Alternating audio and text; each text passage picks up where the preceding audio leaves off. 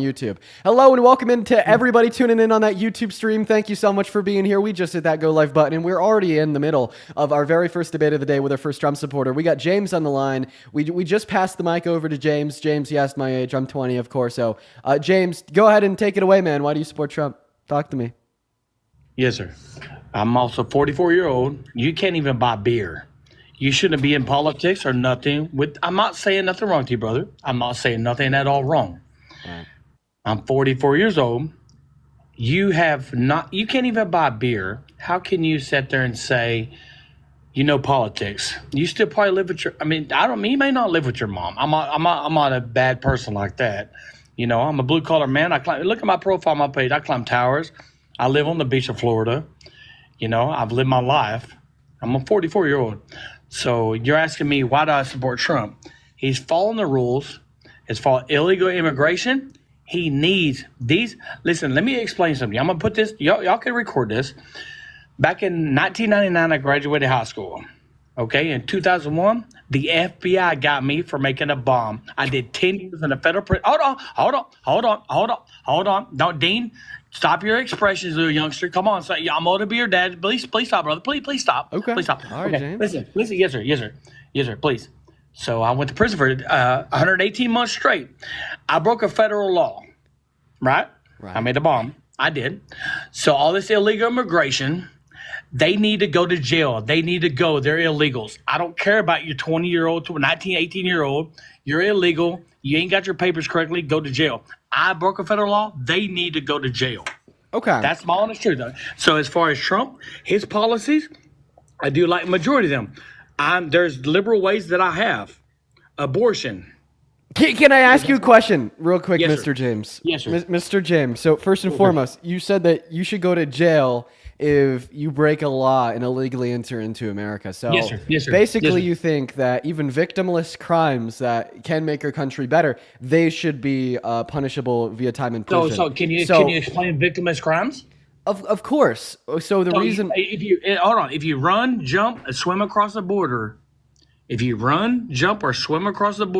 and don't, I see your cringy little face. You're okay, young. I just want to be able to talk, James. That's all. I want to be able to talk without you interrupting me. Yes, sir. Go ahead. Cool. All right, we're going to do it without you interrupting me. So, I mean, if you think that victimless crimes such as undocumented entry into America should be punishable with jail time, I mean, this means that, you definitely think that crimes with victims, including violent ones, should be punishable by a lot of jail time. So let me ask you a question. Does this mean that you think that Donald Trump should spend the rest of his life in jail because he was found to have raped E. Jean Carroll and because he admitted to perving on naked teenagers and adult women? Okay, which is by all metrics worse than undocumented entry into America. You're doing false documents. That's not correct because I follow politics, brother. You and Dean and Parker, y'all guys y'all are young, man. Y'all need to understand that Trump. I've done my research on Trump. Yes, the Epstein Island shit. I get that, man, but also not everybody. Goddamn, how many of your fans are on Diddy case? You know, goddamn, What? look at the Democrats. Wait, whoa. My fans in Diddy? I don't understand the relation there. Now, I just want to be clear. Sir, man, I just want to be clear on your response to the question. So you said victimless crimes such as undocumented entry into America, that should be punishable by jail time. So this means that crimes with victims, including violent ones, should be punishable by even more jail time. Does this mean that Donald Trump should go to jail for the rest of his life because he raped a woman and because he openly boasted about walking into the changing rooms of naked teenage girls? Let me explain. Can I get a yes or no? Your explanation can follow. You cannot prove that. I'm not seeing that. But as far as me, making a federal law, I went to federal prison for a long time. I've been out 13 years, a registered voter. I've corrected my life at 44-year-old. So illegal immigrant comes across there, they're illegal. Can I cut you off again? They need to go. Okay, I'm gonna need to cut you off again because I told you that Donald Trump had done things such as perving on naked teenagers in their dressing rooms, and then you said we can't prove it. We were talking about immigration. Chat. We've rolled that clip a lot. Should we roll it again? We were talking about immigration. Okay, well, my argument here is simple, right? My argument is very simple because you said that undocumented immigrants should go to jail for the crime of undocumented entry into America. So basically, you hold a very low standard insofar as what you think an individual should be imprisoned for. And it's obviously, if you think somebody should be thrown in jail for undocumented entry, they should definitely be thrown in jail for other crimes such as rape or perving on naked teenagers. Now you said... No. We're not talking about naked teenagers. I'm talking about as American citizen and the not paying taxes and undocumentation. It's breaking laws. Not paying taxes. Undocumented immigrants pay $100 billion per year in taxes, according to the IRS. According to the IRS, they do. In Texas, in Florida, where I live, in Texas, they get paid under the table. Okay, I watch it all the time. so undocumented immigrants are more likely than citizens to get paid under the table, Hey, but Dean, that doesn't I mean that want- all undocumented immigrants are paid under the table. I mean, Yes, like sir. once again, my source that they Yes, pay sir. one moment, my source that they pay $100 billion per year in taxes is literally the people that collect the taxes, the IRS. And I mean, like this fact is echoed by think tanks such as the Institution on Economics and Finance. And I mean, this fact is even accepted by Trump. Over a month and a half ago, he went to the IRS to ask them to identify the undocumented immigrants that pay taxes to them so he could deport them. You know, it's a very like understood fact by people on both sides of the aisles that yes, undocumented immigrants do pay over $100 billion in taxes per year, sir. Hey, I just sent my email address on the page, and I want you to email me everything. I just sent it on there. Williams.james148. Whoa. Don't say your email. Don't say your email. I'm protecting. I did send it. No. No. I'm protecting you here, sir. Well, I mean, You ain't protecting me. yes, I am. Dude, I'm not going to allow you to state your email. You're going to get like a billion spam emails, okay? Like, listen, I know I just started my stream, so we only have 5.5 thousand people on the TikTok, but I mean, like, this is all recorded over on YouTube. I mean, there's going to be like tens of thousands of people that listen to the back. I'm not going to let you dox yourself. Saying, Dean, I feel you're spreading the wrong narrative. We all need to get along. We really need to get along, man. Oh, we need to get along. So then maybe we shouldn't support a president that doesn't want us to get along. Did you see his fucking statement that he made on Memorial Day about how like half the country sucks and wants us to have corrupt judges that are tearing our country apart? I mean, have you ever read? Can you name like a single Democrat in Congress that Donald Trump doesn't have a snarky asshole nickname for? Hey, go buy me some beer. How about that? What did Joe Biden do? Yeah, I bet you want me to buy you some beer. You know, it's funny because I want to respond to that real quick. Earlier in the conversation, you said you're 20 years that I'm old. not You old can't do enough to that. buy any beer, so how could I know anything about politics? Well, sir, I think if I could buy beer, I didn't have self-control and I drank it frequently, I'd probably know a little bit less about politics, and my evidence might be you. No, hey, you're pretty good at what you do, man. It's sour, but you're good. I respect you. I really honestly do. I do as a grown-ass man out here, the blue-collar man. You're sitting behind that mic at 20-year-old, and I'm out here climbing towers, shark fishing on the beach. I'm doing my thing as a blue-collar man. I deal with taxes and everything. I don't know if you live with your mom or nothing like that, whatever it is. I know I'm just saying it in general. And I'm not trying to be sarcastic, brother, at all. But I'm saying is I'm being very respectful to you, man. No, Like, you're very not. respectful. I'd say that you're being respectful in some ways, disrespectful in other ways. I mean, like the very first thing that you said when you came up here is that I'm so young I can't even buy beer, therefore there's no way I know shit. Yeah, like I don't feel like that was respectful. I mean, is that fair for me to say? But I've been through multiple presidents in my life. You haven't. Okay, Think about it. You're attacking listen. the first president you know. Listen, you've been alive for longer than I have. But I mean, there's also I'm older than people. your dad. There's also people that are old enough to be your father that you don't like, such as Biden. Okay, Biden disagrees with you, agrees with me, and he's older than you are. He's lived through more presidents than you have. Does that mean that Biden's right and you're wrong? No, I'm not saying that. Okay, well then you can't say that you're right and I'm wrong just because you're older than me. You and Parker, I don't think you and Parker should be so righteous. Let people make their own decision. You're righteous, and Parker is the same way. I get you're Democrats the way y'all are. I'm not mad at all. I'm just telling you, like you should be on the more of the on the middle of it, the non-biased situation. Try the non-biased. Unfortunately, platform. sir, reality has a left-leaning bias. Yeah, hey man, hey man, God bless you, man. I can't say nothing about you, man. Yeah. Cool, James. Well, I guess I'm going to move on to the next guest. Appreciate you for coming up. Yes, If sir. you're in that box, make sure that means that you support Trump and you want to come up here and have a conversation. Go ahead and drop a MAGA down below in that chat accompanied by your age, and we'll pull you up here. We'll have a Great conversation. Quite frankly, great conversation indeed. Okay, here we go, guys. Also, make sure that we're double tapping on that phone screen and sharing out that live. Y'all already know exactly what to do. We got the next guest loading in, and while we do get them loaded in, Raul, thank you so much for the $10 over on PayPal. Saying love what you do, Dean. Please speak on the LA ICE protests. The reason why I haven't speaked on that yet is because I want to wait for it to play out a little bit more before I speak on it publicly, because I could just totally see Pete Hegseth deploying the Marines and everything going to shit, and then there seriously being an opportunity to hop into the conversation and say, I mean, this is undeniably one of the largest examples of a fascist dictatorial type leader that we've seen in America and American history. But I could definitely say that I condemn the very silly actions of the ICE agents in Donald Trump's administration. And I mean, like, responding to a pushback against their bad decisions with such force and terrible violence. What's going on, Kai Cenat? How old are you? Cookie Mogs you. Get a job, please. We're going to move on to the next guest. We got Joseph loading up into that box right now. Keep in mind, just looking for debates, everybody. That's right. But Raul, seriously, I thank you for the $10, as well as you, Risha. Thank you so much for the $10 over on PayPal. That is REISHA. Thank you so much. Guys, go ahead and drop a MAGA down below in that chat if you want to come up and debate. Right now, there does not seem to be many people. There does not seem to be many people at all that want to come up here and debate. All the people that would usually come up here and debate are very scared to debate. The Trump supporters are hiding. They're terrified. That's right. What's going on, Sam? You MAGA? Hey, Love how you. you doing? Yes, sir. You got an echo. Oh, it was actually this guy with an echo. Sam, hop back in that queue. I'm sorry for kicking you. I thought it was you with the echo. Turns out it was the other guy. All right, moving on to the next guest. Here we go. We're going to start pulling from the chat instead of the queue. So if you want to come up, make sure that means that you're at least 18 from America and support Trump. And if that's you and you want to come up here, let me know in that chat by spamming MAGA with your age. We'll get you up here, y'all. Y'all already know. All right, what's up, Laura? You MAGA? People go on and on about, like, you have to forgive and forget Laura. to move past something.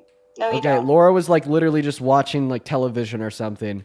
Yeah, we really got to stop pulling from the guest requests. Oh, dear Lord. Brian, what's up? You MAGA?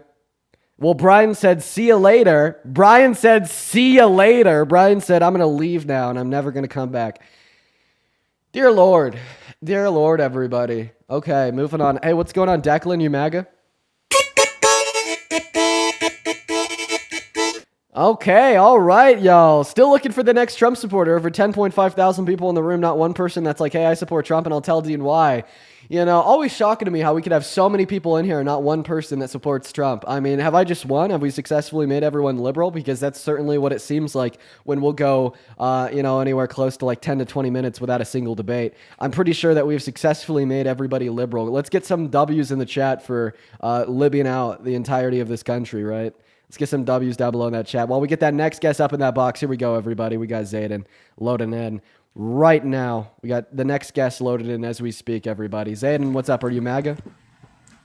I did not mean to join. No worries. All right, what about you, Remy? Are you MAGA? Yo, hello? You MAGA? Yeah. All right, So, how like, are you? first off, I got a great point. I'm 20. First off, I got a great point. Cookie King mods the crap out of you. Very nice. Have you, do you have a job? Yeah. But, like, see, look, I've studied your... I don't believe you. Go get a job. Moving on to the next guest. Here we go, everybody. Wow, look at that. Okay. All right. Is there any Trump supporters that want to debate? I mean, obviously. I'm a Trump supporter. Oh, what's up, Michael? How do you, man? 22. 22 and you support Trump. Why do you support... Oh.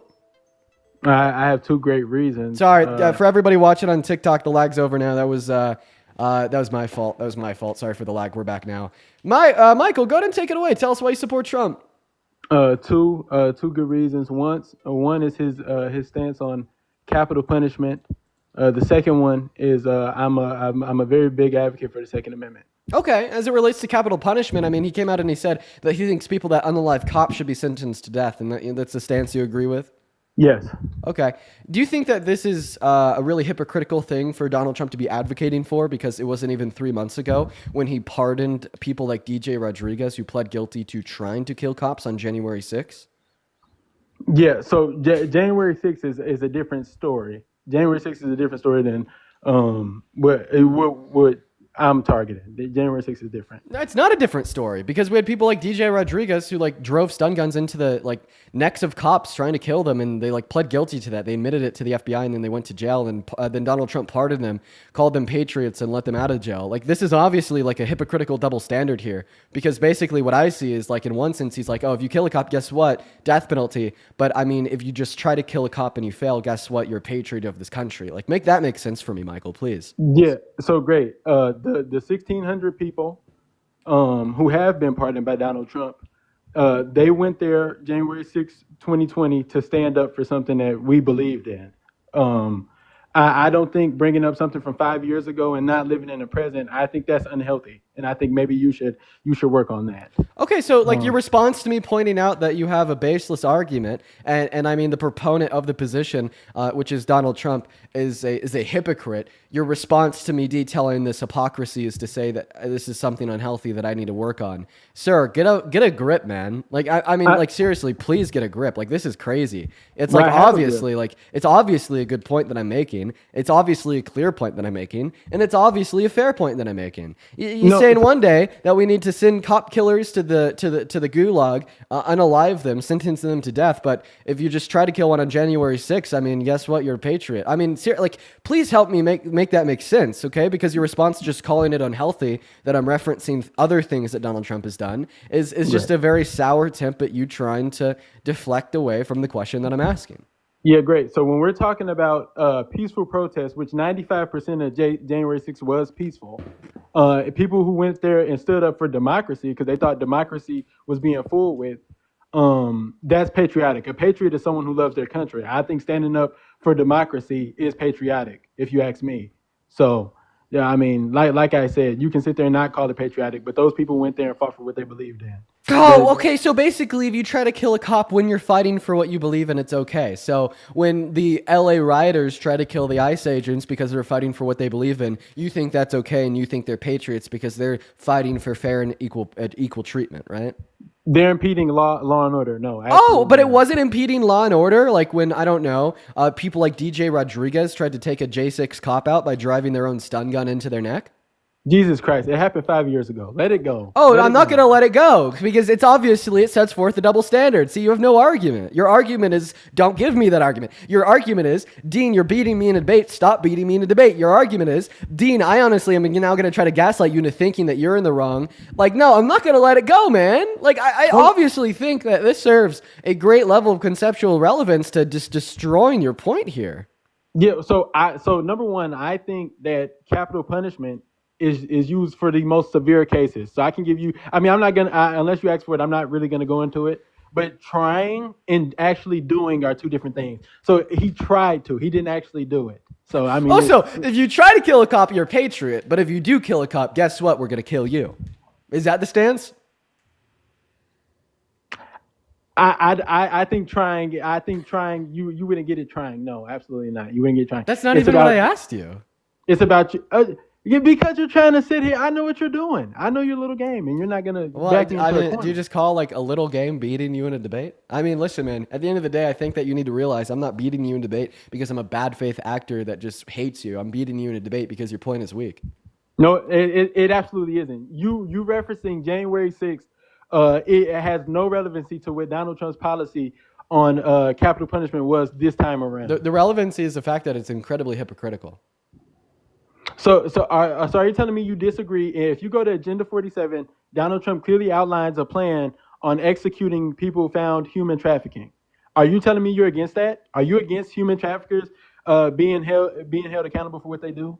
Okay, so I mean, I'd like to clarify once again, you're the hypocrite, not me, okay? Yeah, I'm totally fine with individuals in which we certainly know to have human trafficked individuals to be sentenced to death. Now, that's just like an idealist perspective. I actually disagree with the death penalty when pragmatically implemented. The reason why I disagree with the death penalty when pragmatically implemented is because A, I find it to be a less severe punishment than sending somebody to solitary confinement for the rest of their life.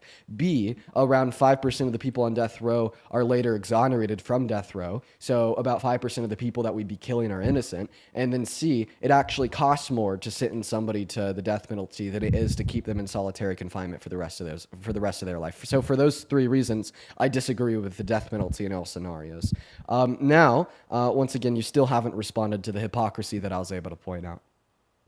Okay, great. So I can sit here and do you want me to debunk those three terrible points you just made, or do you want me to give you an answer on the quote unquote hypocrisy? Which one? How about we ask the chat? Chat, would you rather him respond to the fact that he thinks you're a patriot if you try to kill a cop and you're a Trump supporter, but I mean, like the moment you try to do it and you're a liberal, you deserve death? Or do you want him to respond to the 3 points I just made relating to why I don't support the death penalty? How about both? Okay, great. So number one, the 3 points you brought up, these are three points that people don't add to context. So number one, it costs more to execute people because in this country, for some reason, we let people sit on. I mean, people get 3 appeals. They sit there on death row for up to 20 years. That it costs a lot. And by shrinking the time, which Donald Trump planned, he said he's going to execute people pretty fast. If we look at China, China leads the globe in executions, and they execute people up to 2 years. They have immediate, and sometimes people wait up to 2 years to be executed. Nowhere near where the waiting period we have here. That's why it costs so much to execute people in this country. The second thing, you talk about 5% of people are exonerated. I'm a person who believes that as long as we're getting the majority, it's fine. I do believe collateral damage is okay. If we have 10 people lined up and 9 of them actually did it and one person's innocent, I think personally that it's for a greater good. I don't think because one person can be innocent, the rest should not be punished. That's just my view on it. Collateral damage happens. It's a human system. No human's perfect. We're gonna get something wrong. I got to respond to that. So, A, you said that it's either that they're sentenced to death or they're not punished at all. Well, that's not true. Okay, I actually think that life in solitary confinement is worse than being sentenced to death. So the alternative isn't no punishment. The alternative is actually a worse punishment. Now, as it relates to the crazy point that you're making, saying that you're okay with it as long as we get the majority, let me show you how insane this is with the use of a hypothetical, okay? So let's imagine that one night a man and a woman break into your house and kill your wife. Right now you figure out that this man and the woman, they're actually married and they have a 4-year-old child of their own. And you bombed their house, killing both of them as well as their child. So you got the majority, right? So 2/3 of the people that you killed deserved it. The other 1/3 didn't. But because it was the majority, it would follow from your perspective here that was completely fine. That was awesome. That was totally cool. That was permissible. And the 4-year-old child that you killed was merely collateral damage. So would you be okay with that? Do you want me to answer honestly? And I'm not being answer honestly. I don't think unjustified. I don't think unjustified unaliving is okay. But I do believe in collateral damage. I believe as long as it's maintained to a certain number. So then a man and a woman break into your house at night, kill your wife. You think they deserve to die. You find where they live. You find out that they're married with a 4-year-old daughter. You go and you kill all 3 of them. Is that fair? If you want me to be honest, yes. That's me being honest and not antagonistic. I'm being honest. Well, it's not okay for the 4-year-old to pass. Oh my God! Oh my dude, Jesus! This is like so insane. Like apart from like the obvious insanity of you just like justifying killing a 4-year-old kid, the main point is outside of that is just the obvious point. Well, I mean, there's a way that only the 2 perpetrators of the crime could be punished without killing the child. I mean, this is crazy work, man. I can't stand for that. And like the very obvious solution here, right, is just to put people in solitary confinement for the rest of their life. That way we're not killing any innocent people. And it costs less money than the death penalty right now. Because we're letting people sit on death row for 20 years and then executing them. And it still costs less to keep them in solitary confinement for the rest of their life. Think about it. It would cost less if we executed them faster. But we is what I'm shouldn't saying. execute them faster because then there will be a higher level of innocent people that are inevitably killed. And I completely dispute and refute your idea here saying that it's okay to kill a bunch of people as long as the majority of the people that you want alive are bad. I mean, like, think about it, dude. Like, it's just crazy. I mean, I have a question for you. So in the middle of the night, 2 masked men come into your house and kidnap your wife and 3 children. Okay, 5 masked men come into the house into your house in the middle of the night and kidnap your wife and 3 children, and you figure out that they're keeping your wife and 3 children in a warehouse in the middle of nowhere. The cops show up to that warehouse in the middle of nowhere, and they RPG it, killing your wife, 2 children, as well as the 5 men that kidnapped them. According to your perspective, you'd have to be fine with them also killing your wife and 3 children, since the majority of the people that they punished were guilty, right? I don't want to use it if it was my family. I don't want to do that. You understand that all the innocent people on death row that are inevitably killed because of your line of reasoning here are members of other people's families?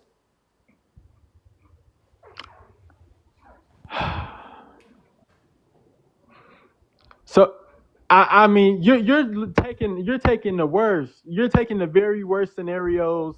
You're bringing up 4-year-old kid, but that's what you Bro, do. dude, people's innocent children, right, are killed on death row because they're arrested at the age of 17, processed as an adult, and sent to death. Okay, people's innocent wives are put on death row and executed. People's innocent husbands are put on death row and executed. Like, no, this actually isn't just like a crazy, far-drawn hypothetical. This is what actually happens. I'm just framing it in a way that makes it make sense to you. Okay, no, I would not be okay. I would be okay with the criminals going, but of course, I would mourn my family. So Exactly. You only want the criminals to get punished, not the innocent people. So that's why we should be focused on having like no innocent people unalived on death row. And with the current fact of reality that the criminal justice system doesn't get it right all the time, inevitably speaking, innocent people will be killed on death row. So let's just put people in solitary confinement for the rest of their life. And I mean, I don't even see this as a trade-off of like due punishment, right? Because like putting them on like solitary confinement for the rest of their life, that has to almost be worse than killing them, right? So, I mean, you're reducing the level of innocent people that are killed, and you're giving them a worse punishment. I mean, I think it should be uncontroversial that the death penalty just simply has to go. I once again, I just disagree. There are people who do heinous things, and they should be executed. I can give you a list of 2 people right now, or I can give you a list of people who deserve it and who should have been executed. Wait, but like, I don't think that you're understanding me, because like you and me can agree, idealistically speaking, that people can do bad things and they deserve death. Like think like Nazis, Hitler, child rapists. Like, okay, I'm fine if those people die. Like I don't think that you understand. That's not what I'm taking issue here. I bet that we could all agree that there's really bad people that none of us would really bat an eye if they were to die. But like that's not the argument. The argument isn't saying that it's wrong to kill bad people. The argument is saying that, you know, in like the reality of the situation, there is innocent people that get placed on death row, and we shouldn't be okay with a system that has an allowance for collateral damage of people's innocent children, wives, husbands, etc. So let's just put them in solitary for the rest of their lives. So I just want to ask you this just to make sure. So if we have, let's say we have 100 people accused of being like child predators, 97 of them actually were, and 3 of them are innocent. You have a problem with that? You have a problem with Of course. 97 people, the majority. Of course, I have a problem with that, sir. Yeah, of course I have a problem with 3 innocent people dying when there's another way that we could go about it, which is to throw all of them in solitary for the rest of their lives and they get a worse punishment than the death penalty. Yep. You're crazy. How is that crazy? Because you got, what I'm saying is, okay, once again, you have 100 people. You already asked me this question. What did I tell 97 of them were you took out the majority. They died for what they did. Bro, literally. Okay, think about the hypothetical I gave you about 5 masked men coming into your house in the middle of the night and kidnapping your wife and 3 kids. Now, instead of saying 5 masked men, let's just say 95 masked men come into your house in the middle of the night and kidnap your wife and 3 kids, take them to a warehouse. Cops RPG the place. All 110 of them die. So would you be okay with punishing 105 bad guys, even though there's like, I don't know, 4 innocent people in there too? And not my family. No. Oh, that's crazy! You're crazy! You're crazy! You're insane for saying that you wouldn't be okay with punishing the 95 definitely guilty bad guys, even if there's 4 innocent people in there too. Well, you're not. What you're not letting me say is even though I don't want to do my family, and I don't think it's okay to say my family. I do think if that did happen, and it would be terrible if it did happen. They would die for a greater good, and that's what I believe in. I believe in dying for a greater good. That's all I'm saying. Bro, you're gonna fucking offer your family, your wife and 3 kids as a sacrifice for what you perceive as the greater good, even in all reality it's not the greater good because there's a way to punish only the bad guys? Oh my gosh, you're insane, bro. You're nuts. Don't make. Can you please not make, because you're making it sound like I'm like this terrible person. Come And on, I'm no. not- You called me insane like 30 seconds ago. You took no issue with it, but apparently it's an issue when I do it?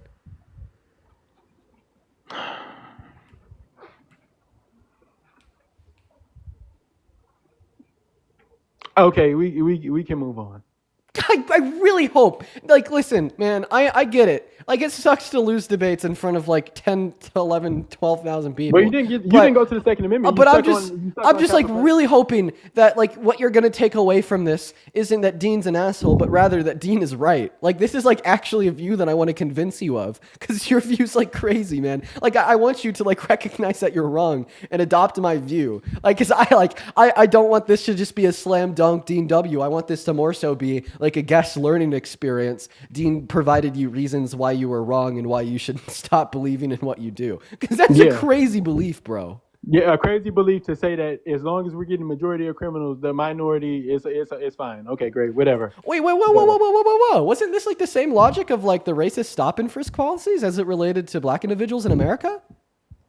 Yeah, so I mean, stop and frisk violates your Fourth Amendment. If it didn't violate your Fourth Amendment, I really wouldn't have a problem with it. But it violates the Fourth Amendment. So Oh my god. I'm gonna move on to the next guest. This guy's nuts. I'm sorry, okay, I'm sorry. I just can't take it anymore. I just can't take it anymore, everybody. We're just gonna move on to the next guest. Everyone, just give us a minute. If you're MAGA and you want to come up here and have a debate, let me know down below in that chat. We'll get you pulled up. That dude is nuts.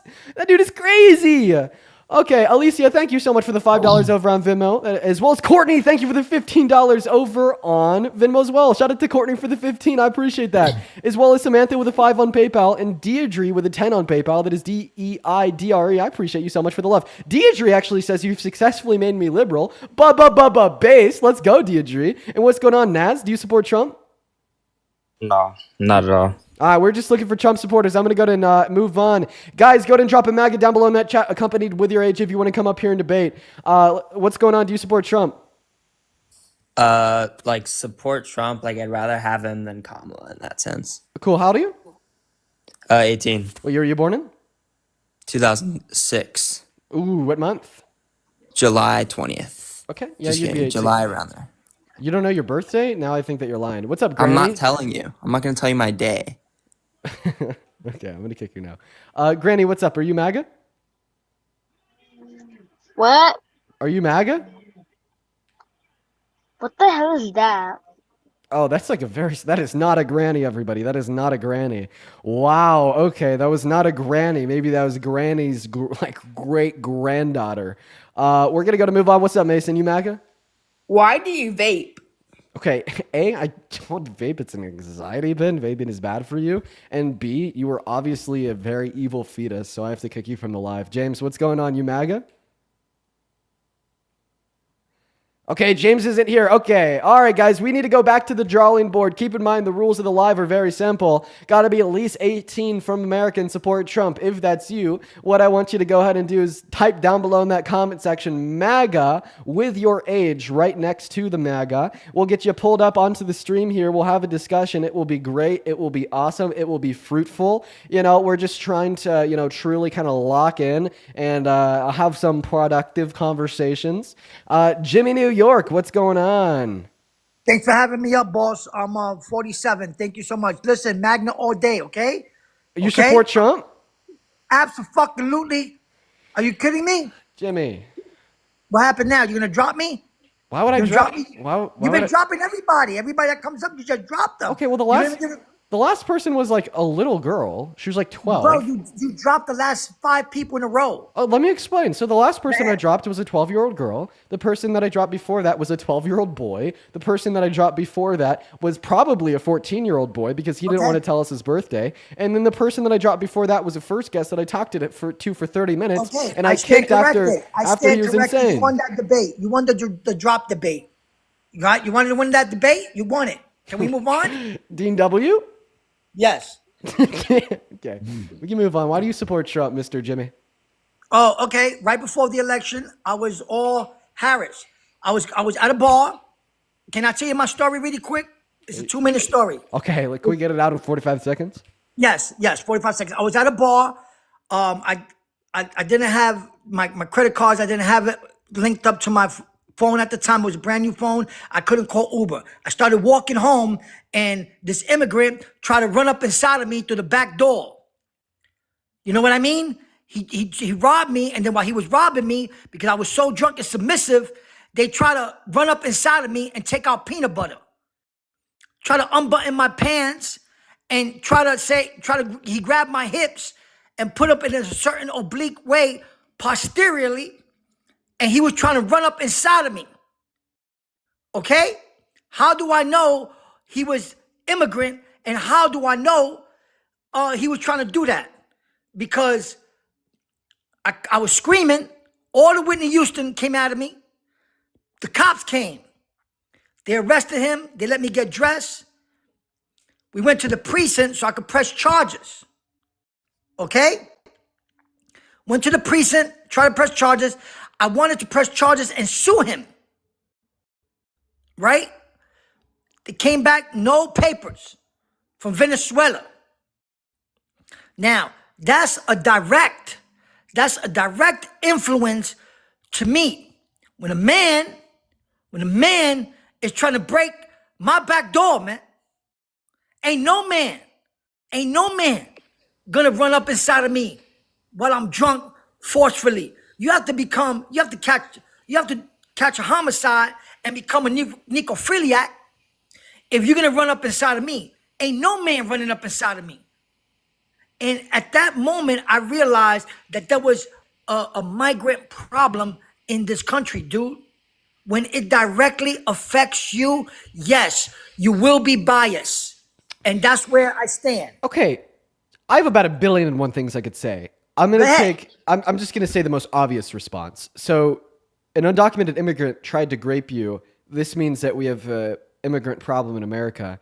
So Donald Trump did grape E. Jean Carroll. Does this mean that we also have a Trump problem in America? How do you know that he did that to her? Because he was held civilly liable for it. You know, the same way that you said that you wanted to sue him for trying to grape you, well, that's what E. Jean Carroll did to Trump, and the unanimous jury of 9 agreed that he was guilty. Okay, so let me ask you this: you got money. Why didn't she do it criminally? Why did you not say, press charges? wait? Why did you say that you wanted to sue him? I wanted to sue him and press charges criminally. That's actually Both. exactly what E. Jean Carroll tried to do, but the statute of limitations had ran up for her charging him criminally, so she could only sue him. And you shouldn't be asking these questions because you yourself said that you got graped, and you yourself said that you wanted to press charges criminally and sue them civilly. No, boss. Or Nobody somebody ran up attempted to Yes. grape you, and you wanted to press charges criminally and attempt to sue them civilly. Okay, well, that's what happened to E. Jean Carroll, except she actually did get graped, and she did try to press charges criminally. Statute of limitations ran up, so she sued him instead, and she won. Unanimous jury of 9 agreed with her, disagreed with Trump. So, I mean, in accordance with your logic here, if an immigrant trying to grape you means that there's an immigrant problem, this would mean that because Donald Trump did grape E. Jean Carroll, that there's a Trump problem. Yeah, I for that particular case, I would say that. Yeah. Okay, so so under your perspective, if this means that we should get all immigrants out of America, this means at the bare minimum that we should also get one Trump out of the White House, right? What are the chances? Right. Let me ask you this: what are the chances of an American getting run up into the back door by Trump versus immigrants? Okay, well, I mean, like, Okay, what is it? you lost Well, that I mean, one, boss. I'm You confused. lost that one. What are the okay? So I mean, I think what you're trying to ask here is what are the chances that undocumented immigrants commit violent crimes such as rape or attempted rape compared to natural U.S.-born citizens? Well, according to PNAS, undocumented immigrants are 2.5 times less likely to commit violent crimes such as rape compared to you, me, or any other citizen. So no, sir, you lost that one. Okay, let me ask you this.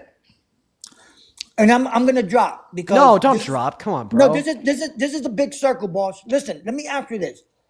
People are saying that I'm making this up, but let's just say, right, for the argument's sake, that this really happened to me. For argument's sake, okay. Okay, for argument's sake, that this really happened to me, right? Yeah. Do I have the right to feel a certain way? You have the right to feel a certain way about the particular individual that attempted to rape you, but I'm led to believe that it wasn't the fact that he was an undocumented immigrant that gave them motivation to try to rape you. So you do not have a right to therefore feel a certain way about undocumented immigrants as a whole, right? I mean, like this is the same logic used by very racist white people to like justify stereotypes and biases against black people being violent. I mean, literally, if you hopped in a time machine and went back to 1954 and you asked a white woman why she hates all black people, well, I mean, maybe she'll give an example of how this one black guy one time looked at her the wrong way, so therefore all black people were bad. That's a good point. Okay. Thank you both for having me up. Jimmy, is there anything else that you want to go over? No, apparently not. So we're going to get on to our next guest, guys. Go ahead and drop a MAGA next to your age down below in that comment section. We'll get you pulled up here. It looks like Jimmy is heading out. That's right. Jimmy doesn't want to stick around, everybody. Unfortunate. Let's go to get that next guest. We got Brooklyn loading up into the box, bro. What the dude? Our guests today are nuts. I'm sorry. What is going on? Like, what is going on today? Leah! Thank you for the $75 donation over on PayPal. Holy crap, Leah. That is so much money, y'all. Let's get 1,000 Leah W's down below in that chat while we're getting that next guest up here to have a conversation with us. Leah says, I don't do politics, but I watch your lives and they make me happier and I appreciate you so much. Thank you so much, Dean. Leah, you are phenomenal. It also says, I'm looking at, because it attaches a shipping address to every location, to every donation on PayPal when you choose goods and services. You're actually pretty close to me. Hope you're doing well over there, Leah. I know that it's a bit rough in the area right now, but thank you so much for the $75 donation, Leah. That is seriously incredibly kind of you. Shout out, Leah. Let's go to get that next guest up here. What's going on, Pinkman? Are you MAGA? Yeah, I am. Okay, how old are you? I'm 17. Okay, well, you got to be at least 18 to join a TikTok live. I'm sorry, man. Got to move on. Here we go, everybody. Moving on to that next Trump supporter. If you're MAGA, let us know down below in that chat. We'll pull you up here. Just looking for that very next debate of the day. Y'all already know it. We got Thick Daddy 27 loading up. What a screen name. We got Fuzzy 183 loading up. We got Jay loading up. Oh, we're going to get everybody in here. What's up, Thick Daddy 27 and Jay? And Fuzzy. Are you guys MAGA? Cookie King mogs you. Okay. What about you, Fuzzy? And they're not. Oh, it's the same guy. Okay. Moving on to the next guest, everybody. You know, I always like to point out that we have so many people in the stream, and it's so hard to find one person to debate. What about you? What's going on, man? I don't even know what your screen name reads. Andrew Martin, I think. I don't know. What's up, Jay? You MAGA? Andrew, you MAGA? Yo. Okay, Andrew's not here. Chapter, are you MAGA? First of all, what does MAGA mean? Are you a Trump supporter? Definitely not. I just wanted to get up here and say that. Chopped, are you MAGA? Hello? Hey, hello, sir. I am, yeah, but you could probably change my mind with one question. Great. Jay, are you MAGA? Yeah. How old are you, Jay? 18. Don't believe you. Guess it's just you, Chopped. So you said I could change your mind with one question. Sure. What would that question be? Okay, the no tax on overtime. Mm-hmm. People think they're going to get huge checks, and they're going to think their checks are way bigger. And I heard from one person, can't remember where it was, that's just not going to be the case. It is And not it's going to be kinda the case. This is a great question. Let's see if I could change your mind. But I just wanted you to kind of explain to the, all 14,000 people here what that actually means. Okay, well, I mean, are you actually a Trump supporter? No, I really am. I did vote for him. Okay, yeah, for sure. So, I mean, there's definitely some parts of the big beautiful bill that I mean can help Americans for sure. You know, like you could you could like deduct some of the taxes that you paid on overtime at the end of the year, and other like similar things to that. But I mean, when we like look at all 831 pages of the big beautiful bill, what we see is that in its totality, it actually hurts you in every other average American. In fact, it reduces the after-tax income for 80% of Americans, according to a study done by the Center on Budget and Policy Priorities. So the total impact of the bill in its totality will hurt you. Okay, you are the only Democrat that has actually explained that to me, and I thank you for that. Of course. To actually explain that. Yeah, and one other thing I'll recommend to you is you could actually go to cbpp.org. It's going to be the very first thing shown on their website, and you could read the report and like on your own. So you could like fact check to what I'm saying, as well as you could better understand their own reasoning. Now we're going to get that next guest up here. Apparently, it said 2008 in their bio. Now, if it said 80, what's up, HDY? How old are you? Children, goodbye, children. Moving on to Jesse Carter. We got Jesse Carter loading in the box. Hello, Jesse Carter. Are you MAGA? I am, sir. Oh, dude. Ew. How old are you? I'm 38. Oh, dude. Ew. I'm sorry. I shouldn't say that about your age. I should just say that about your political beliefs. Real quick, Taylor, thank you for the $5 over on PayPal. Appreciate you for the love. Bradley with the $2 on Venmo, just saying test out, huh? Well, I went through, Bradley. I appreciate you for that. As well as Nick with the $25 donation over on Venmo, saying to own the MAGAs. I'll never stop, Nick. Thank you for the $25. Shout out to Nick down below in that chat. And Jesse, take it away. Tell us why you support the Orange Menace. I support just more for, I'm a conservative, physical conservative. So right now I'm struggling with the big beautiful bill. Okay, well, I mean, if you're fiscally conservative, this means that you want our government to cut down on how much money they're spending, right? 100%. Okay, So, well, Kamala Harris was the better option for cutting down on government expenditure. I mean, we knew this before the election. We had projections from the CBO that told us that Donald Trump had intended to spend 4 to 5 times more than Kamala Harris, and I mean, we definitely know that to be true now. The reason why I say that we know that to be true now is because in one bill, as you pointed out, the big beautiful bill, $4 trillion in a national debt just like that, you know, that's nearly twice as much as every penny spent in the last 4 years by Biden and Harris on non-COVID related expenditures. So he's very bad for the ever-exploding debt and annual deficit.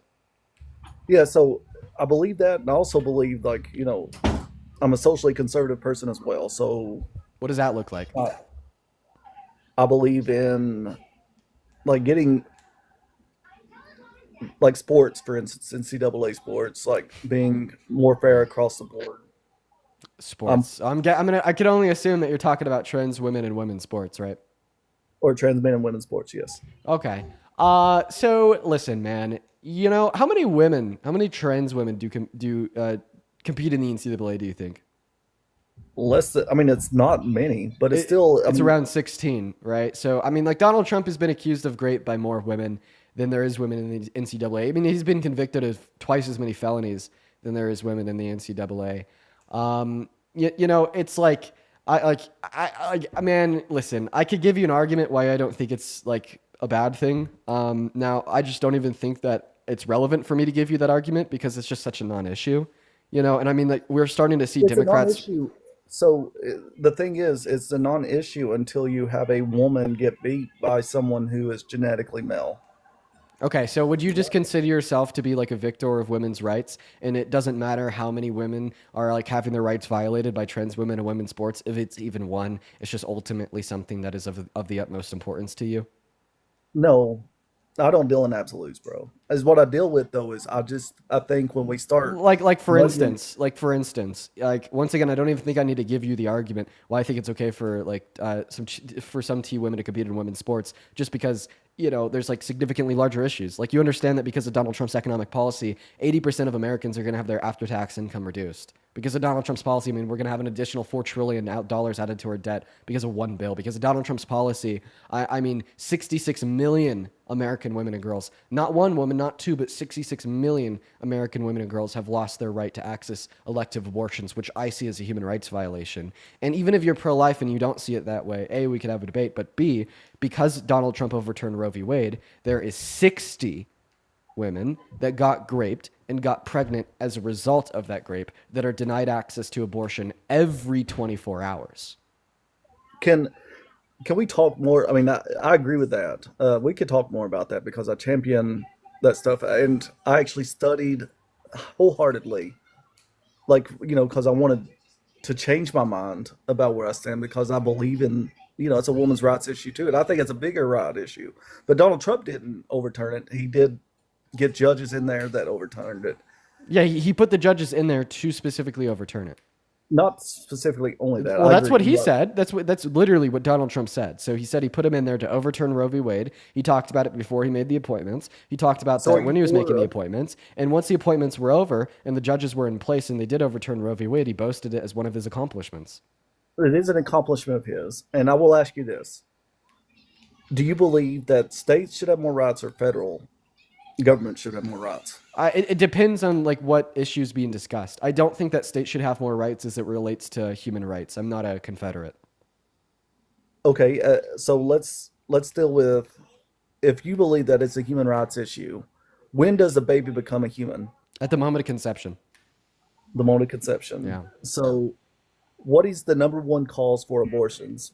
55% of women that get abortions indicate it's because of financial instability. But I don't think that the reason why a woman opts to get an elective abortion is relevant because I don't think they need a reason at all. You don't? No. So you feel like, although we both know that it's a big decision a woman has to make, like I couldn't imagine a woman having to make that decision, that it doesn't matter. Yeah, like it doesn't if she matter wants at to all. have a recreational abortion, I hate that word. I hate recreational abortion, or hate that compound. It's called an elective abortion. And okay, fine. An elective abortion. Do you feel that if a man was president in her life and him and her both had consensual sex, he has no say so at all? It's Right. still her decision. Right. Yeah. No, men lose a right to say what happens to their sperm the moment it leaves their body and enters into the body of the woman. And they only regain a right over what happens with what is produced from that sperm the moment it leaves a woman's body once again. So do you think, in that logic then, that when more children, like you said, it's a human rights issue, when more children are being aborted than born, that's okay to you? I'm okay with more kids being aborted. Yeah, I don't care. Why? You talked about life. Yeah, a few because minutes I ago, don't like, really attribute you any talked value to the about- life of the fetus. You talked about being supporting, like getting rid of the death penalty. Right. You're pro-life to criminals, but you're not pro-life to an innocent child who has nothing, or an innocent human that has done nothing wrong, and you're okay with that. So you were, earlier you brought up DJ Rodriguez. Like, how could a Trump supporter be pro capital punishment? Well, how could a liberal be pro life for a criminal but not pro life for a child? Okay. Yeah, because I don't value the life of the fetus. Now, let me ask you a question. Do you agree that it's not murder when doctors and hospitals pull the plugs on brain dead patients? If the brain dead person has no value or intrinsic value of life. No, they're biologically alive. That's what life support is there for. It's to keep them biologically So alive. are they self-sustaining? No, they're not self-sustaining. Okay, so their quality of life is probably deteriorated. So right? if it's okay for the family to make If the they decision weren't- on the future of the life of a human that is not self-sustaining, well, I mean, given that logic, you would be pro-choice before 20 weeks because it is only at around 20 weeks when the fetus has any ability to be self-sustaining to any level, which would denote the point of viability. So, I mean, if your argument is it's okay to kill the brain dead patient because they're not viable, okay, well, neither is the fetus, therefore you're pro-choice.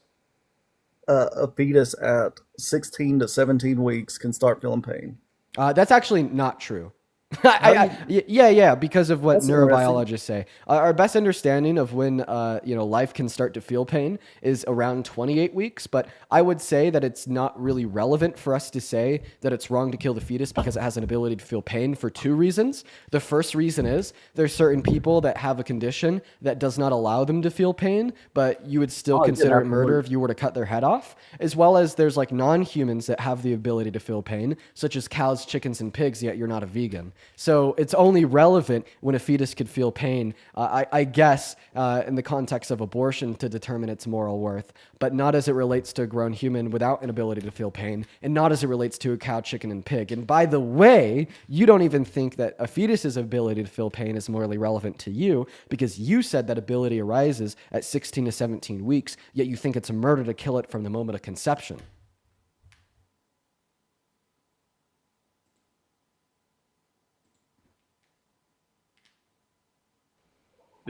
Did my microphone cut off? It's back now. Okay, I'm so sorry, brother. All right, so the microphone, Jesus, I'm so sorry. Blah blah blah. Word sandwich. I believe that there is a time that a woman figures it out, right, and she wants to decide, and that's okay. Again, I'm against 6-week abortion bans because a woman doesn't even know she's pregnant by then most of the time. We found out when my wife was 8 weeks on both my children, maybe 9 weeks on the second one. But my point is, I believe that like smarter sexual education and choosing. So when do you think the cutoff should be? I think 20 weeks. Dude, you're pro-choice. I'm not pro-choice. Whatever helps you sleep at night. I mean, listen now. Listen, if you're conservative and you just think that it's like you don't want to call yourself pro-choice because maybe you'll be outcasted by your social circles, you know what? Fuck it. I'm not going to debate. Sure, you're pro-life. Your cutoff is at 20 weeks. You've successfully beat me in a debate. You should feel very empowered to continue to hold the stance that women should be able to get elective lethal abortions until 20 weeks because you were able to beat Dean Withers in a debate about the topic. I totally concede to your view. You are right. You've debunked and disproven me. In fact, I would even tell you should turn around and go to every single conservative MAGA Trump supporting friend or family member and tell them that you beat Dean Withers in a debate on abortion, and I was not able to overcome your pro-life stance of allowing women to access elective abortions until 20 weeks and try to convince them of the view too. Yeah, okay, so looking at the data, most abortions happen between the first to 13 weeks, right? 45%. Right. And 6.5%, 7% go between 14 and 27 weeks, which puts you at that 20-week mark. So 6.5%. So a lot of I've actually never read a story about an elective abortion after 20 weeks. All the abortions that we see after that point, and that's why you call them just the vague or broad category of abortions, not like specific category of elective lethal abortions. It's because the abortions that we see after that point are out of medical necessity, out of grape, or are non-lethal abortions such as a C-section or induction of labor. Right? We just simply don't see elective lethal abortions after that point. And I mean, that's why the Democrats and Republicans actually agree on how we should legislate abortions after that point. You know, under Roe v. Wade, after the point of viability at around 20 weeks, that legislative ability is just sent back down to the state. And I mean, like, what does Donald Trump support? Sending it back down to the state. So, I mean, you know, like there's no difference via party lines and how we should legislate on abortions after your cutoff point.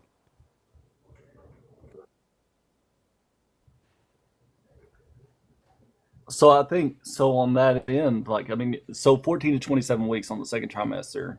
Man, how about this? I So we appreciate you all for coming agree up. then that- I appreciate you for coming up. There's literally like no utility in continued conversation with you because we literally agree on our view.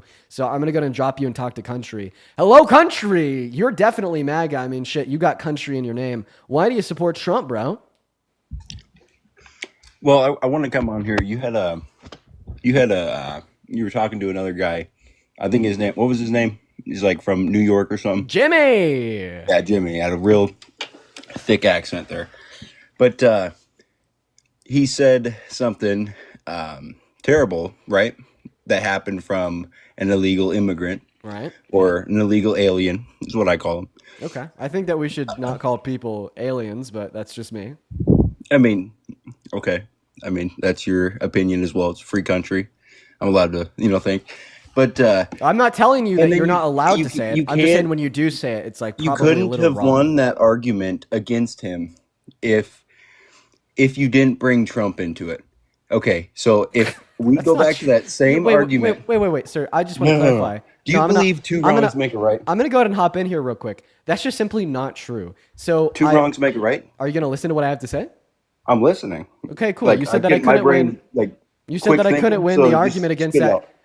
Jimmy guest without bringing up Trump. So that's not true. I beat him on his position by bringing up You Trump, did not. and I beat him on his position by not bringing up Trump, and rather bringing up the fact that the motivations of the individual in which tried to grape him, like he wasn't motivated to do that because he was an undocumented immigrant. Therefore, it would be unfair to cast a No, stereotype on all and then undocumented you went on immigrants. to lie Right? about And then we made a comparison between stereotyping all undocumented immigrants because of the action of one, similar to how very racist white people have stereotyped all black people because of the actions of one. okay. And are you one of those people that don't believe, you know what racism is? You know what the definition of racism is? Don't think that we'll agree on It the is definition. true or somebody else. It doesn't necessarily say black or anything. You could be racist to any race. Do you agree with me? Well, I think it depends on how we Any define. race can be racist against any other race. It's not just Okay, black sir, people. you're 'Cause you're black you're people cutting did out. not You're cutting out invent really hard. racism. Well, it's actually white people that invented race, but I mean that's definitely a little bit more of like an academic take. I don't know if we will be able to have a conversation on that now. So I mean, it depends on how you define racism. So I mean, like there's one sense of racism that is just predicated on like the interpersonal prejudice directed to an individual or group of individuals predicated on their race. Under that definition, Yeah, any and race it could doesn't be. say anything about. Okay, man, I'm gonna mute you if you interrupt me again. Are you okay with that? Are you just gonna continue, or are you just gonna like try to pick something out there? We're having a debate. Debates are supposed to be like, back and forth. You're not supposed to get little liberal on me when I have an answer to something. So So you you interrupted can me, keep right? kick me out of here, and I'm not it's gonna up to kick. you. I'm not gonna So kick you out. Like we're gonna have a discussion, but like just without you interrupting me, because I was talking and then you just cut me off. So I'm gonna go back to what I was saying.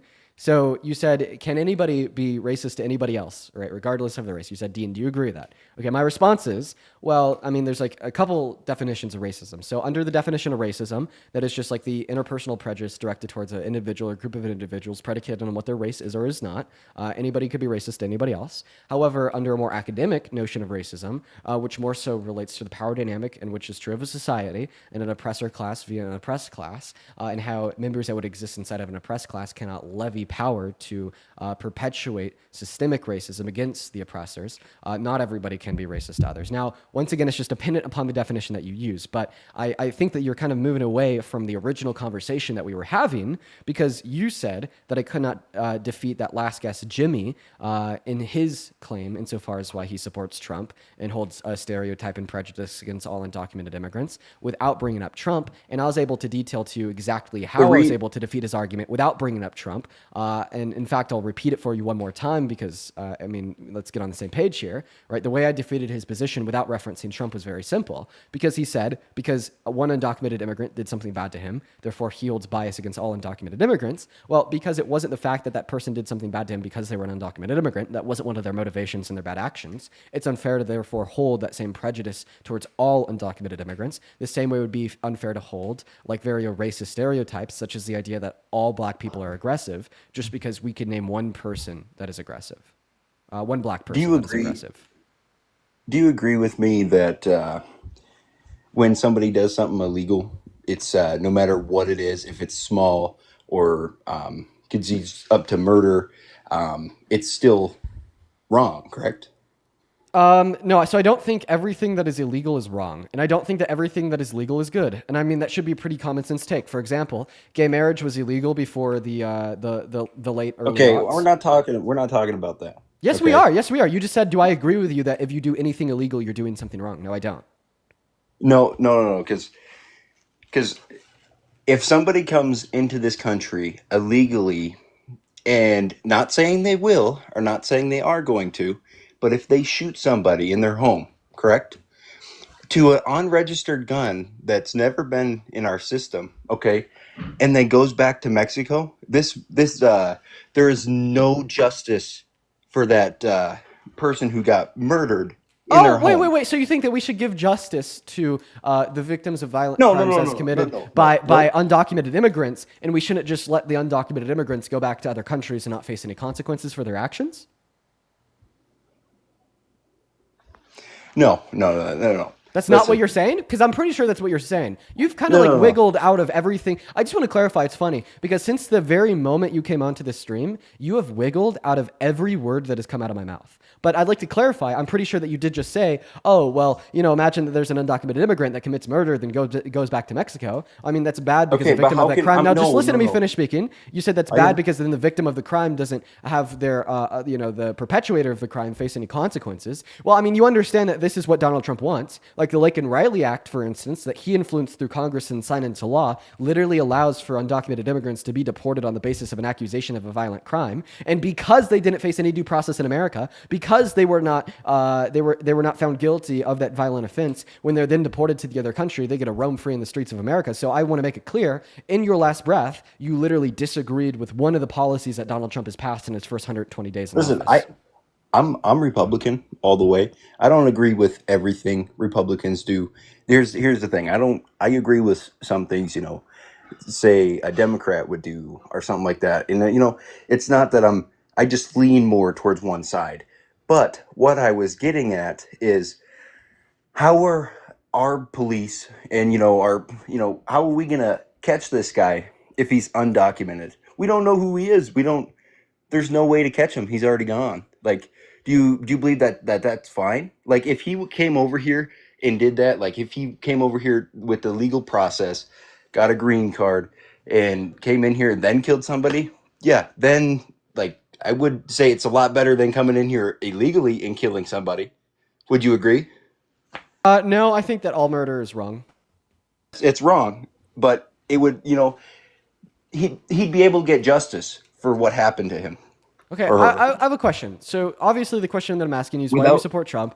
And you've gone on this like long-winded tangent that I'm not gonna lie, I don't really understand about undocumented immigrants committing crimes related to like citizens or green card holding residents committing crimes. And I guess I'm just not so sure what the relevance of it is. So I'll ask you to just kind of be upfront. Why do you support Trump? And I mean, if there's some like genuine relevance to that last point, feel free to demonstrate its relevance. But once again, just kind of tell us here why you support Trump. I've heard you. I've watched you a million times on here on this live. I'll just scroll. I got to give you something. You know, it's interesting because I just like you say the same things and over. But how you win a lot of these debates is you use Trump, and you can't ever maneuver around Trump. It's Trump's bad because he did this. Trump's bad because he did this. If you didn't have Trump and the past that he has, you wouldn't win a majority of the debates because you're not slandering him, per So se. you're right. If I couldn't talk about why I think that Donald Trump is bad, I would not be winning a majority of debates when I'm asking people to debate me on why they think that Donald Trump is good. Yeah, but on different topics, Right. like You know, like you're that right. Jimmy, that's Actually, why I I called want out his. I want to clarify that you are actually spot on. Oh, I know. Majority of the time, but Yeah, what duh. I'm saying here is Wait, Jimmy. wait. So, like, imagine that you're debating somebody on like why they think that like green eggs and ham is the best tasting meal ever. Okay, would you be able to win a debate against them without being able to argue that it's actually pretty bad tasting? Well, maybe if you were Dr. Seuss, okay, Right? but Like, imagine that you're we're not. debating somebody on like why, so they're taking the position that like grape is good. Okay, are you gonna be able to debate them and prove them wrong unless you could bring up why grape is bad? No, like obviously not. So like I think in a nutshell, it's like gonna be like a very obviously true thing to say that if I couldn't argue why Donald Trump is bad, I probably wouldn't win a lot of debates when arguing against people that are trying to debate that Donald Trump is good. Okay, Like, yeah, mind but blowing like truth. I want to bomb here, finish right? I want to finish why I said that, like, because I was still going, and you kind of just cut me off. I just shut up, but that Jimmy, that's why I put his topic out. He said something horrible that happened to him, per se, right? And you went along to say, well, if you want to get this guy in trouble, you got to get this guy in trouble. for doing this. Why? Because two wrongs don't make a right, correct?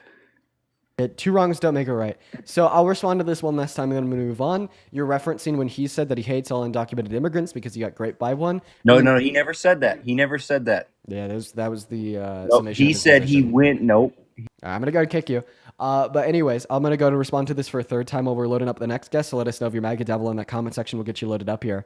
But yeah, I mean, I literally defeated his argument without referencing Trump. I just pointed out that that's an unfair bias to hold against an entire demographic of people because one individual in that demographic did something bad to him. And I mean, I kind of already clarified that 4 times and you just kind of ignored it. What's up, Antonio? Do you support Trump? Oh, yeah. Okay. All right. Well, go ahead and tell us why. What do you think Trump and Elon are trying to do with these tweets? Okay. No. So tell us, how old are you? 19. Okay. Could you give us a little bit more energy here? Why do you support Trump? Oh, well, first I just had a question. Okay. Well, I mean, I'd appreciate if you'd answer the question in the background. Why do you support Trump? I support Trump because I think he was the best candidate. Okay. Is there any way that you could speak up? I feel like you're kind of whispering right now. Is there a reason? I think he was the best candidate. Why are you whispering? I'm not. I just think he was the best candidate. Okay, I'm gonna move on to somebody that isn't whispering. I'm sorry. I needed a little bit more like mental stimulation than that. I'm sorry, chat. I'm sorry. I can't do it with somebody that's whispering. Aiden, what's up? Hello.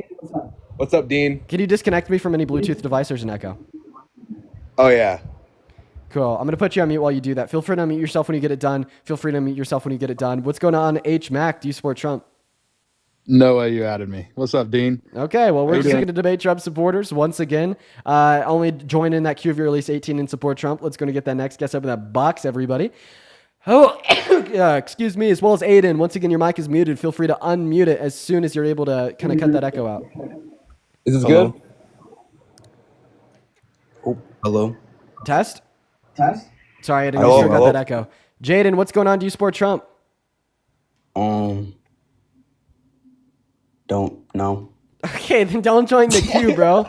We're going to go to move on to the next guest here, everyone. Just give us a minute. Let's go to get that next guest loaded up into that box literally right now, everybody. Make sure if you're going to join in that queue that you know why you support Trump. Okay, come on, guys. Come on, y'all. Come on, y'all. Let's get real. Let's get real, everybody.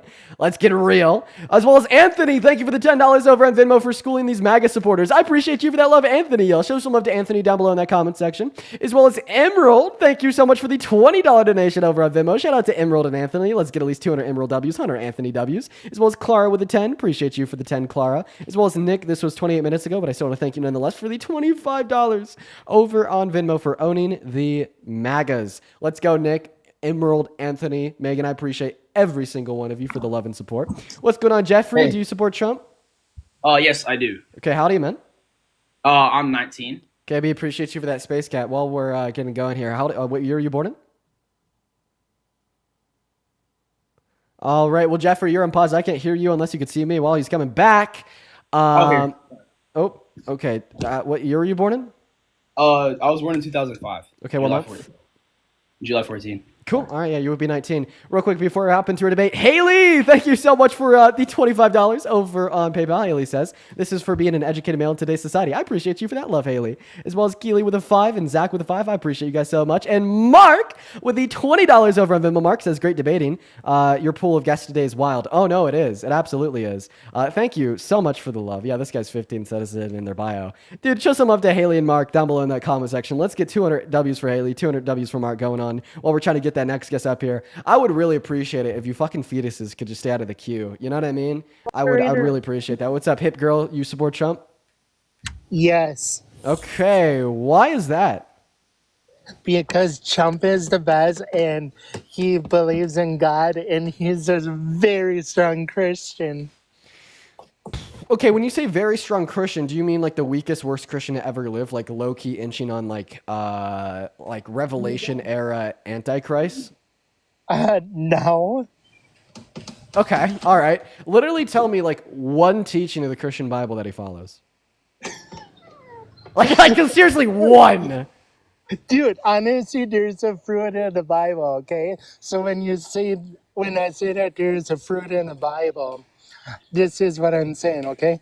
Like, he created the earth, and the earth is amazing and fruitful, right? Are you saying that Trump created the Earth? No. God created the earth with, you know what I mean? That's got to be a troll, guys. We're going to move on to the next guest. Let's get Mr. Blaze up in here, guys. Go ahead and drop a maggot down below in that chat, accompanied with your age if you want to come up here and give me a piece of your mind.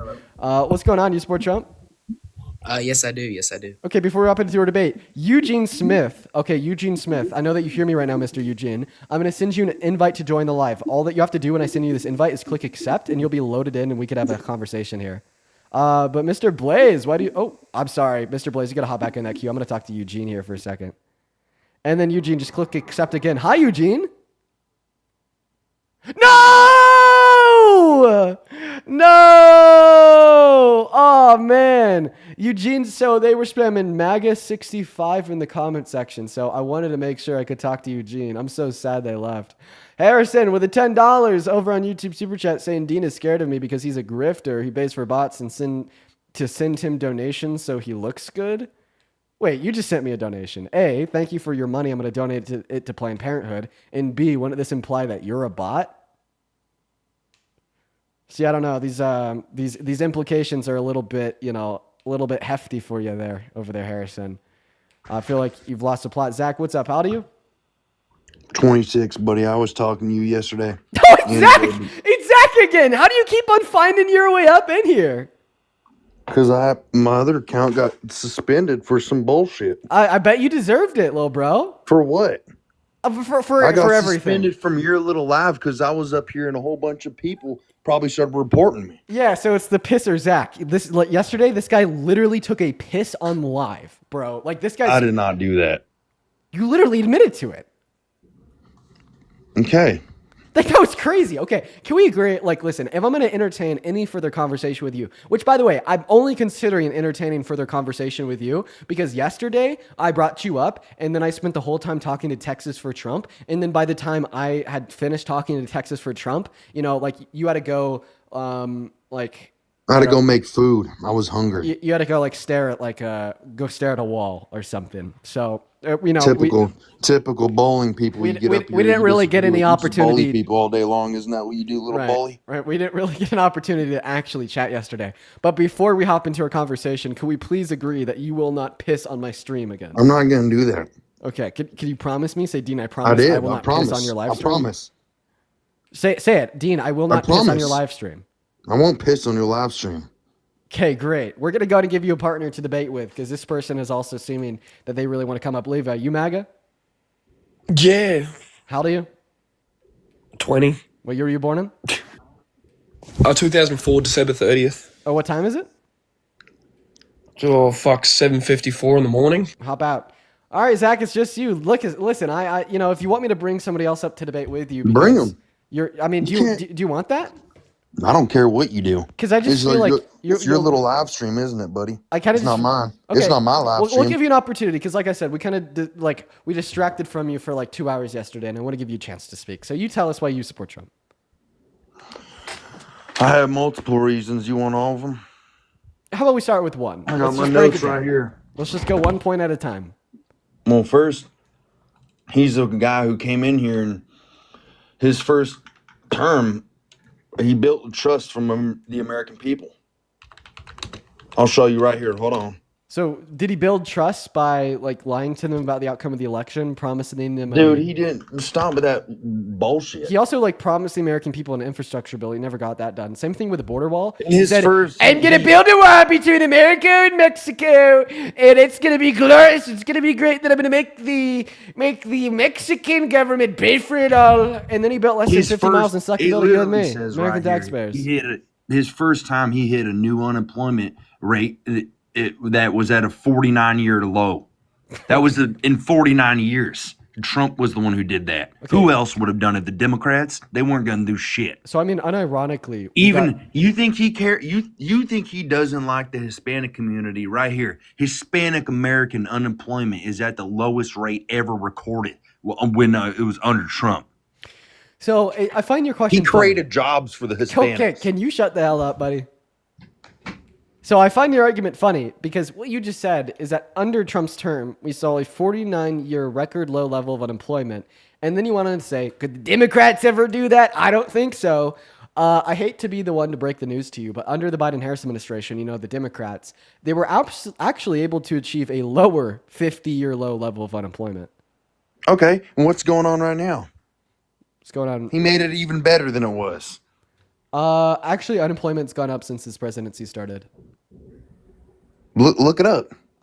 Yeah, I did. And there's probably other reasons for that. There's people are losing jobs because there's shit that happens in the real world that you liberals. don't understand about. You never even probably worked a job. Sitting on here debating a whole bunch of people on TikTok, fucking talking about bullshit. Wait, you don't think this is a job? What are you out there working with your hands, doing some labor? Wait. Oh, I mean, taking care of you. And that doesn't. Besides the fact you don't have to do that for a job. Listen, taking care of you is quite the work, quite the job, because you're quite the fucking tool. Okay. In fact, you know, I'd like for you to tell me what a job is. Okay, because you know, I definitely consider this to be a little bit of a job there, bro. Job. Let me look up definition of what a job is. I'll show you. Oh God, yeah. Well, Google's gonna give you a definition of a job that will include what I'm doing literally right now. So I would recommend trying to make one up on the spot. Paid position of regular employment. So are you getting paid by someone? Unless you probably are from the DNC.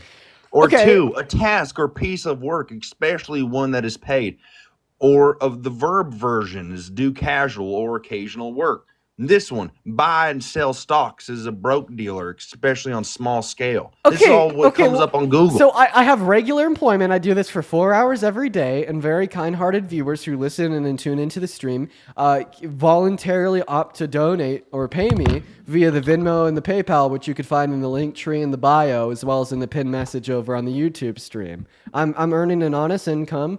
You know, I'm earning an honest living over here. And I think that, you know, under the definition of job that you just gave, I definitely have one. You also said that I'm paid by the DNC. Even if it is a job. You also said that I was paid by the DNC. That's not true. I think, you know, strippers that's a job. 1 second. John, thank you so much for the $10 over on PayPal for my fake job. I appreciate you for the $10 over there, John. Show some love to John down below. What's going on with the border, too? I thought Wait. Before we move on to the border, you just said that stripping is a BS job. Strippers make more than you, and if you think it's a BS job, maybe you should work on, you know, taking care of the demand instead of the supply. You know, I mean, who's going into the strip clubs and throwing down the ones? It's men. All right, so maybe you start. I've never been to one of those places before. I don't partake in devil worship. Devil worship. Oh my God, Dustin with $100 super chat over on YouTube. Oh my gosh, Dustin says, "Here's my daily paycheck." Let's go, Dustin. Let's get 1,000 W Dustins down below, as well as Ken with a $10 donation over on Venmo for the real job. Thank you, Dustin and Ken. Dude, that's crazy, Dustin. As well as Disgusted Veteran with a $50 super chat on YouTube.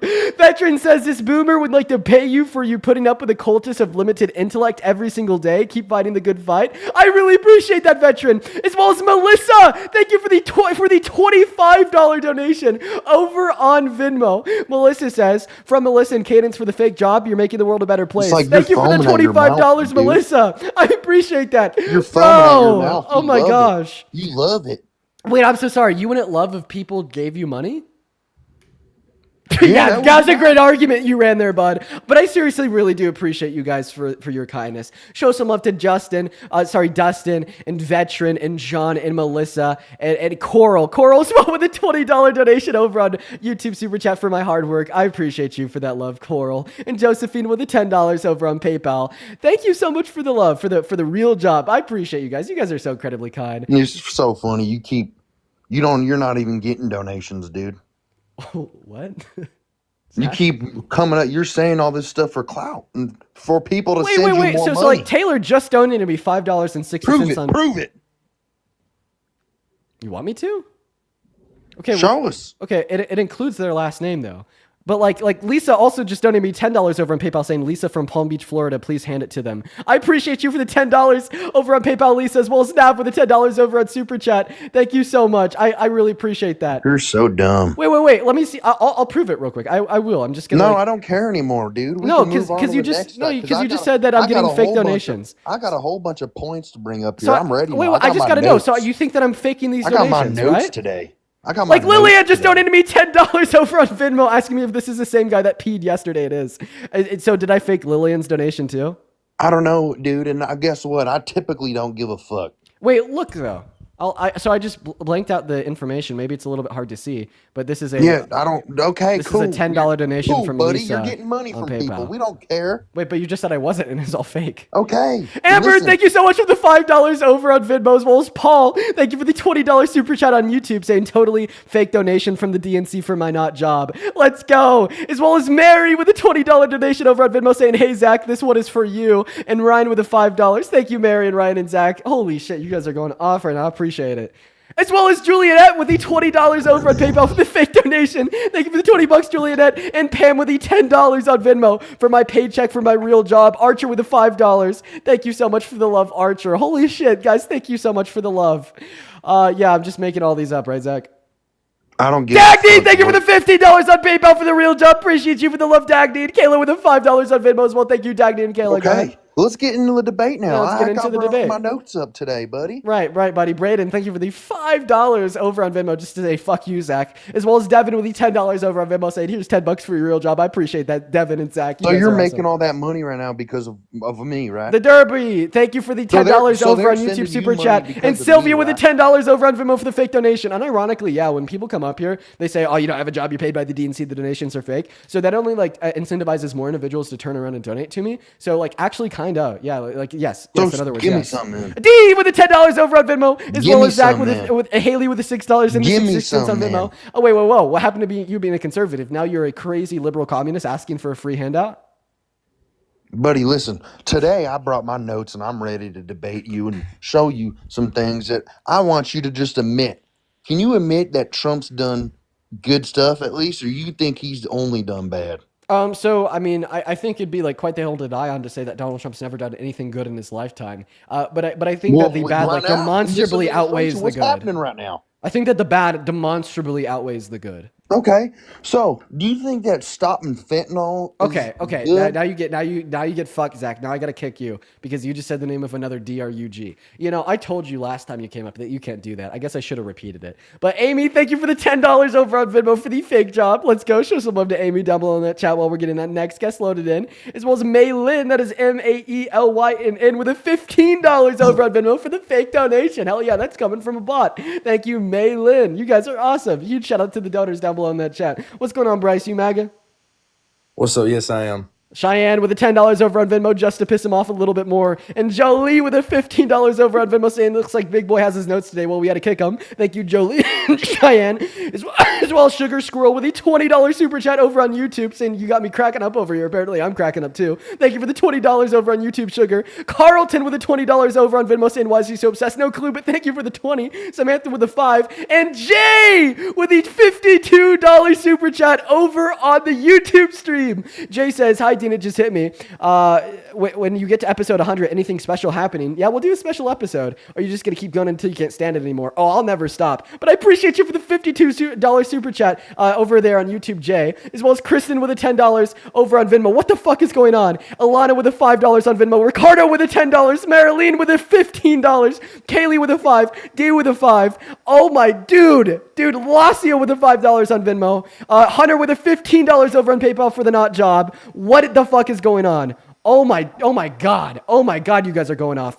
Let's see here. Cowplant with a $4, Crystal with a $2, and Content with a $10 over on Super Chat, all for the fake job. I really appreciate you guys so much for the love. You guys are literally going crazy. I don't even know what's going on right now. Thank you guys so much for the love. As well as Alania with a $5 over on Venmo, and Clarice with a $20 over on PayPal saying this might be a fake donation. Thank you for the love, Clarice. Now take it away, Bryce. Why do you support Trump? I have a question first. Are you a Christian? No, I'm not a Christian. And why's that?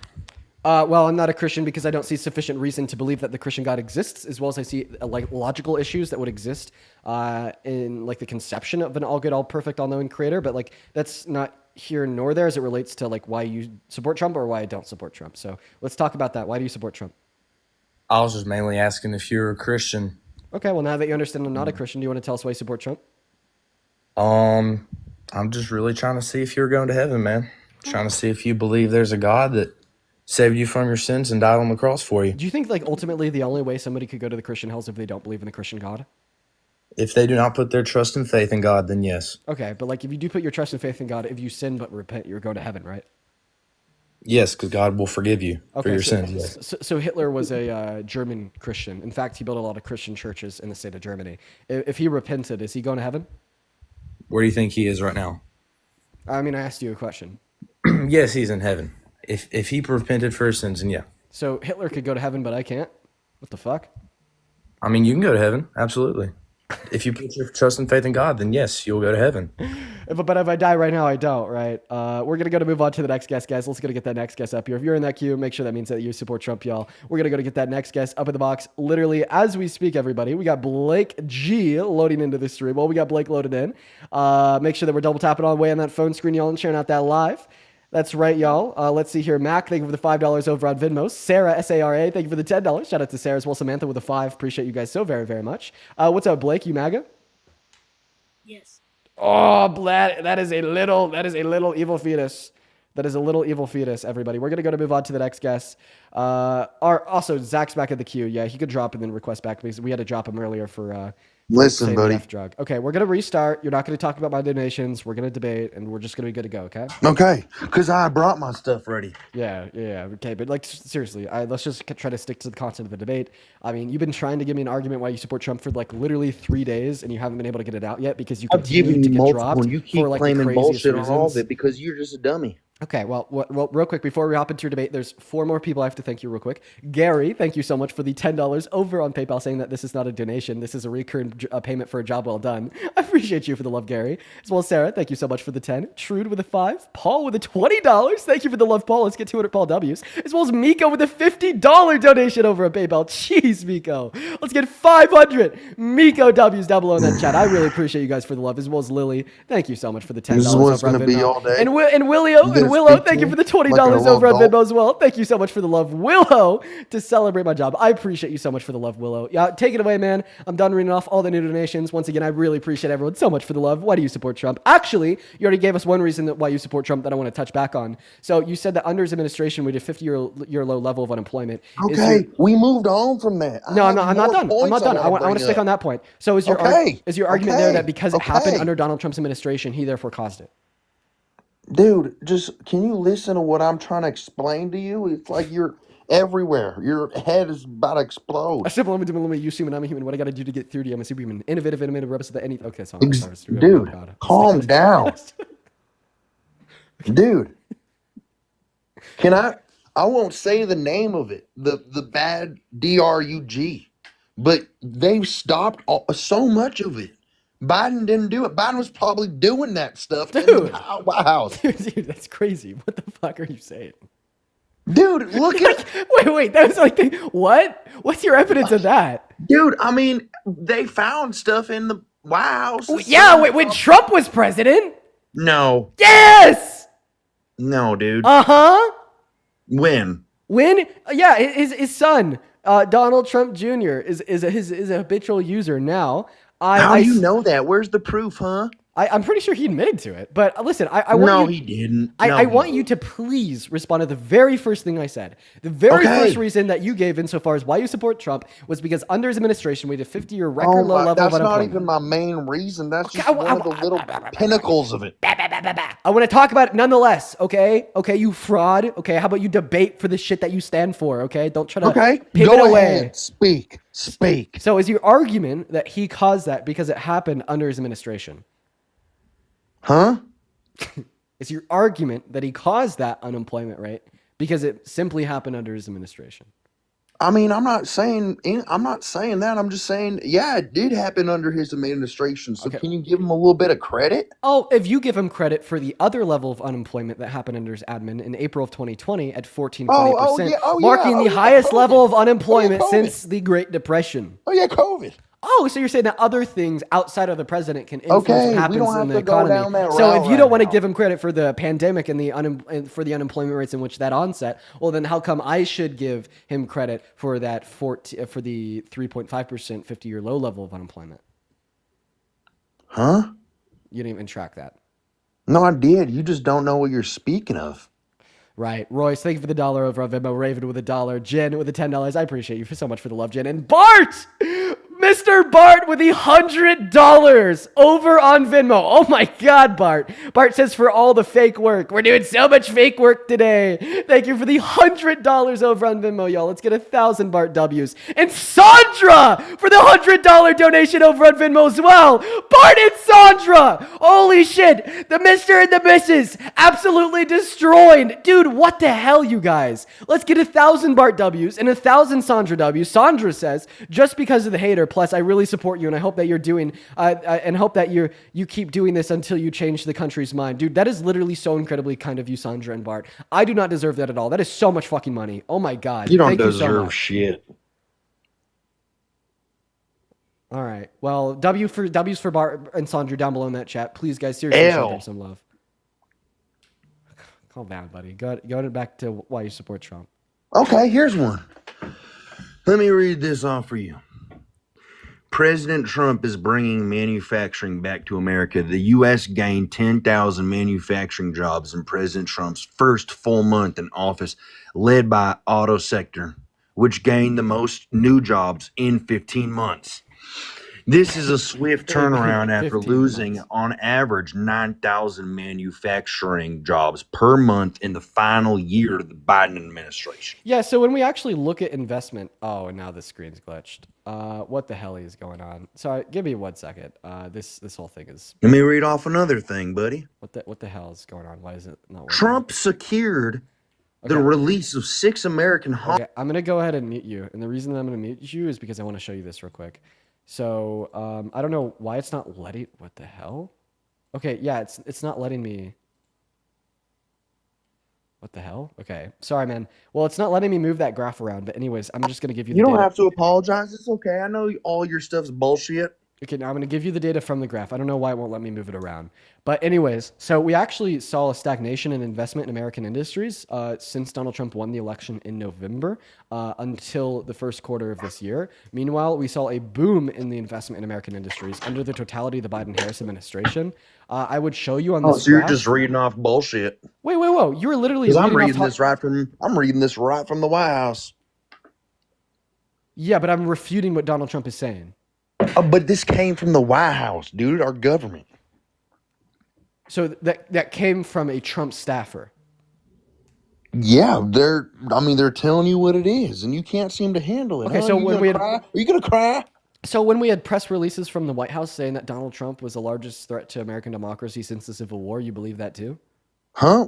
Wait, say it again. When we had press releases from Biden's White House saying that Donald Trump was the greatest threat to the American No, democracy. because that since was the from dude. Biden was the biggest. Biden and his whole administration was the biggest American scam in the history of America. Okay, that was just incoherent. That was intelligible, but Incoherent. Okay. But anyways, right? I'm refuting what like the Trump White House is saying here, and my reason for refuting it is because we saw the largest boom we've ever seen in investment in American manufacturing under the Biden-Harris administration. But so far under Trump, investment in American manufacturing has actually gone stagnant, right? I don't believe that. Okay, well, my source is the FRD. That's going to be the Federal Reserve Bank of St. Louis, and it's pulling data from the U.S. Bureau of Economic Analysis. Okay, cool.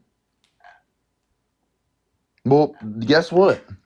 A new study found President Trump's deregulation efforts since taking office have saved Americans $180 billion, or $2,100 in savings for a family of 4. That's a good thing, huh? Wait. So if 180 billions is how much in savings for the average family?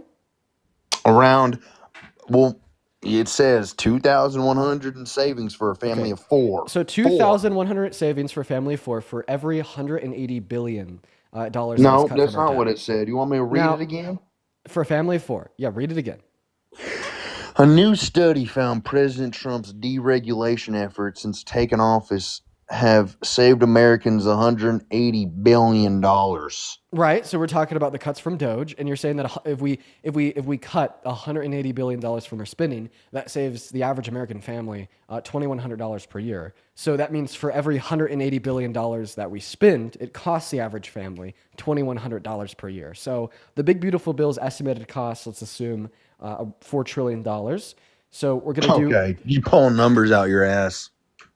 Okay, well that's coming from the CBO. That's the Congressional Budget Office. Okay. Okay, so let's assume $4 trillion. And then we're going to do 4 trillion divided by 180 billion to see how many times 180 billion goes into 4 trillion. So that's 22 times. So for every $180 billion that we spend, it costs the average American family $2,100 per year. And 180 billion goes into $4 trillion 22 times. According to the same line of reasoning you're giving us right now, the Big Beautiful Bill is expected to cost the average American family of four $46,000 a year.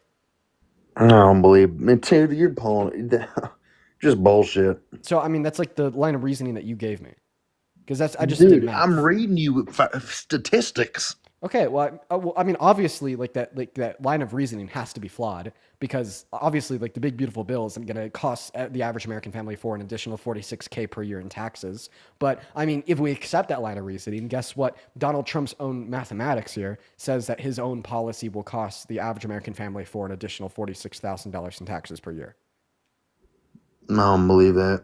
It was math, man. Listen, So, Trump has a plan. You think he's done all this business? Wait. You can't. I'm sorry, but that's like that. You can't not believe that, because think about it. You said for every 180 billion that we save, that's $2,100 a year that the average family. Okay, saves. maybe they So accidentally wrote it wrong. Maybe it's a listen. typo on the White House thing. It might just be a little typo. Oh, okay. So they're fucking wrong. Thank you. Now I gotta thank a couple people, because Dust just hit us with $100 super chat over in that YouTube stream. Let's get 1,000 Dust W's. Dust says, "I'm sorry, but we can't cover for you anymore, Dean. It's time to tell the Republicans that we are all DNC control bots on Biden's stash buying you clout."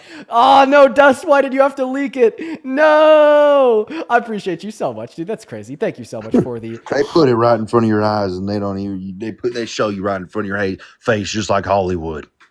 You're fucking crazy. You're insane. Oh my God. Archer, I'm thank you crazy, for the huh? $20 over on YouTube Super Chat as well, saying, "Dean, you're awesome. Take my fake money." Yo, Archer, thank you for the fake money. That's crazy. As well as John with a 10 over on PayPal. Barbara with a 10 This is over on what's gonna be PayPal. the Trude with a all-time 5. top. Simon with a 5. And Mark, This was thank you gonna be so the much all-time for the top. $20 over on PayPal. Mark says, bot number Y1787, donation 2. Yo, we're getting those bot donations rolling in today. Holy shit. As well as Adam with a 10 and Jennifer with a 15 and Darlene. Thank you so much for the $20 over on Venmo. Shout out to Darlene, as well as Renee with a 5, Cameron with a 2, Elena with a 10, and once again, Sandra with another $20 over on that Venmo. Mary with a 10, Carlton with a 10, Jail with a 5, and Angel with a 5. I really appreciate everyone so much. Jesus Christ. Go ahead.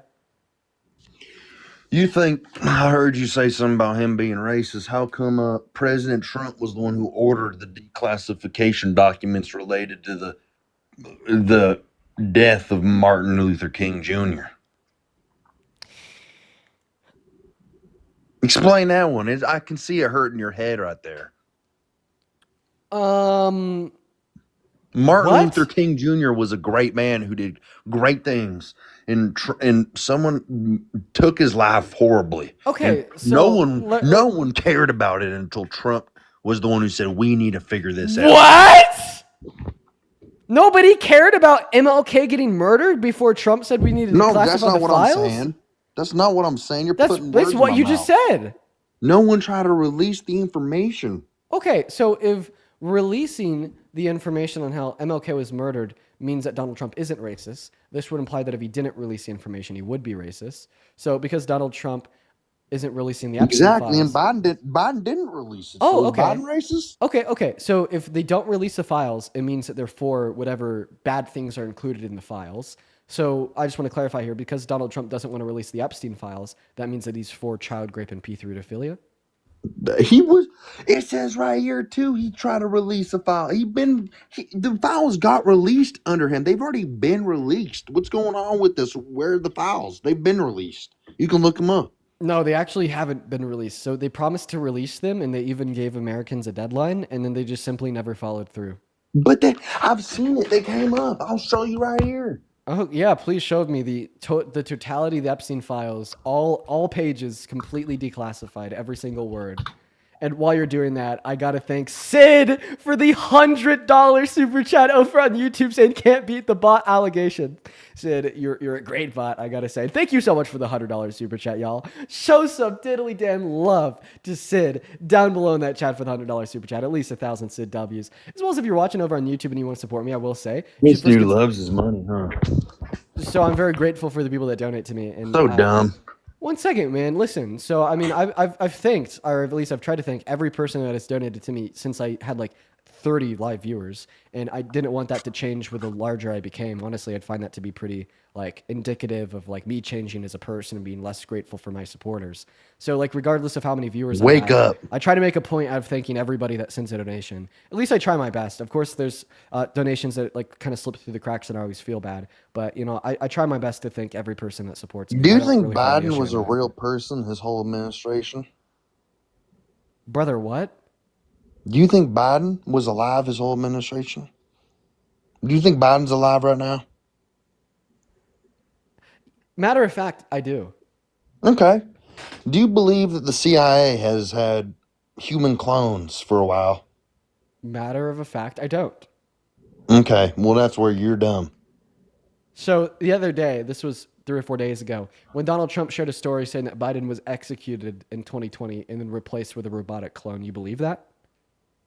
I don't know. Why would the president be saying that?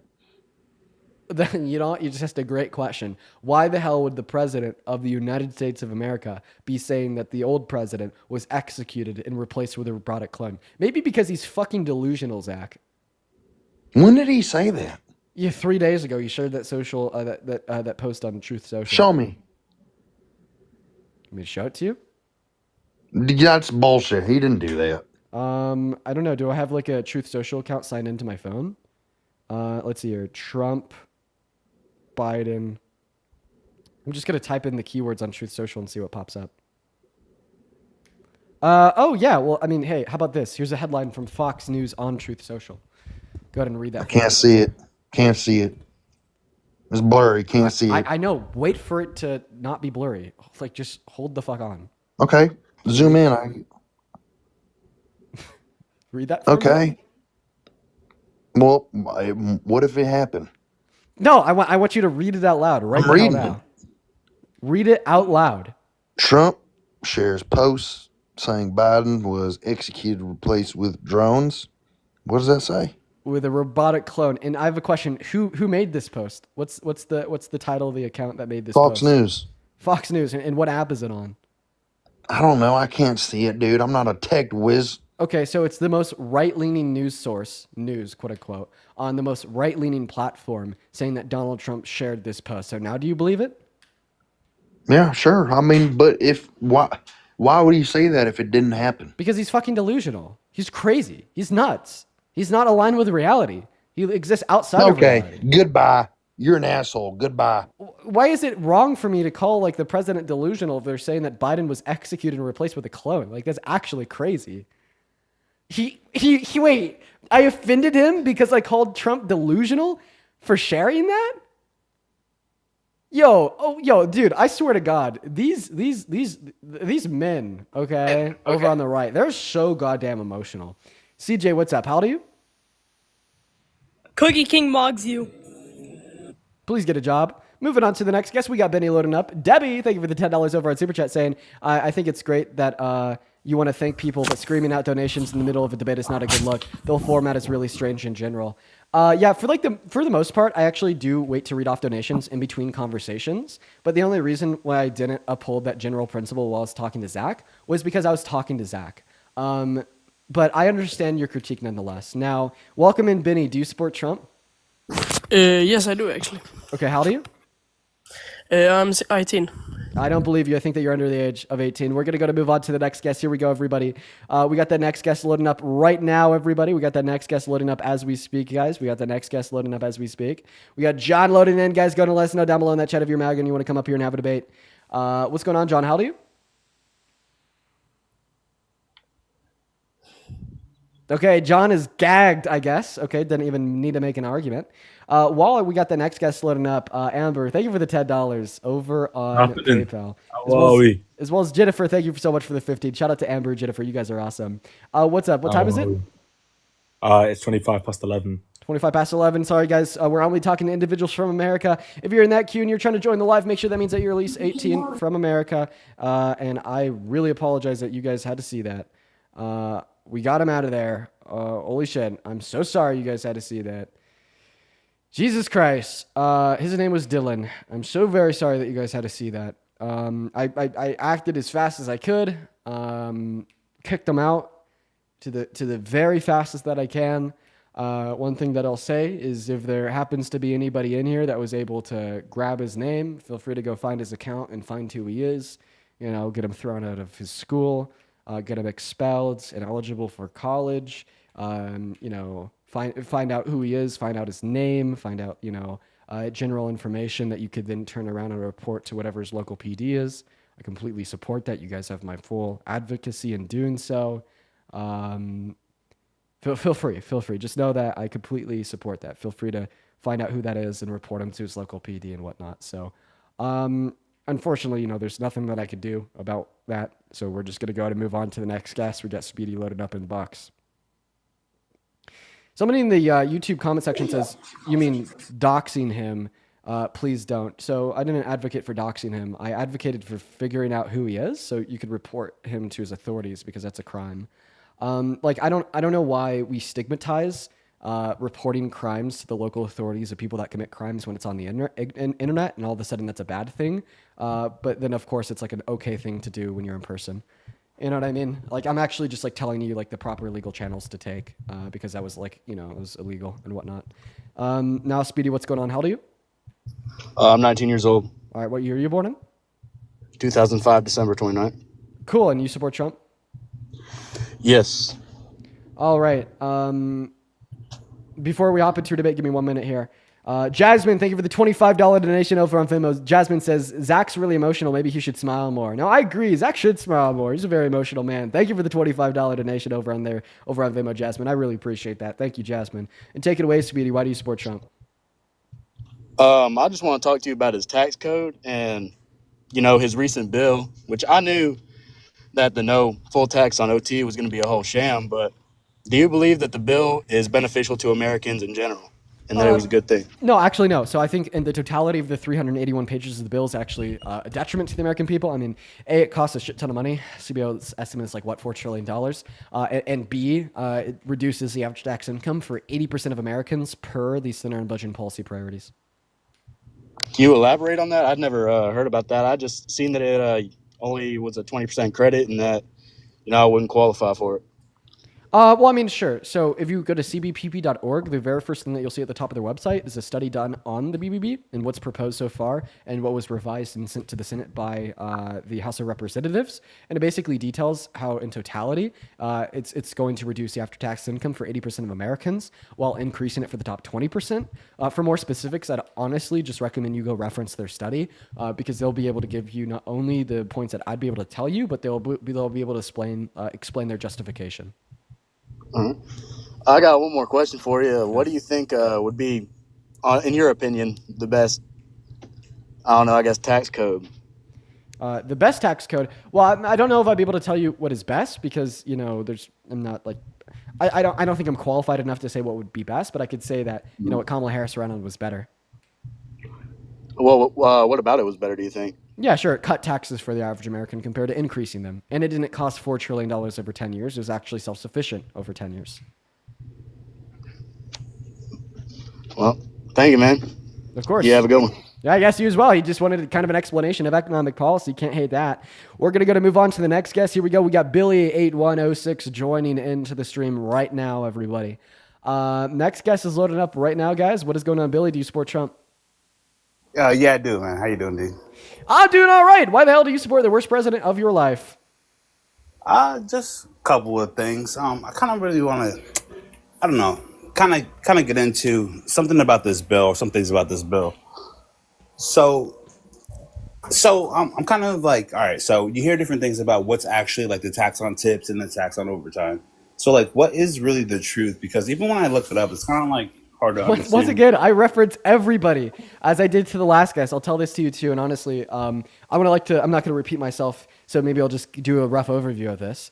I like to reference everybody to cbpp.org. The very first link at the very top of their website is a very long report and study done on the totality of the 831 pages sent to the Senate by the House of Representatives of the BBB and exactly how it hurts Americans. Now, I would highly implore that you go and read that, see their justification, their reasonings, because although I could kind of communicate their points to you, it's going to be significantly better if you were just to go to the source. Okay. So yeah, but tell us, why do you support Trump? Because I'm going to assume that there's reasons outside of the BBB. Yeah, my things are kind of like, you know, You went on pause. I could only hear you if you could see me. Bart, thank you for the gym gun. I appreciate that. Wait, you talking to me or? Yeah. I could only hear you if you could see me. So you could. Oh yeah, no, I got a low battery. Yeah, take it away. Okay. So yeah, economic. I don't know. I have a mother-in-law that was kind of banging in my ear this thing with Social Security that I'm not really sure is even a thing. Where you know, my parents and you know my in-laws are coming up on that age. Social Security wise, you know, no tax on that. I don't think that's really a part of the bill. Okay, well, he's like, okay, so he's like, once again, all I'll say about the BBB is that the total impact of the bill is going to hurt 80% of income earners in this country, according to the study done by the CBPP, okay? It's going to reduce the after-tax income of 80% of Americans. The total net impact of all 381 pages will serve as a net disservice to 80% of Americans, not to mention that it's going to cost nearly $4 trillion to get it done. So in other words, our government is spending $4 trillion to make you make less, okay? That's objectively a bad economic policy. I believe that more and more as things are as you learn more. I believe that more and more. Okay, so do you have any reasons outside of economics or unrelated to the BBB? And Yeah, no. why you So support Trump? it was just pretty selfish. I know it's kind of backwards thinking. You know, I have a young daughter. Only a couple months. I know it's kind of backwards thinking on the credit there that I learned that Kamala was doing. She was you know for the child tax credit. I was thinking a little bit about that. I was thinking about wanting to buy a home within 3 years. You know, things are going good with the credit and all that. I've seen, you know. Right. So you would have benefited from Kamala Harris increasing the child tax credit, first-time home buyer, $25,000 to get it done. Okay, so these are all good reasons why you shouldn't support Donald Trump's economic policy because it's worse for you. I got to the pipeline of thinking of like, you know, a little selfish. You know, I might even add or say, you know, a little selfish as far as just like, okay, there's this guy, you know, go that way, and you know I would say more selfish thinking. I tend to think that politics. Wait. Like even if you're just considering like selfish concerns. Wait. I'm so sorry, man. Even if you're just evaluating selfish concerns, like you still would have benefited more personally in a more selfish manner from Kamala Harris's policy. Yeah, no, I do agree. What I said was more of I said selfishly and thinking just and I also said like these two things that.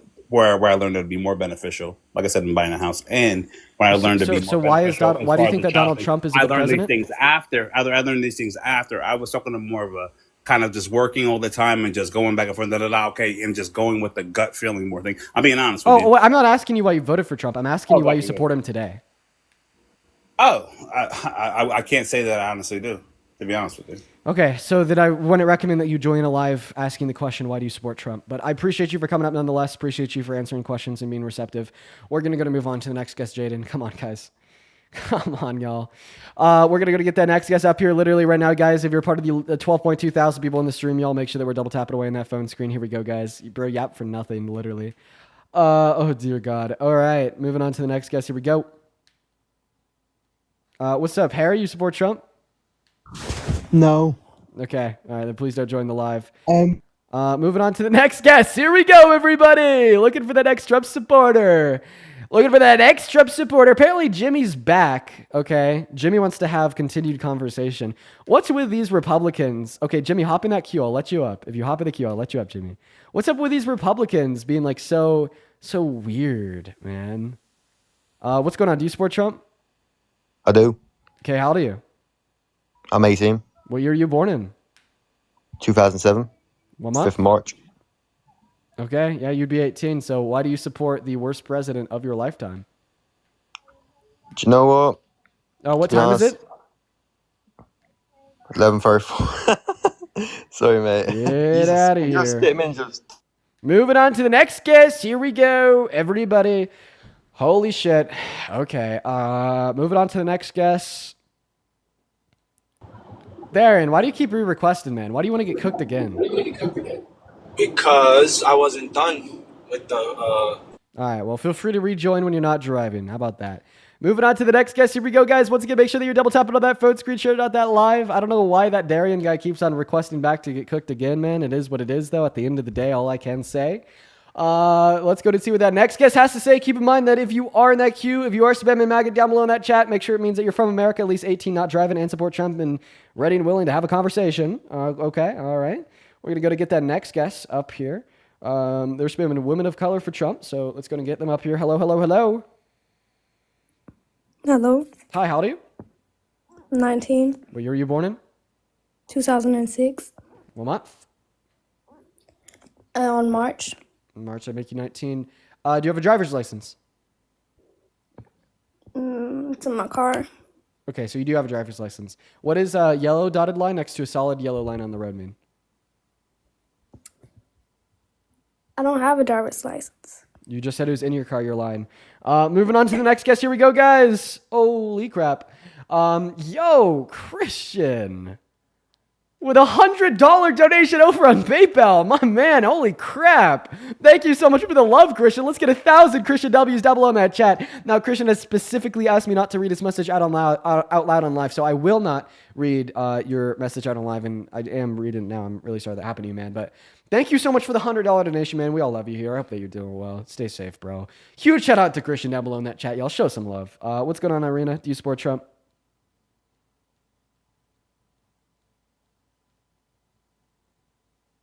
Okay, Irina's not even here, so we're gonna go to kick him. Okay, you're no What longer, up, Radeskies? you're no longer driving. No, sir. Okay, you know what I want to clarify? The only reason why I'm talking to you again is because Why? Why is that? it's because nobody else wants to talk to me, Darian. No, but wait, hold on. I want to start off because I'm a man of acknowledgement and recognition, right? So I want to start off by saying thank you, right? Because of your platform, even though I disagree with you, of your platform, my platform kind of grew yesterday. One of my videos has like over 2 million views. Oh, word? Word? Goodbye. Moving on to the next guest. We're going to go to get our money up in the live, guys. Just give us a minute. Make sure that we're double tapping on that phone screen. Let's try to get up to 3 million likes, everyone. What's going on, our money? Do you support Trump? You mod Cookie King. Based. You are employed. Moving on. Here we go, everybody. Dude, really hard to find anybody that's willing to come up here and debate us. Dear Lordy Lord. All right. I Blame Law is requesting to join. Let's go and get I Blame Law up in here while we do. Amber Lynn, thank you for the $20 over on Venmo from 7 minutes ago. I appreciate you so much, Amber Lynn. Show some love to Amber down below in that chat, y'all. Amber says, my son has been watching you for over a year and I got my husband and I to start watching you too. Really love what you're doing. Amber, that's awesome. Shout out to Amber, her husband, and her son. As well as Joshua with the $10 over on Venmo. Didn't leave a message, but I appreciate you nonetheless, Mr. Joshua. Shout out to Joshua and Amber Lynn. Let's go and get that very next guest up in the live as we SPEAK. Inquiry News. Hello. I'm sorry, I react.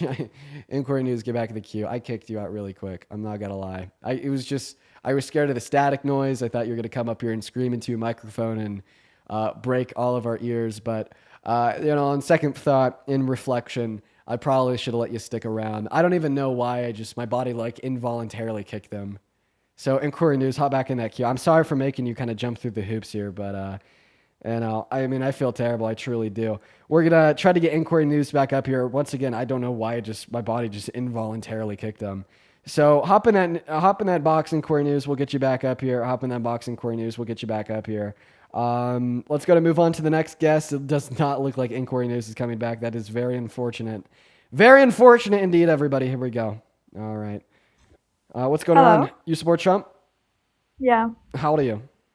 I'm 20. Okay. All right. Why the hell do you support Trump? So for your question on your live is why do you support Trump? So I'm Jewish.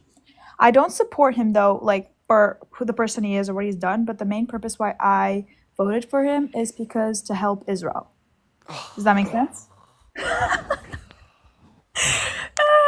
You don't want to talk about this? So you understand that the only relevant distinctions in between the policy of Kamala Harris and Donald Trump towards Israel is that like Kamala Harris didn't want to give them 3,000-pound bombs, and she wanted to give some humanitarian aid to the starving Ukrainians. Starving Palestinians, and then like Donald Trump just wants to like personally help the state of Israel finish the job on ethnically cleansing the 2.1 million Palestinians on the Gaza Strip.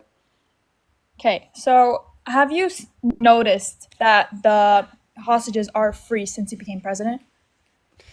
Can you respond to anything I just said, bro? Please. I'm just saying my opinion. I'm answering your question. I know, but like, could you agree that like Donald Trump personally wants to go into the Gaza Strip, personally ethnically cleanse the remaining 2.1 million Palestinians living there, personally take their land, personally level it, personally build a Riviera, and then personally gift that land to the state of Israel? Okay, I'm gonna say one thing. I don't support innocent people dying. I support the hostages being free. I'm just. What is your thoughts on Donald Trump's plan to explicitly ethnically cleanse 2.1 million Palestinians? Maybe because that's not true. I don't know exactly what his plans are, but I'm saying since he became president, some of the hostages have been freed, and that's why I voted for him. Okay, Is that so you just said that it's not true, and then you deflected to the hostages. I'm saying I don't know exactly all the details or what his personal views are on it. I'm saying Okay. Well, we do because he's spoken about them, and I just want you to acknowledge this, and then we can talk about the hostages. I just want you to acknowledge this and give me your thoughts. So Donald Trump went to a press conference with Benjamin Netanyahu. At said press conference, he advocated for a plan for America to go into the Gaza Strip and forcefully relocate the 2.1 million Palestinians living there to Egypt and Jordan. And then he even threatened to sanction Egypt and Jordan if they did not accept those forced refugees from the Gaza Strip to their countries. And then he said that once they're gone, he's going to level it, and he's going to build a Riviera, that he's going to give the Gaza Strip to Netanyahu. And in fact, he even told Fox News in an interview that he's going to give those forcefully displaced Palestinians no right to return to the Gaza Strip. Okay, so this meets all necessary criteria of the term ethnic cleansing if you define that term in accordance with the dictionary definition, which is a forceful expulsion or killing of an unwanted ethnic group or religious group in a given society, which is exactly what he's advocating for. And this is his own word of mouth, so we know it's something he wants to happen. So how do you feel about his plan to explicitly ethnically cleanse the 2.1 million Palestinians on the Gaza Strip? Okay, so I don't agree with it. I don't think it's right, but you are right with what you said. Can we agree on that? No one should be. So now that we understand that he personally had this plan to send our country into the Gaza Strip and ethnically cleanse this, that this was worse than what Kamala Harris ran on, right? So Kamala Harris was better for humanity, right, in the context of Israel and Palestine, because she was the lesser of two evils. Now, you may say, well, what about some hostages? I think it's speculatory to suggest that Donald Trump would be any better at getting hostages freed compared to Kamala Harris. I mean, it was Biden who achieved a ceasefire agreement at the end of their administration, which Israel violated, but that's neither here nor there. But what is not speculatory is to denote the fact that Donald Trump and his policy relating to the region will materialize in significantly more harm towards humans. So you shouldn't have supported him. So, okay, but what I said from the beginning was you asked why I support Trump, and I told you why. And something has changed because he did. I don't support everything that he's done with Israel or whatever. I support the main fact that they were freed. Am I allowed to support that? Is there something wrong with me supporting that? Yeah, I think that there is something wrong with you if you're going to say, well, I'm really happy that a couple hostages got freed, and for whatever reason, even though I have no evidence of this, I know that Kamala Harris wouldn't be able to free them herself. So therefore, have you heard what the hostages said? Ma'am, can you please finish letting me speak? Yep. So now I'm going to go ahead and restart from the top. Yes, there's absolutely something wrong with saying that you're going to support the guy that has a plan to personally ethnically cleanse 2.1 million Palestinians because you think he was able to free a handful of hostages, but you have no reason to believe that that wouldn't have occurred under Kamala Harris either. Listen, even if those hostages weren't freed, if Kamala Harris was president, unfortunately, at the end of the day, we're going to have to implement utilitarian ethics here. I would say that a handful of hostages not being freed is better than the alternative of 2.1 million Palestinians being personally ethnically cleansed off this strip. But I obviously want to make myself clear, I want hostages freed. So then, I'm gonna ask you this question. So about the protests that are happening, let's say in New York, do you Bro, support? pivot. I'm saying, do you support how violent they are? How they're actually expressing? They want Dude, something to be changed, holy right? cow. No. Respond to my last argument. You're completely deflecting. I'm just asking you another question. Okay, yeah, you're asking me about the violence. I think it's funny that apparently a protest in New York is violent, but then 54,000 innocent Palestinians dead isn't violent. Okay, right? But we'll address that hypocrisy of yours later after you respond to my argument that I provided to you about why Donald Trump sucks for the region. I'm saying if I have an argument with you, this is I'm not saying that you're right or I'm wrong, whatever. I'm saying that like no matter what I say, you're gonna say that I'm wrong, right? So I just don't see a point in that. I'm just saying what my opinion is. Is that so wrong? Wait, so you don't see a point in debating me because you know that I'll be able to prove you wrong and explain exactly why? Well, then maybe that just means that your beliefs are bad, right?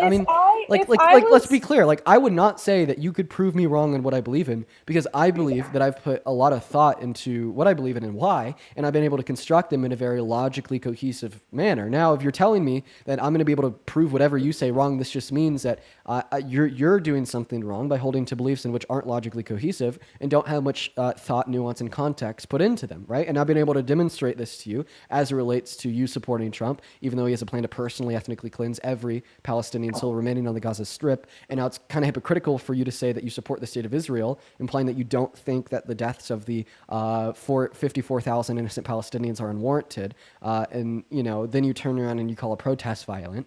I didn't say that. Then 54,000 innocent people dead. I was asking for your opinion. I was asking. Feel free to respond to any of these facts. The way I'm just trying to understand is the way people are protesting. Do you think it's right how violent they are? What?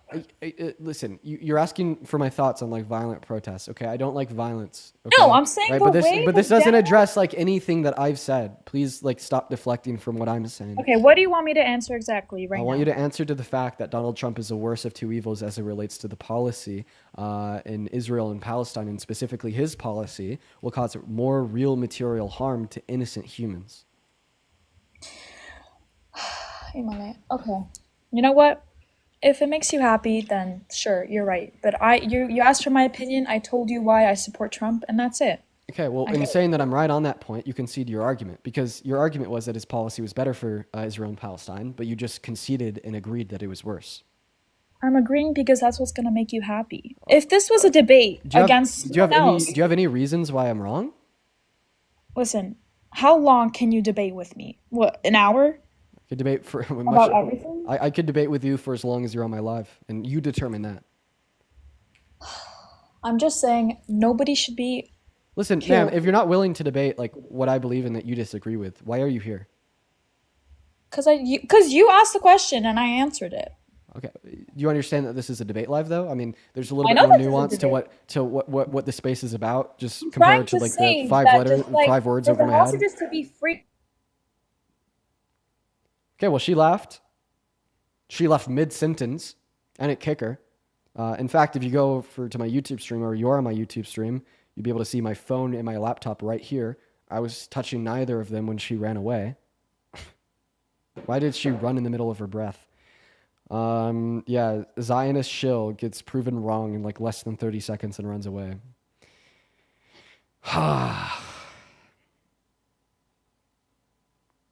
What's up? You support Trump? Yes. Okay. Oh yeah, you got a little bit of background noise. Is there like maybe a little bit more of like a quiet room that you could go into, or maybe like a TV you could turn down? Can you hear me better now? Yeah, sure can, man. There's still a little bit of noise in the background though. Okay, I'll turn the TV off. Hold on. Great. While you're turning that off, maybe it's worth it to thank a couple people. Burger, thank you for the $20 super chat over on YouTube. Saying, Dean, thank you for educating everybody on a daily basis. You're the GOAT. I appreciate that, Burger. Let's get 200 Burger W's for the $20 donation and the very kind words. As well as Meg with $3 on Venmo, Nick with a $1, and Angel from Nix. Nix, thank you so much for the $50 donation over on Venmo. Wow, Nix, that is so incredibly kind. I read your message. You are the best. I love you so much. Thank you for the $50 donation and the incredibly kind message. Let's get 500 Knicks W's down below in both of those live chats. And it's Knicks spelled NYX. I really appreciate that. As well as Larissa with a $15 on Venmo saying that these people are giving them secondhand embarrassment. Couldn't have said it better myself. With the last topic, you changed my mind. Fuck Trump. Just wanted to say hi. Oh, dude, awesome. Dude, thank you so much for coming up here and saying hi. I love you so much. That is awesome. Shout out to Hayward. W's for him. W's for him. Let's go and get that next guest up in the box, everybody. All right, we're going to go to get Austin up here. So this is going to be my third go around with Austin. And every other time Austin's come up here and he's out of the queue now? What the hell? Okay, well, I just tried to accept Austin up and it didn't let me. Chris, what's up? You support Trump? Fuck Kamala Harris, bruh. 15 years old? No, How old are you? I'm 18. Really? What year are you born in? 2006. What Be month? 19 next month. What month were you born in 2006? July. Dude, I mean, 24th. the maths like perfectly. So I'm actually led to believe you. So why come up here with these big emotions? Why should we not like Kamala Because Kamala Harris? Harris doesn't care about black people. Oh, okay. Educate me. Tell me why. So why the fuck is she bringing up? Why the fuck is she bringing Megan Thee Stallion on stage? I don't know. Why the hell did Donald For Trump rallies. bring Kid Rock on stage for rallies, Hulk Hogan on stage for rallies? I don't know, maybe like a media tactic of the 2024 election cycle for both candidates in both parties was to try to connect with their constituents and connect with Americans by associating themselves with relevant pop culture figures. Now, I would argue that Donald Trump failed because who the fuck is Kid Rock? No, I'll give you that. So tell us why you don't think point. Kamala Harris, a black woman, cares about black people. One, hold on. Black pop culture, it exploits black people. It's run by white people. Say that. So Megan I mean, Thee Stallion is so a tool? there's maybe circumstances where you're right, but I don't think that this relates to why you think that Kamala Harris doesn't care about black people. And another thing is, what change would you make towards for African Americans? What real change? Would you end mass incarceration towards black people? Okay, so actually, fun fact, when she was the DA of San Francisco, she had a program. It was one of the first of its kind in the entirety of this country for low-level DRUG offenders that got arrested for just simple possession. She created a system, a program, when she was DA, like 20 years ago, the first of its kind, to offer them a way to kind of pay their debt or be punished by not going to jail, but by rather entering into the workforce and getting like a trade degree diploma or associated with other like jobs, like job programs. So she was actually one of the first people in this country in a position of power to try to do something to end the war on drugs. And she even co-signed legislation when she was in the Senate in 2018 to end the war on drugs, to, at least in part, to federally decriminalize use of the M drug. And the only reason why it didn't pass was because of conservatives and Trump. So you're wrong. All right.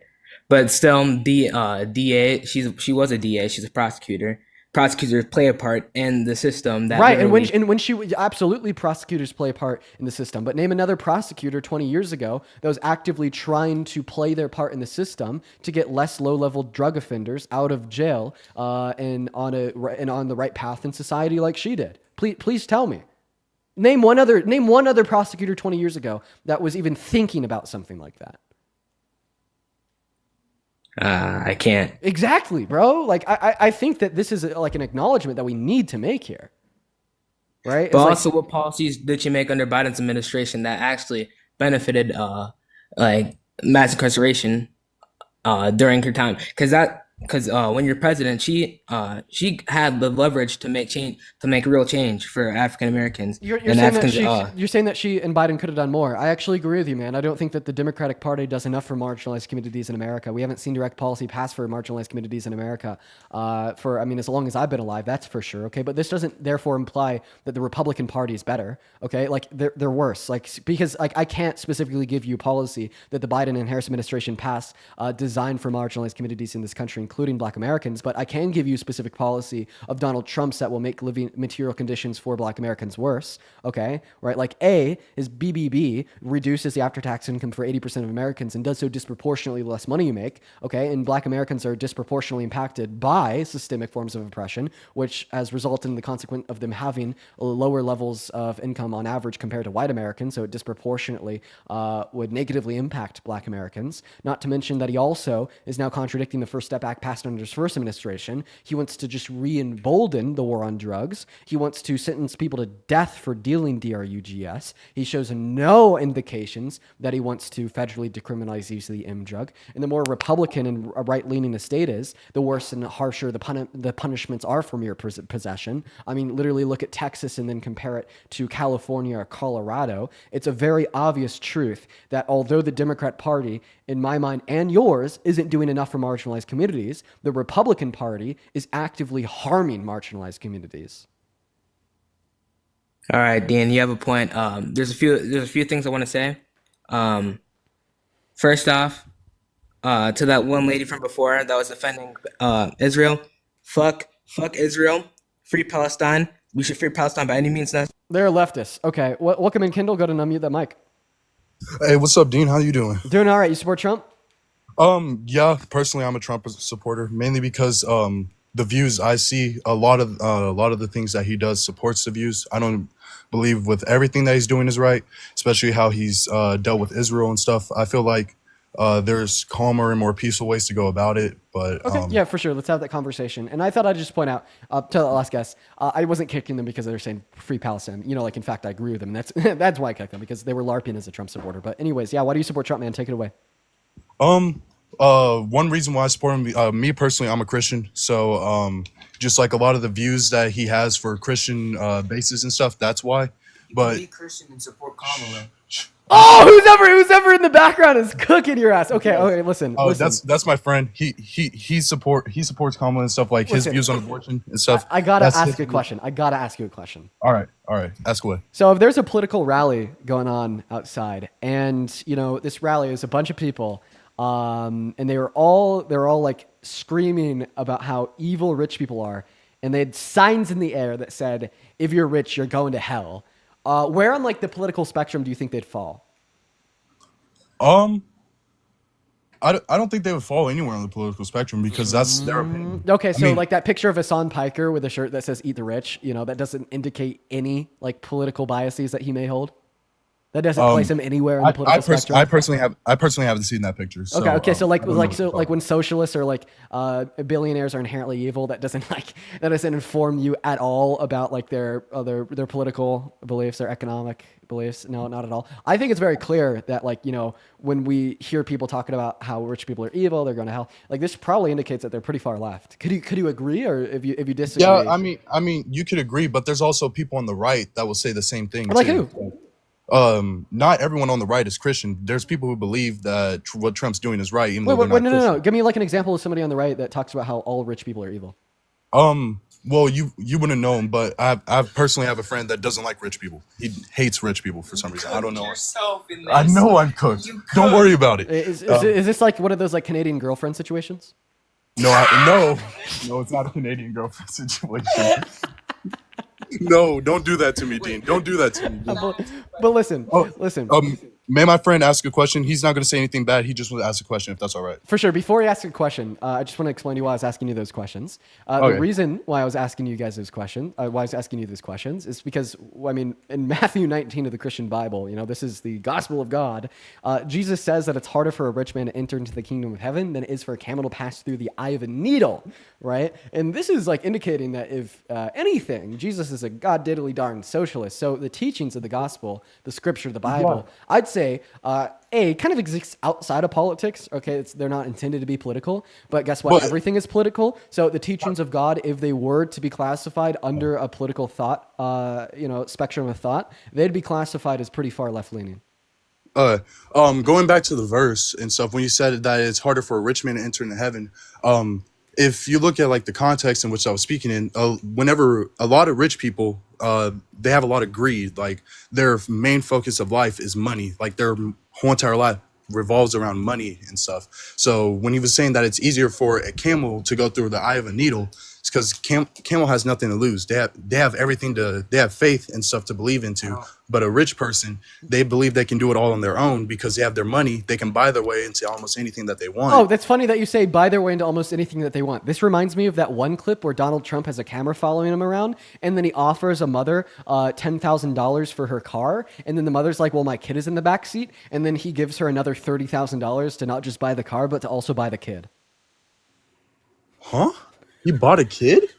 I'm pretty sure it was like reality TV. It wasn't real, but it just so happens to remind me of that clip. Oh, okay. Oh, but may my friend ask the question if that's okay? Yeah. All right, thank you. Hello. I think it was a video online of you trying to debate Charlie Kirk, and he wouldn't let you debate him. I'm pretty sure that's what it was. I was gonna ask, what are your views of him as like a person?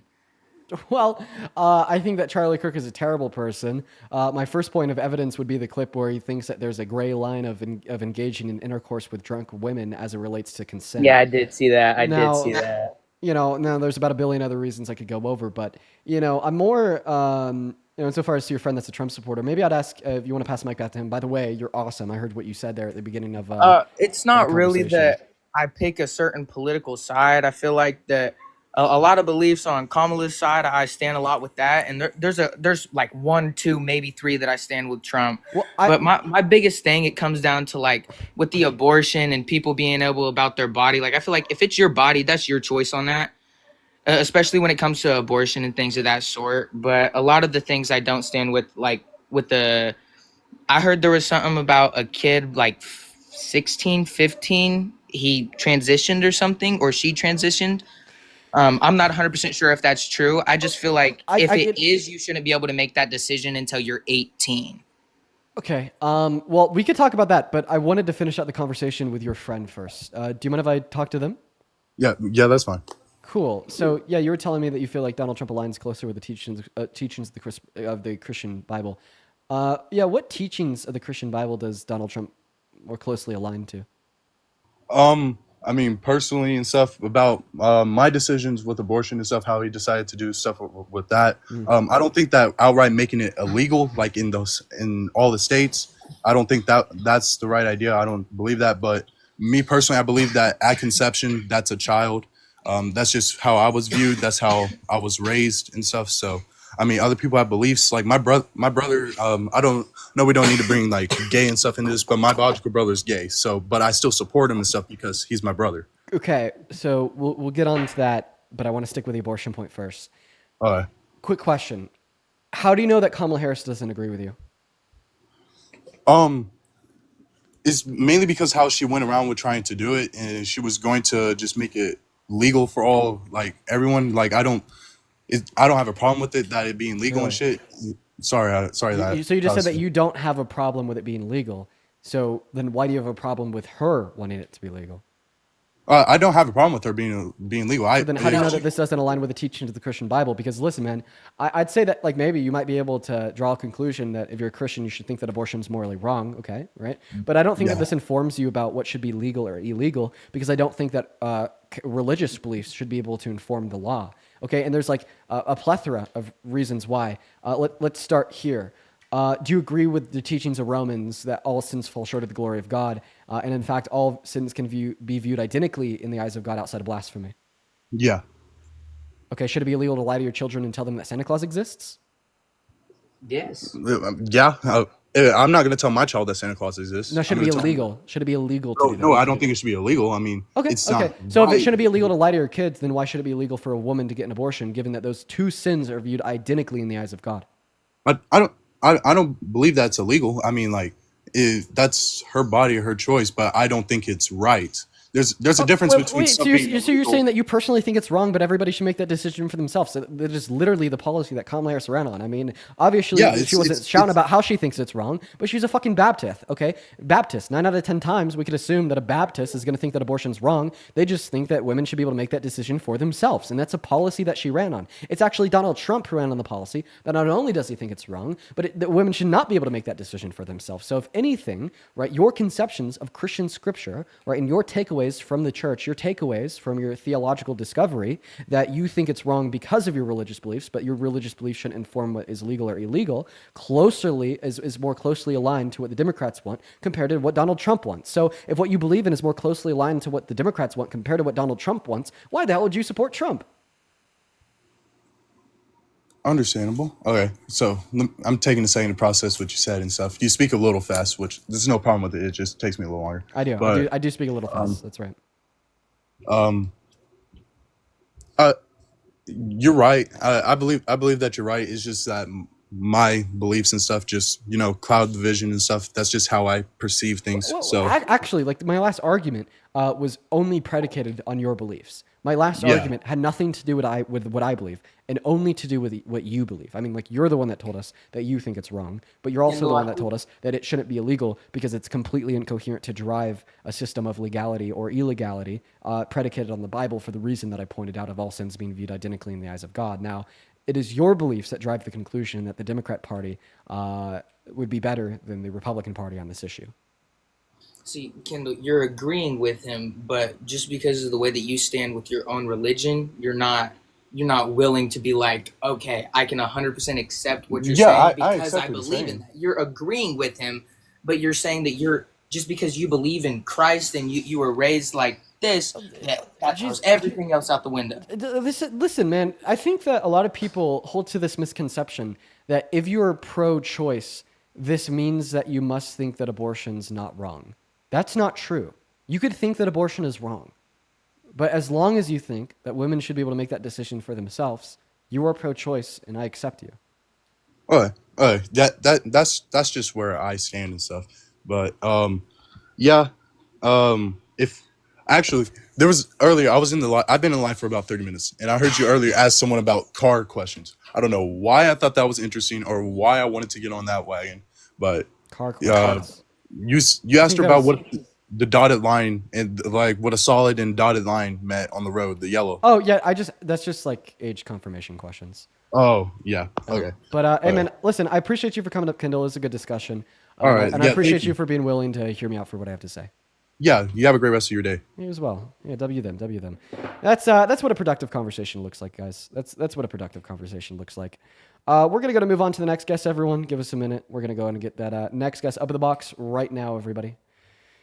That is what a productive conversation looks like, folks. Make sure that we're double tapping. Let's try to get up to 3 million likes. So this person's name is Real Women Vote for Trump. Hi, Hi, how old are you? I'm 18. Okay. A, I don't think that you're 18. You sound younger. B, you have to be a troll because your bio says Trump 2029. That's not, it's not an election year. No, wait, Your name is Alpha 00. Dude, get out of here. Oh my God. While we're going to go to load up that next guest, I got to thank Veteran so much for the $50 super chat over on that YouTube stream. Thank you for the love, Veteran. Veteran says, you patiently claw your way through the chaos after chaos to find one good MAGA that is capable of an intellectual conversation. Keep up the fighting for the good fight, sir. Thank you for the love, Veteran. Yeah, we will get like a reasonable Trump supporter in here every once in a while. Very hard to find. Very hard to find. I appreciate you for the $50. And honestly, when we do find a reasonable Trump supporter, the only reason why they support Trump is because they haven't put the thought into why, or because they're just ignorant to the facts. Now, if you're not ignorant and you have put some thought in and you still support Trump, you are just absolutely going to be an unreasonable person. What's going on, Henry? How old are you? I'm 20 years old. You support Trump? Absolutely. Oh, God, Henry. God, Henry. Okay. Before we hop into your debate, I need to thank a handful of people here. First and foremost, Megan, thank you so much for the $50 donation over on Venmo. Megan says, I watch you every day, so it's only necessary I support you. You've taught me so much and given me more confidence in having political discussions. Thank you. Megan, that is so incredibly kind of you. Oh my God. Let's get at least 500 Megan W's down below, as well as Sarah. Thank you for the $25 donation on Venmo. Sarah says, thank you for everything that you do. It gives us hope in our future as Americans. That is incredibly kind of you, Sarah. You guys are so kind. I love you guys so much. Show some love to Sarah down below for the $25 donation and the kind message. As well as Samantha with the $20 on Venmo saying, Dean, it's the Democratic Party, not the Democrat Party. I know, I need to correct that. I'm really bad with that, but thank you for the $20, Samantha, as well as Sid with the $45 donation over on Venmo. Show some love to Sid. Sid says, please check Discord. There's really important information that needs to be addressed ASAP on live. They asked me to let you know. It's about the Madeline interception. Oh, okay. I'll check Discord. Make sure to tag me in that if you happen to be by Discord, so we can just click on like the referral link to whatever is in mine. As well as Wayne! Mr. Wayne is back once again today, 6 minutes ago with the $100 donation over on Venmo. Mr. Wayne says, sorry I'm late. Never apologize. You are not late at all. Wayne, welcome in. We love you here, Wayne. Guys, show some love to Wayne down below in that comment section. Mr. Bruce Wayne. We love Mr. Bruce Wayne over here. Let's get 1,000 Wayne W's down below in the chat for the very kind $100 donation. I mean, that is literally It started to insane. seem like you care a little bit more about the money than your debate, Dean. So What's going on? I do care about trying to thank everybody that supports me. I understand at times that could get lengthy because, you know, a lot of people do support me. But I try to thank everyone individually. I understand if that gets annoying to you or like other people watching, and I actually get it from your perspective because you're here to listen to debates. And every so often I'll be thanking people for their donations for maybe a couple minutes. But I mean, you know, it's something I've always done and something I'll always try to do. Okay, fair enough. Let's see. I'll try to go over the last two here. I just have two more. Katie, thank you so much for the $50 over on PayPal. Shout out to Katie down below in that chat. Show some love to Katie down below. Now, Katie's actually talking about the Mandalene boat. Dean, the Mandalene boat carrying humanitarian aid heading for Gaza is confirmed to be attacked and is currently being circled by Israeli speedboats. Please make people aware. Oh my God. Okay, well that's the update that the Discord probably wanted me to know. Guys, keep your eyes on the Madeline boat. Go follow Greta Thunberg. Go follow Greta over on Instagram. She's been posting a lot of updates. Please follow along with what she is saying and what's going on. And I'll look for the most updated information as well. As well as Lana, thank you so much for the $30 over on PayPal. And I will read your message out, but I'm going to go ahead and let Henry get to his argument here. But thank you for the $30 donation, Lana. That is LNA. Shout out to Lana. But take it away, man. Tell us why you support Trump. I apologize for keeping you waiting. First and foremost, it's Henny, Henny, not Henry. Maybe consider a literacy class. But yeah, I don't think Trump is perfect by any means. I think he has a lot of views that I agree with, and also some that I don't agree with. But the point that I'm trying to make is Trump actually led. Like under him, we saw a strong economy. We had energy independence, peace deals overseas. Like you can say what you want, but the gas is cheaper, jobs are up, foreign leaders respected or at least feared America. And Kamala hasn't led anything, bro. She was handed a border crisis and vanished. All she's known for is awkward laughs and empty speeches. No real policy wins. No leadership under pressure. Nothing to a point. Like nothing to a point to say she handled that. She didn't do anything. Yeah, so I'm going to break down your argument there into three parts. So the first part of your argument was saying that you don't think that Donald Trump's a pervert. I don't know why you brought that up, but No, I mean, perfect. Oh, I thought you said that you don't think he's a pervert. Yeah, perfect. Okay, well, It's literacy class we're talking about. Okay, But yeah. well, I mean, I guess like now that I thought that's what you said, I should ask you: do you think he's a pervert? I don't know. I don't think so, but Okay, well, we'll get to that last then. So the second part that you brought up was talking about how good he is for the American economy. I mean, the one thing that stood out to me was you were talking about his gas prices. So how has Donald Trump reduced the price of gasoline in America? how has Donald Trump reduced the price of gas in America? Yeah. What do you mean? That's a fact. So if it's a fact, there should be explanatory power behind the fact. That's why facts are facts, is because they have objective explanatory power. So what's the explanatory behind that fact? What are the reasons here? Can you tell me what he's done to reduce the price of gas? Okay, so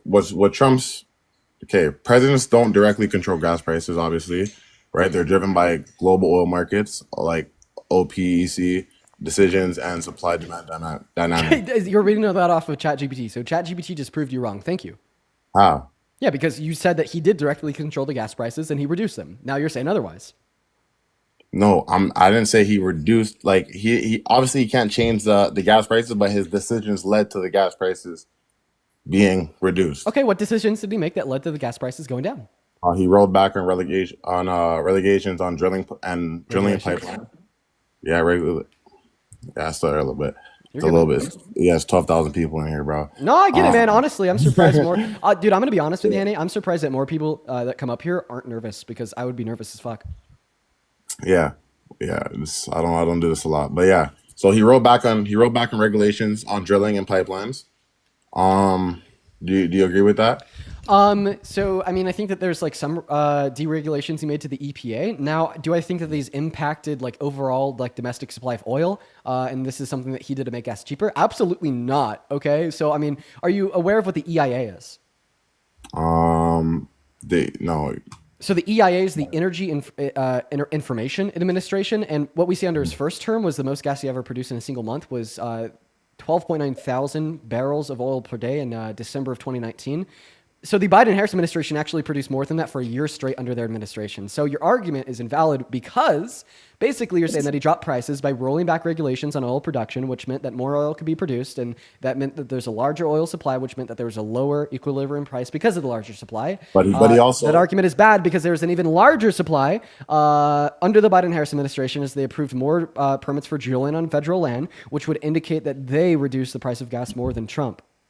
Yeah, he boosted U.S. energy production. Once again, go to EIA.gov. Biden and Harris were the best administration that we've ever had for American energy production.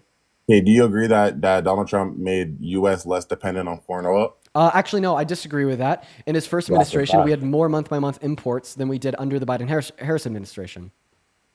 Okay, but Kamala and Biden came in. They choked the supply, right? They begged OPEC. They begged OPEC, right? And the prices shot up. That's the difference. Wait. What did they? How did they shoot prices up? What did they do? They begged OPEC. Begged OPEC for what? That shot prices up. So you cut out. What did they beg from OPEC that OPEC then did because they begged for it that caused prices to increase? Okay, I believe after gas prices surged in like 2021, 2022, the Biden administration publicity urged OPEC, Saudi Arabia, I believe, and other oil production nations to increase oil production and bring prices down. Okay, yeah, that was a good decision. That was a good thing they did. What are you talking about? Okay, the White House also issued a statement asking OPEC to do more and boost oil output. Right, great. And what is this? How does this negatively reflect upon the Biden-Harris administration? That was a very good decision. Okay, do you understand how inflation works? I don't think you do because A, you told me that you think that Donald Trump reduced the price of gas by increasing the supply. I then just gave you EIA.gov where you could see that crude oil supply was higher in America under Biden and Harris. You didn't respond. You completely ignored it. And then you moved on to saying that Biden and Harris begged OPEC to do something and this increased the price of gas. And the reason why I say that you don't know how inflation works is because you think that them begging OPEC to produce more oil made the price of oil higher. No, actually, if OPEC did produce more oil because they begged for it, this would mean that there was a larger global oil supply, and that would have actually reduced the price of oil in America. So A, you didn't respond to my first argument, providing you the EIA to refute what you're saying. B, you have no fucking clue how inflation works. Because C, you argued that them asking OPEC to increase their output caused the prices of oil to be higher. Okay, but when they did beg, do you believe that doing what they did, begging OPEC, do you believe that weakened do you believe that weakened global positioning? No, because what you say by begging OPEC is just very common run-of-the-mill meetings between world leaders and OPEC to manage the global oil supply. This happens every year or 2 years. In fact, Donald Trump, quote unquote, begged OPEC to reduce their supply before he left office. And I mean, that's neither here nor there. It just goes to show that actually this is something that world leaders do. Okay, so begging foreign nations, especially ones It's like not begging. It's having meetings with him. You just call it begging because that's what Republicans want to classify as like this hyperbolic, nonsensical Biden and Harris suck, even though they were just having diplomatic world meetings with other world leaders and those in which control global organizations. You just like to call what is a very typical meeting begging. But once again, that doesn't relate to the point I want you to respond to. We've lost 400 people from the stream since you started talking because you won't respond to anything and you're just reading off of ChatGPT. One thing that I want you to respond to is the fact that you said that Donald Trump was better for the domestic production of oil. That is wrong. In fact, the opposite is true, as Biden and Harris produce more. Please respond to that fact. Please, can you repeat that last part? Biden and Harris produce more than Trump. Like oil, right? That's what you're saying? Crude oil in America, yes. Okay, so Trump rolled back on... Trump's rollbacks have nothing to do with the fact I just pointed out. Okay. Did U.S. become energy independent? The U.S. was more energy independent under Biden than it was under Trump. That also has nothing to do with it. Does because we produce more crude oil under them. It is a fact. We had less imports under them. That's also a fact. You know, in fact, the argument that I want you to respond to of the idea that we produce more crude oil under the Biden-Harris administration is directly related to the other fact that we were more energy independent under them as a country. Now, please once again respond to the fact that there is more crude oil production in America under the Biden-Harris administration compared to Donald Trump's first term. It's not. What you're saying is... How much do you want to bet? It's completely your opinion and not facts. How much do you want to bet? Put money on it. Bet anything. How much you want to bet? Anything. Literally, name a dollar amount. You can bet but money's just no number, bro. You can bet anything. But listen. No, I'm being serious. How much money do you want to bet? Whatever. $500? We can do 500. Are you sure? We could do 1,000. We could do 2,000. We could do okay. Let's do $2,000. Are you ready? Yeah, let's do it. Okay, so I just want to clarify. You are accepting a bet. Okay, that bet being that you think under Donald Trump's first administration, we had a higher capacity of our max production of crude oil compared to the Biden-Harris administration. I just want to clarify. You're accepting this bet? Yeah. Are you ready to lose $2,000?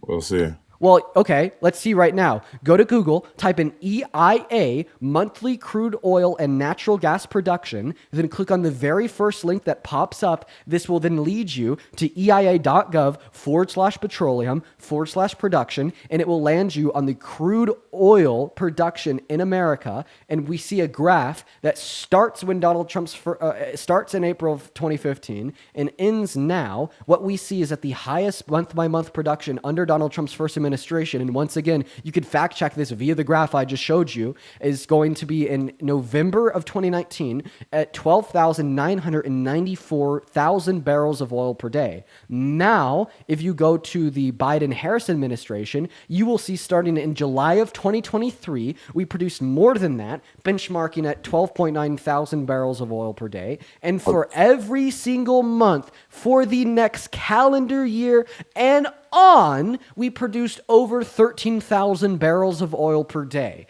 This means that my claim that we produced more oil on a month-by-month basis at its max under the Biden-Harris administration compared to Donald Trump's first term is accurate, and now you owe me $2,000. My Venmo and my PayPal can be found in the link tree in my bio.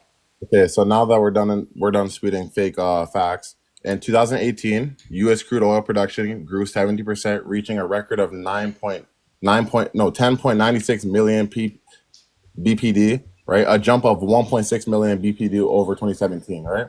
2019, production continued climbing, averaging 12.23 BPD for the year, up to 11% from 2018. In November 2019, monthly output peaked at 12.86 million BPD, the highest monthly figure ever recorded, right? And that's not all. In 2020, Trump's term ended with the U.S. crude production reaching 13.2 million, right? The highest level in history up to that point, and an increase of 4.1 million since his inauguration. Wow, you just embarrassed the fuck out of yourself, because the first thing that you said was that I was giving you the fake. You just embarrass yourself because the first thing that you said was that I was giving you the fake facts, and then you literally repeated the facts that I gave you. I have a question. In that paragraph you just read, you did indicate that the highest level of oil production under Donald Trump's first term was in November of 2019 at 12.8 or 12.9 thousand BPD per day, right? No, 13.2. No, 13.2 million 2020. Highest level in history up to that point. Yeah, what month of 2020? That was, I'm not sure what month that was. So it's going to be the totality of the year? Nothing more. Okay. Now we're getting our units confused because you just told me that there was 13.2 million barrels of oil produced in the year of 2020. Okay, guess what? There was more than that produced under the Biden-Harris administration in the year of 2023, if we're going on a year-by-year basis. But no, the question that I said was, what was a max amount of oil produced on a month-by-month basis? And what we see is that the Biden-Harris administration beat everything that we saw under the Trump administration. Once again, you can find this on EIA.gov. When was this? Yeah, for sure. July of 2023 through the end of their term. Yeah, you owe me $2,000. Up to this point, but Trump is still in his term, and Trump will take over all of Biden's statistics. Okay, so now we're talking about future predictions, but the bet was on what happened in Donald Trump's first term compared to Biden and Harris's first term. You are now shifting the goalposts because once again, the bet that you explicitly accepted was comparing Donald Trump's first term to Biden and Harris's first term to see who produced more oil. I gave you the facts from EIA.gov informing you that the Biden-Harris administration produced more oil. You then retorted to that by saying, Dean, those are fake facts. And then you read a paragraph off of Google that affirmed every single thing I just said. Even in the paragraph you read off of Google, you did say that the most month-by-month production of oil we saw under Donald Trump's first term was in November of 2019. Right? Sure. Yeah, guess what? That's also what I said because we're pulling data from the same source, which is EIA.gov.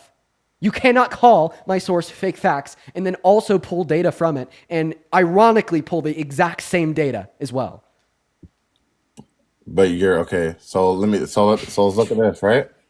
Okay. Peak production, right? Donald Trump's peak production. Okay, he was up by 0.1 in this term. Present. Okay, shit, yeah. I owe you. Okay, it's not by law. I do owe you $2,000 though. I will send. I'm a man of my word. I will honor that deal. But do it right now. I will. Where did I send it to? Oh, for sure. Do you have Venmo or PayPal? No, we don't have Venmo in Canada. We do have PayPal though. I gotta download it. Okay, so my PayPal is just Dean I'll write it Williams, down. but that is okay. Let me know when you're ready to write it down. I'll spell it out for you. It's just your name, right? D, Dean. but it's without the E, so it's D E A N. So Dean, DEAN. Then it's WITHRS. RS. Dean Withers. Also, you're Canadian? Yeah, I'm Canadian. Bruh, okay, maybe I didn't clarify. We're only debating people from America, but we're already this far into it, so I don't give a shit. We're already this far into it. You accepted the bet. Like the fact that you're Canadian is like the last on my long list of concerns. So I'm just clarifying that for the chat. For this guest specifically, I don't give a shit they're Canadian. We're already too deep. Now, do you want to go ahead and repeat that to me so I can make sure that you have the right thing written down? DEANWITHRS. That's it. That's a handle. PayPal.me/that, or you just go onto the PayPal app, PayPal website. You got to send, you type in 2K, and then you do to at that handle, and you will have successfully sent $2,000 to me. Now, I have a question for you though. Oh, I don't know, man. Maybe you should go on Did you pause guys and make get a it bet done. for $2,000? I will send that 2,000. I just want you to answer. No way you're gonna send the 2,000. Are you trolling? I will. It's 2,000. It's nothing. I have a question for you though. Then also send me 2,000. Why would I send you 2,000? Because you said it's okay. nothing. Okay. If you can answer this question, I'll send you 2,000. We can bet 2,000. Dude, stop screwing yourself over like this. I'm not gonna bet 2,000. No, you don't even gotta bet nothing. Just answer this question. Okay. Okay, now I know that you're not going to send it. Okay, Because what's the question? Okay. Can you name one accomplishment that Kamala has done? Kamala? Yeah. Yeah. The Inflation Reduction Act, the largest investment in renewable energy ever, and the $35 cap on insulin for people who are on Medicare. Okay, continue. I want to know more about Oh, this. you want me to give more? Okay, so Yeah. we can reference specifically how she You said raised after $5 it? billion in private funds specifically for Central American countries to reduce the likelihood of people coming here. Right, we can point to specifically in terms of her policy, getting high-speed broadband put into the bipartisan infrastructure bill to ensure that there's high-speed broadband around the entirety of the United States. All right, you just said one. I've mentioned a few. Okay, now you owe us both $2,000. Yeah, dude, I'm getting $2,000. Let's go, Chad. Let's go. But I can't. Okay, hold on. Venmo, Cash App, PayPal, link tree in the bio or in the description of the YouTube. I'll rebuttal each one of your points individually because you gave 3 points. It's kind of, Well, wait, what was your? Wait. What do you mean rebuttal them? You just asked for a policy. Yeah, but that's right now. That's not fact to me. That's not registering as fact. That's registering as What's not registering as facts? The fact that there was an Inflation Reduction Act, that there was a bipartisan infrastructure bill, that she raised $5 billion in private funds for Central American countries to reduce the likelihood of people coming here. Where did she raise funds for that? For Central American countries, it was specifically for economic security. Security. I gotta do some research on that. I don't believe that. Bro, okay. You need to stop making bets. I got.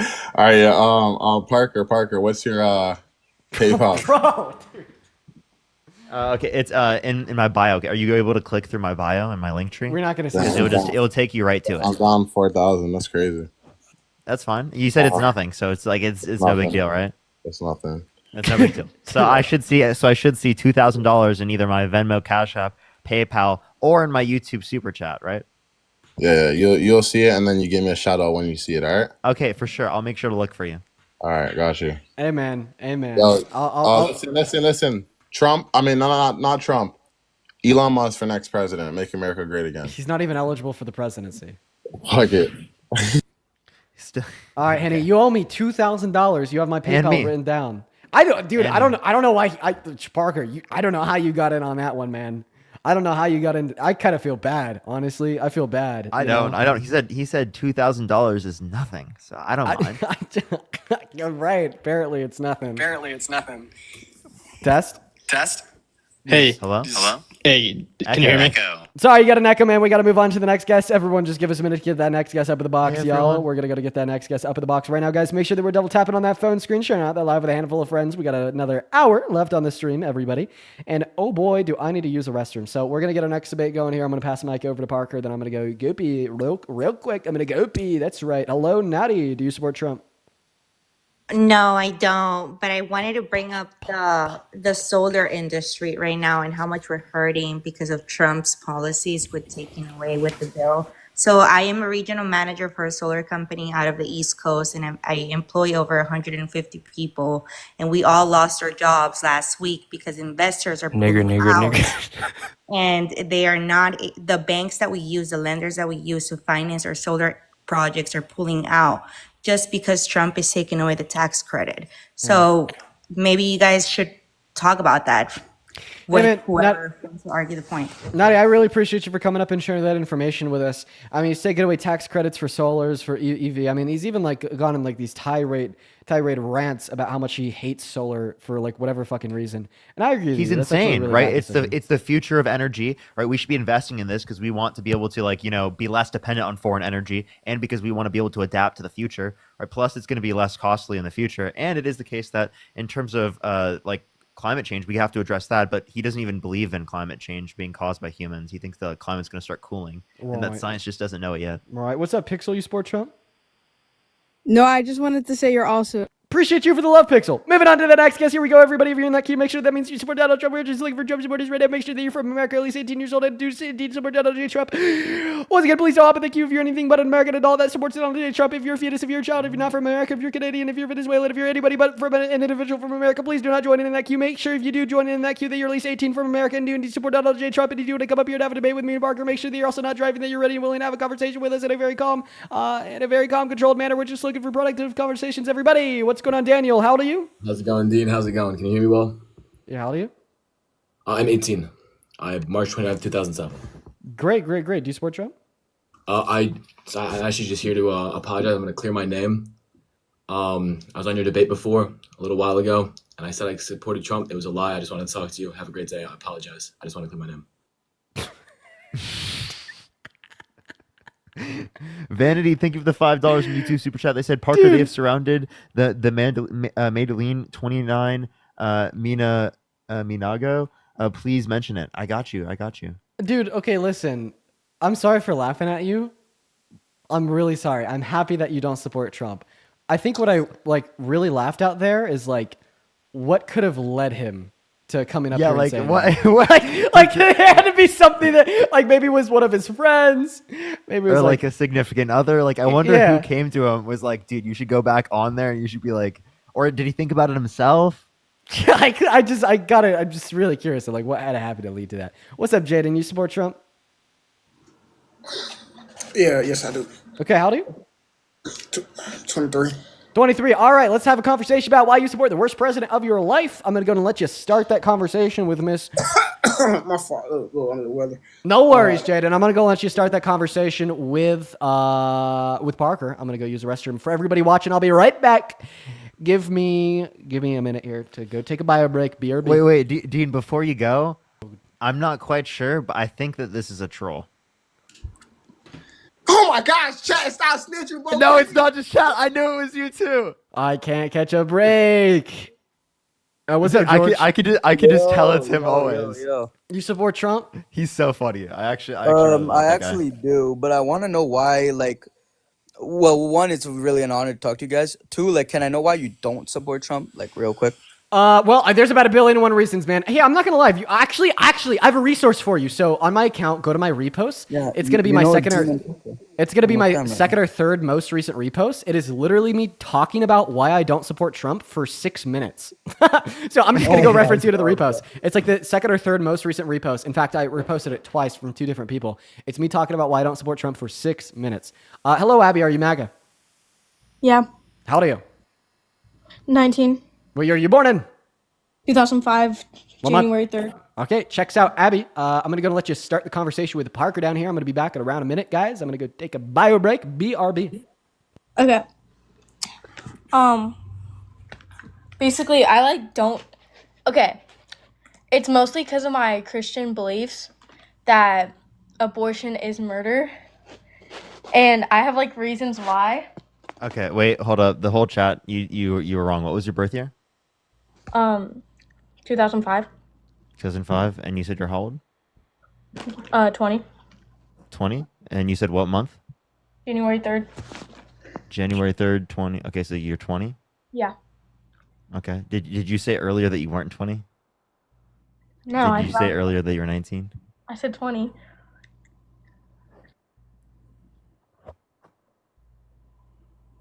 Chill, I swear to God. Okay, chat. I trust the chat more. I'll look for someone else. I'll try to get someone else up here in the meantime. By the way, everyone, I just wanted to bring attention to this as well while I have the time. I just want to say right now there's huge protests going on in LA. For anyone who's involved, I just want to let you know. Make sure to go with people. Make sure you're safe. I just want to let you know that right now there are ICE raids that were happening in LA. Right. Literally, right? They have people with tear gas, right? They have people who are literally just they're disrupting peaceful protests, right? We're not even talking about violent, but he'll come back and I'll just tell him. But Dean, they lied about their age. But I was just telling everyone about the fact that there are the protests going right now in LA, how they're using rubber bullets, they're breaking up peaceful protests, people that are not even engaging violently, right? They're just breaking it up.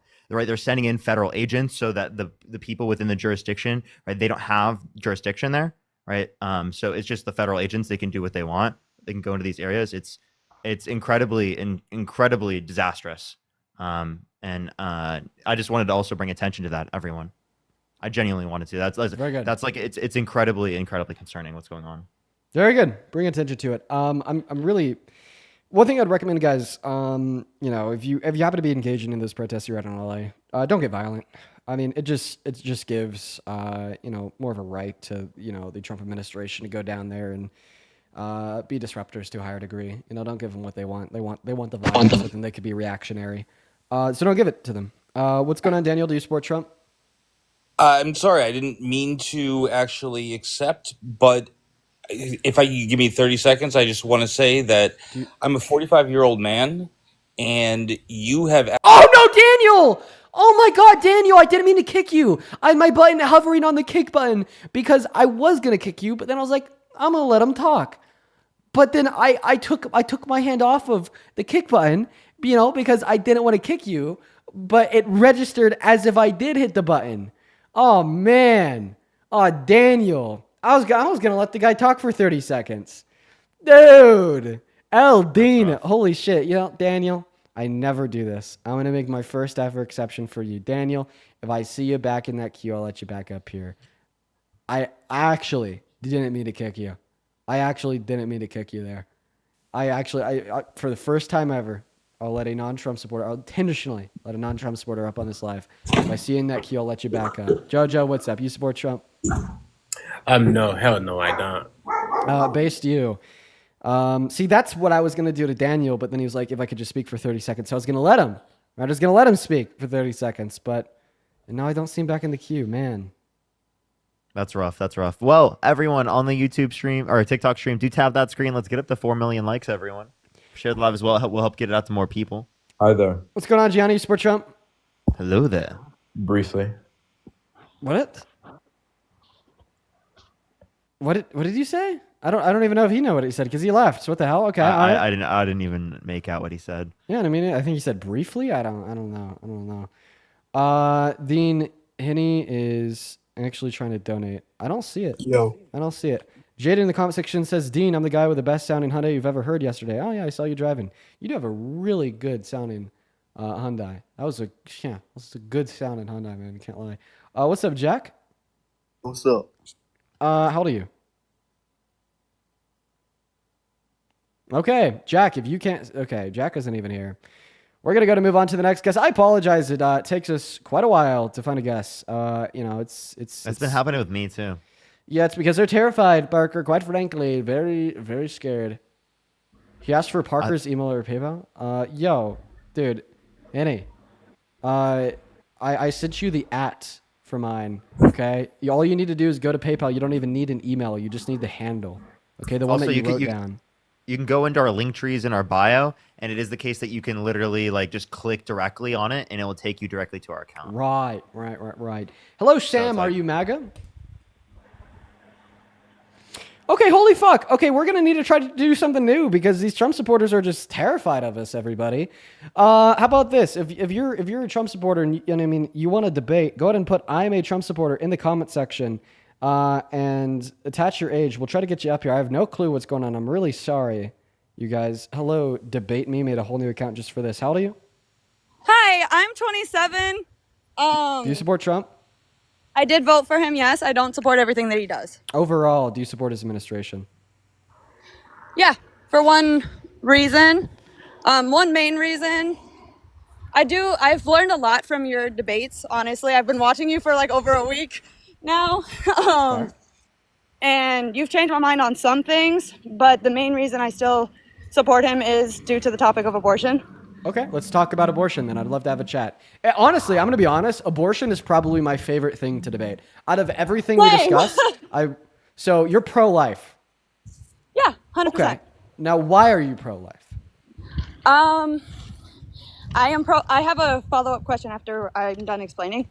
I'm pro-life because I believe that human beings from conception have a right to live despite...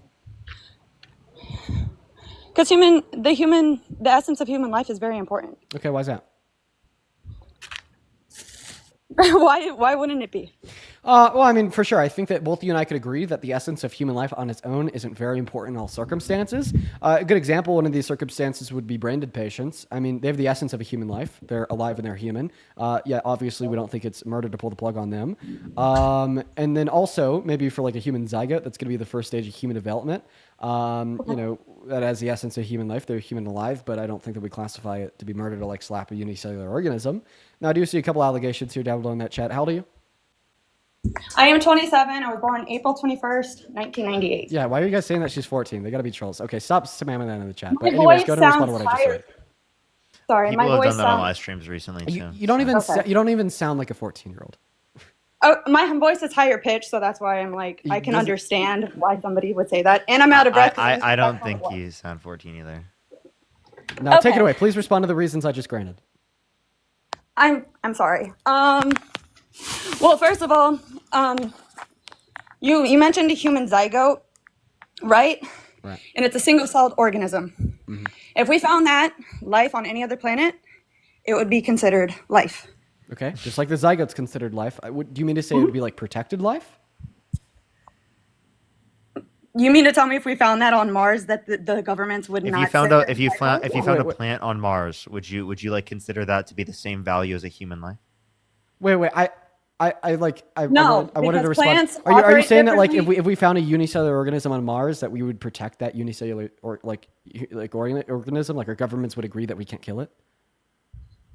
Yeah, based off of how often they've been trying to find that. Yeah, you're them right. Going You're right. I don't into- understand what this has to do with abortion though, because like that unicellular like organism on Mars that wouldn't have like internal value, intrinsic value. It wouldn't. It'd have just as much as intrinsic value as bacteria in my gut or like in my teeth plaque, right? But the reason why our governments I would protect apologize, it, I got a and I'd little say bit that our governments distracted. should protect it, is because of like the extrinsic value because it's so rare, right?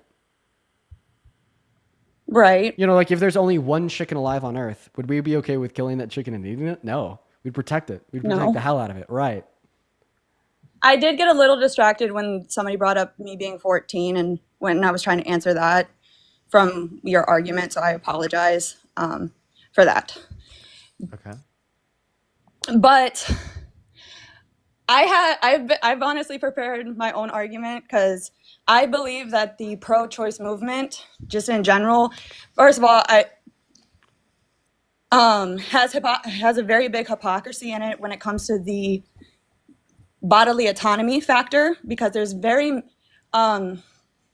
I am incredibly nervous, so I apologize if I sound stupid right now. But no, you're good. Speak your truth. I didn't think that you were gonna pick me today. So I mean, your name is literally debate me. I know. I had to change it because I thought that you would then see me because Respect the grind a little bit. Yes. So, in the assets of bodily autonomy, and I hope I don't get kicked for what I'm about to debate on, just due to the fact. Let's hear the position. Let's hear the position. No more Okay. prequels. Let's hear the position. What I was going to say is I've been through this, so I'm not speaking as a noobus or anything else like that. So, do you believe in mandatory Baker Acts? Mandatory Baker Acts. What's that? It's where if somebody is wanting to use I'm going to word it this way, use their own bodily autonomy to end their own suffering by removing themselves from this earth, do you think that it should be legalized? Or do you think, because what happens when in some scenarios, Baker Act yes. is In gonna some take scenarios, no. Okay. But I don't understand. Could you please tell us like the hypocrisy that you see within? The hypocrisy is if there is legalities, if you know somebody is going to try to do that, you are to report it. And then a person, a health care professional, quote unquote, can take them and put them in a mental health facility for simply being sad and not wanting to be here. And they're then financially responsible for, it could be up to 5 days. They are then forced medications in many circumstances and unfair treatment. So the hypocrisy for me would be, the pro-choice says we care about human autonomy and it shouldn't be legalized or it shouldn't be, you can't infringe upon my rights and everything else like that. But a lot of pro-choice people wouldn't argue that it's wrong to stop somebody else's suffering. So why is it immoral for us to stand up for the rights of the unborn in the womb, but it's not okay to Baker Act somebody against their bodily will and autonomy and their logic, their reasoning for why they want to end their own suffering? I'm not gonna lie. I didn't really track your argument that well. But I think that maybe this will help. And I'm gonna clarify. I'm shooting in the dark here. So if what I'm about to say doesn't make sense and it doesn't relate to your argument, just let me know because I'm totally shooting in the dark here. So listen, the pro-choice perspective on bodily autonomy, it gets a little bit more deep than my body, my choice. So the way that I perceive of like the bodily autonomy perspective, and I mean this is even my own argument, is that it's not okay to restrict upon somebody's bodily autonomy unless you have good reason to do so. All right? You know, like we could agree we shouldn't make it illegal for children to paint rocks. Okay, we shouldn't restrict upon children's bodily autonomy to do that. Why? Because we don't have good reasons to do so. But we should make it illegal for somebody to use their body to murder another person. And why is it justified to restrict upon their bodily autonomy in that circumstance? Because we have good reason to do so. Now, like the important part here that relates to abortion is, do we have good reason to restrict upon a woman's bodily autonomy as it relates to her ability to access her bodily autonomy and to revoke consent from the fetus for it to be reliant upon her bodily resources and evict it from her womb? And the answer there would be no. We don't have good reason to restrict upon a woman's bodily autonomy and say that she shouldn't be able to get an abortion. And that's why I'm pro-choice. Is there's just simply no good reason to say that abortion is wrong. And for that reason, we should recognize the sanctity and the value of the bodily autonomy of the woman or girl. So when an abortion happens, whose body, quote unquote, is on the table every single time? I mean, the dead one or the alive one? Because the dead one would be the body of the fetus. The alive one would be the body of the mother. So you agree that it ends the life of one out of those two parties every single time? For lethal abortions, obviously. That's why they're called lethal abortions. Do you know what stage of pregnancy that brain function is already starting to develop at? Yeah, And- 7 to 8 weeks. No, it's actually 6. Okay, It's I was in the 6. ballpark. And you say that I've heard your other debates on this. You say that they cannot feel anything. Do you know what your nerves do? That's how you can feel things. It It's from your depends. nerves. That's how you know pain. It depends on what you take feeling to be. So I'm not talking emotionally. I'm talking physical pain So inflicted onto. so can I speak? Yeah, sorry, I was explaining what I meant. So I don't think that we should define feeling to include just like a typical response of a nervous system to external stimuli. So that's just called proprioception. So proprioception is when there will be a biological organism that possesses some level of a nervous system, and this nervous system has the ability to respond to external stimuli. Now, proprioception is observed in a fetus at that 6, 7, 8, 9, 10, 11 week mark, but proprioception can also be observed in unicellular organisms. It could also be observed in dead raw meat. Okay, proprioception is nothing valuable. Now, that's why I do not define proprioception as feeling. I define feeling as one subjective recognition, right, of a response to external stimuli. And that's why I don't believe that a fetus gains the ability to quote unquote feel without any level of subjective recognition until they have the ability to deploy any level of subjective experiences at 20 through 24 weeks. Now, I find it important to point out that this isn't even when neurobiologists understand fetuses to gain the ability to feel and experience any levels of pain. So fetuses gain the ability to feel and experience any levels of pain around 28 weeks in accordance with the current understanding in neuroscience and the studies done by neuroscientists. And one last point here, we shouldn't say that a fetus is valuable because of its ability to feel or not to feel pain. The reason why I say this is because there's some humans with health conditions that restrict their ability to feel pain. Is it all of a sudden not murder to kill them? No, it's still murder to kill them. Okay. And then also, I mean, you said that you're pro-life. You're pro-life from the moment of conception, right? Right. But you just said that they don't gain this ability to quote unquote feel under your view until like 6 weeks. So even you don't think that's a valuable marker of moral relevancy. Well, I was going based off of something that you've said in previous lives, that you don't see why their life is you don't see the value. There's not enough evidence for the essence of life before 20 weeks. No, that's Something not along true. those lines. I think that it's alive from the moment of conception. I just don't think that it's morally valuable until 20 weeks because it's at that point that they gain the ability to deploy any level of subjective experiences. Do you remember being in your mom's womb? No. Like that's a valid point. If you don't I feel like that's a valid point to make because if you yourself don't even, that doesn't make sense. You don't start gaining like core memories until around 4 to 5 years old. He didn't say memory. He said subjective experiences. Yeah, but also, I just want to clarify. I don't remember what I ate for breakfast yesterday. Was I subconsciously eating breakfast yesterday? I mean, you act like being on autopilot isn't an actual thing. Right. That you still have an experience even though you don't remember And so it, do right? children in the womb. Have you guys ever heard of the silent scream? Yeah, after That the happens point that during after the point that neurobiologists and neuroscientists identify that the fetus is likely to be sentient. No, what are you talking about? Silent scream? What the hell is a silent scream? They've filmed, like, you can look it up. Okay, dude, yeah. Where am I going to go to? heritagefoundation.org? No, you can look it up on YouTube. Yeah, what is a silent Where the scream, child man? literally can feel pain when they're being essentially ripped apart in the Are womb. you a vegan?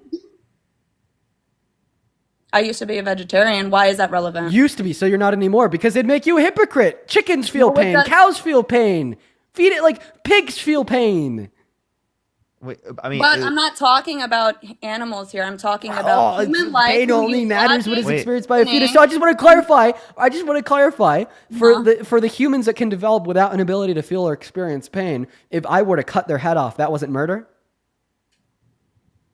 I didn't say that. Oh, That's well, what it would be implied if you think that a fetus's ability to feel pain is what makes abortion wrong, and you Can I said interject that for a that minute? ability would appear at only 6 weeks, but yet you think it's murder to kill it before it has the ability at week 1, 2, 3, 4, and 5. So even you're not consistent with your own standard. No, I but am. I Your stand standard by here that because is animals empirically have more wrong. rights than No. the unborn child Your in the standard womb. here is empirically wrong because that ability to feel pain only emerges at 28 weeks. But I'm just merely demonstrating to you that the ability to feel pain is completely irrelevant to moral value under both my view and under your view. Can No, we agree? it's not. Because What?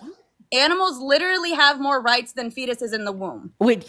Okay. So I just want to. So can we agree or disagree that a fetus's ability to or not to feel pain is not relevant if it has moral value?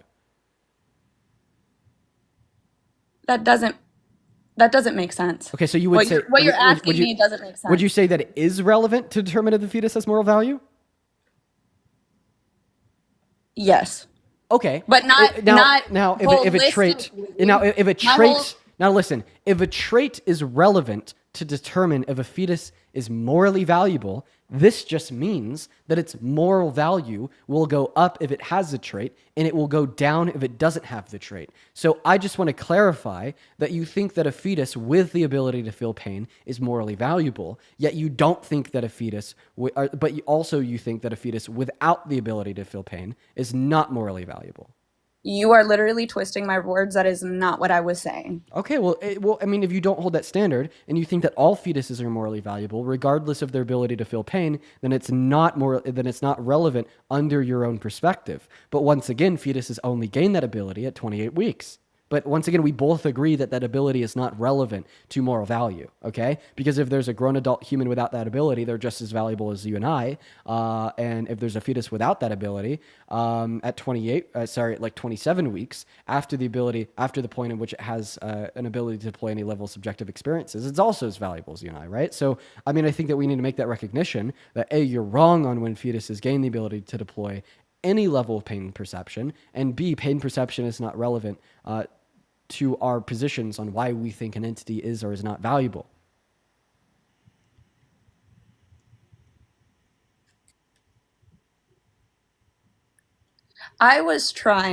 When I brought that up, I was trying to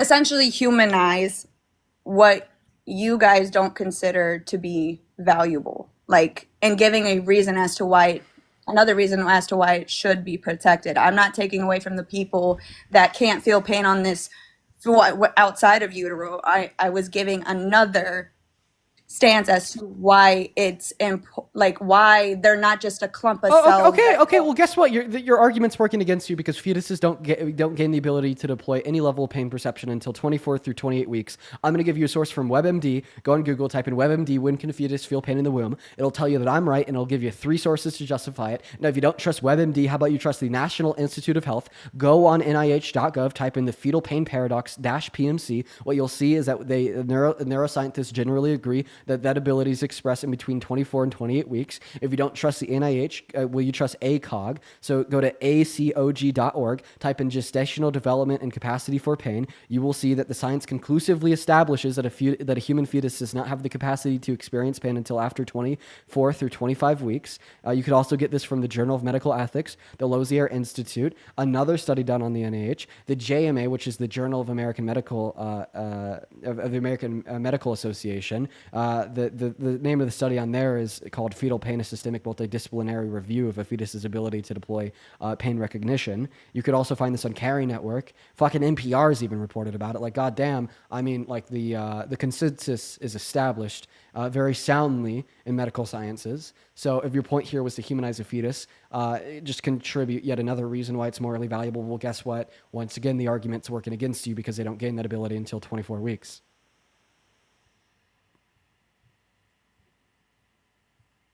I'm okay. I'll say okay to that because that's fine. Okay. Why do you believe that it should be stopped at, like, you say 20 weeks, right? Why? Well, I've told you 3 times. I'll repeat it for a 4th time. It's because that is the point at which the fetus gains the ability to deploy any level of subjective experiences. So before then, it's what exactly? To you and your definition. It doesn't have the right to life. Why? I just told you. Because it doesn't have the ability to deploy any level of subjective experiences. But children don't start even babies from 9 months to about 5 years old don't have the cognitive ability to start gaining actual memories. No, it's not memories. It's, again, a subjective experience. You cannot remember something and still have an experience. Do you think when you get blackout drunk and you lose your access to short-term memory recollection, that you're not sentient? She thinks I'm not sentient because I don't remember a lot because I elevate all the time. That's not what I'm saying. My point is why. Okay, if that's not what you're saying, then you're offering a straw man to my position. The straw man that you're offering to my position is a confusion between sentience, a confusion between subjective experiences, and memory recollection. Well, you also use a lot of big words that I've not studied myself, if that makes sense. Like, I don't Which big necessarily. words? My apologies. If you'd Like like me this- to define any of the terms that I use, feel free to ask. Or if you'd like me to use smaller words, I don't mind. I want to criticize Because that when it's you- inviting when to you all, talk- and anybody can listen to, watch, or engage in conversation with me, understanding every single word that comes out of my mouth. When you say subjective experience, my point of view of just like going through life and experiencing it, you know what I'm saying? Like, when I've been in these arguments with other people, they don't use that kind of terminology, so it does get a little confusing. Well, you've just If that debated people that don't have good positions. Like, I'm What's sorry. an experience? Do you know what an experience is? It's when you go through something, just like a baby is being developed in the womb and going through that uteral process. It's the same thing. We're just saying like an individual or unique experience. That's all we're saying. That's all we're referencing. Can I give you some pushback on your view now? Go ahead. So you think that all human life is deserving of moral value, right? Yes. Okay, so because all human life is deserving of moral value, if you were to unjustly terminate a human life, that is murder, right? Right. Okay, and would you consider the unjust termination of a human life to include the killing of innocent humans? That's the same thing, but yes. Right. So here's the issue. Is it murder to pull the plug on brain dead patients in the hospital? What's the probability of them waking back up? Because there's been cases where quote unquote brain dead people have woken back up. There's not been a single time. Misdiagnosis. There's not been a single time ever that somebody who is brain dead has become not brain dead. However, You might want to do a little bit more research on it because there's stories out there that they have. Ma'am, if You're will talking listen- past each other. If you'll listen to what I have to say, there's been 0 situations where brain dead patients have ever become not brain dead. What you are referring to is people that were diagnosed as brain dead, even though they weren't actually brain dead.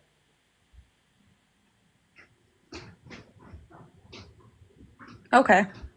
Now, is it murder to pull the plug on a brain dead patient? Because they are human and alive, and you think it's murder to kill any innocent human life.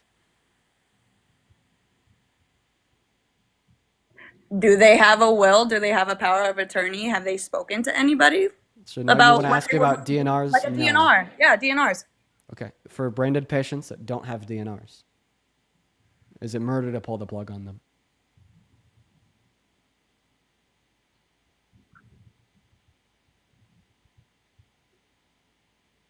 Also, I'm not even sure that DNRs really change the argument. If I agree to get a tattoo tomorrow and then the tattoo artist comes into my house tomorrow while I'm sleeping and they put it on my arm, like maybe that's non-consensual. I'd say that consent is enthusiastic and ongoing, but we'll just Well, if keep a it, we'll human keep it being simple. wants- We're going to keep it simple to brain dead patients without a DNR. So for brain dead patients without a DNR, if the doctor pulls a plug on them, is that murder?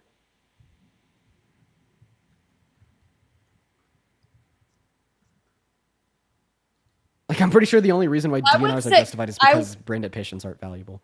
But what is your answer? I would say I can't give you a definite answer because even in my family, wait, just let me make this point. Even I feel like there's conversations because I've had conversations that were random with my mom where she doesn't have a signed paper of DNR, you know what I'm saying? But she's made mention that she wouldn't want those factors. Guess what? You lose the debate. You lose the debate. You want to know why? Because even if you say that you're not going to give me a yes or no, you're just going to be unsure. You can't be unsure about your moral principle if it applies in this context. Because Well, they moral wouldn't be principle- coming back to Now, life. would you allow me If to they're finish? truly brain dead, would there you allow wouldn't me be to? an essence Would of you allow me to? future life. Will you allow me to finish speaking? Yeah, go ahead. So you said that you were unsure about your response to the question. You lose the debate. I mean, obviously, the reason why you said unsure, so you didn't have to give it a yes or no, and you would have lost the debate if you were honest with yourself. But moral principles are binding and true in all applicable circumstances. Obviously, a brain dead patient is going to be an applicable circumstance of your moral principle that it's murder to kill innocent human life, because that is an innocent life that is being killed. Okay, so it's going to have to apply in the circumstance. Okay, your moral principle would entail that you'd have confidence and conviction in the fact that it is murder to pull the plug on a brain dead patient, and the fact that you remain agnostic and you say you're unsure if it's murder, right? It's A, contradicting that principle, right? But B, if we want to be analogous here, if you are unsure if it's wrong to kill an innocent life if it's a brain dead patient, how come I have to be sure that it's wrong to kill the innocent human life of a fetus? Why can't I be unsure just like you? Can I rebuttal what you just said about my morals and my convictions real quick? Yeah, for sure. But you're going to change your moral principle from holding to the No, I position am that not. it's... No, I'm not because you I'll made it. I'll call it. I'll call it. It's an assumption Okay. based upon what I know you're going to do because you tried to say it when you cut me off and then I continue to speak. You're going to change your moral principle from valuing all human life to only valuing human life with future experiences. Take it away. I mean, you're right. I was right. Well, you're right in the sense of. I'm going to say you're right in the sense of I don't. Let me try. Hold on. I'm going to try this again.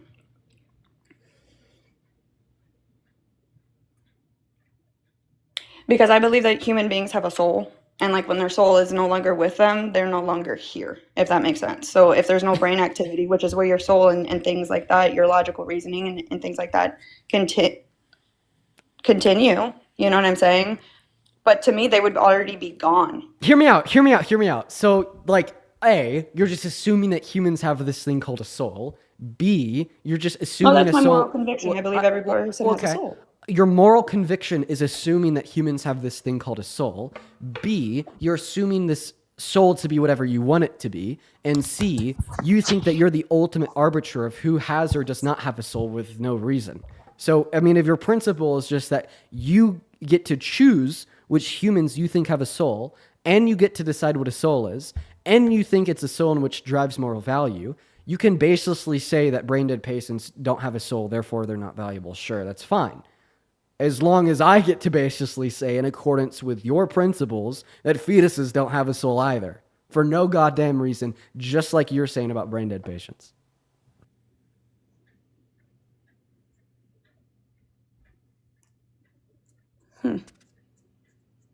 Okay. Like if that's I mean I didn't get on this live to change your mind, but I do understand what you're saying. And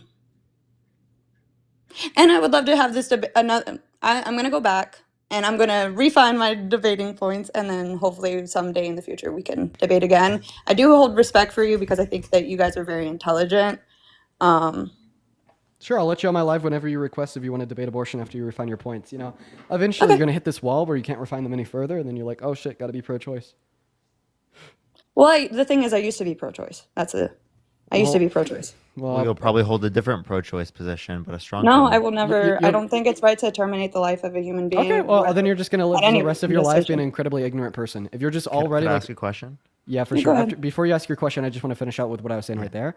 I mean, following up with insults doesn't make your points right. Well, I don't think that was an insult, and here's why. If you hold to like convictions and these beliefs of yours that you're never going to be pro-choice, regardless of what the data may show, regardless of what the reasoning may show, regardless of what logic may dictate, at the end of the day, you're ultimately never going to concede to any pro-choice perspective, regardless of all else. That is incredibly willfully ignorant of you. In fact, it's very disrespectful, not only to women, not only to girls, but also to reason and logic. The reason why I say that is because we should be willing to like change our beliefs based upon reality. We shouldn't attempt to change reality based upon our beliefs. And when you kind of walk yourself down to this maxim of saying that no matter what, you're never going to be pro-choice, that is just you making an attempt to change reality based upon your beliefs. Because what you're saying is regardless of what reality may dictate, ultimately, you're never going to change this belief in which you hold to be true of reality. That's your opinion. I don't agree with it. I mean, you just said you'd never be pro-choice. It's ruling out I the used to be possibility of you pro-choice, ever that's the being thing. I used pro-choice to again. be- You're saying it's impossible that this is the case, right? However, If it's my moral convictions that all life should be protected, especially human life, then I don't think that my stance would need to change, and I don't think that that makes me a hypocrite for wanting Sure. to protect innocent life in the womb. I'm going to It's go and just- let Parker ask this question, but even in our debate, you conceded that not all human life deserves to be protected, i.e. brain-dead patients. But Not what I Parker, ask your said. question. Yeah, if you were in a burning building and you could either save, all right, one newborn baby or 2 embryos, which would you rather save? Why do you guys constantly bring up atrocities that happen? Like, that doesn't make any sense. I'm just asking if you like it's just. I a mean, you basic- guys do that with the instances of SA to justify the unborn or What? Is it possible that I haven't even spoke like at all this whole time? Is it possible you could answer my question? That's an impossible question to answer. How I is would it try to save impossible? both. If I'm being honest, and I know you're going to say, well, you can only Okay, save one. so are you indifferent to saving either or? I would end up sacrificing myself trying to save both. Given that that's not possible, right? Well, I would still You can either save the one newborn baby or the 2 embryos. Which would you rather save? I gave you my answer. Regardless, I would still try to save both, even if it wasn't possible to get them both out.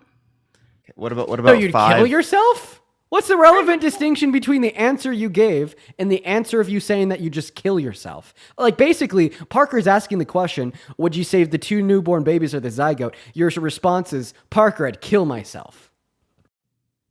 I would.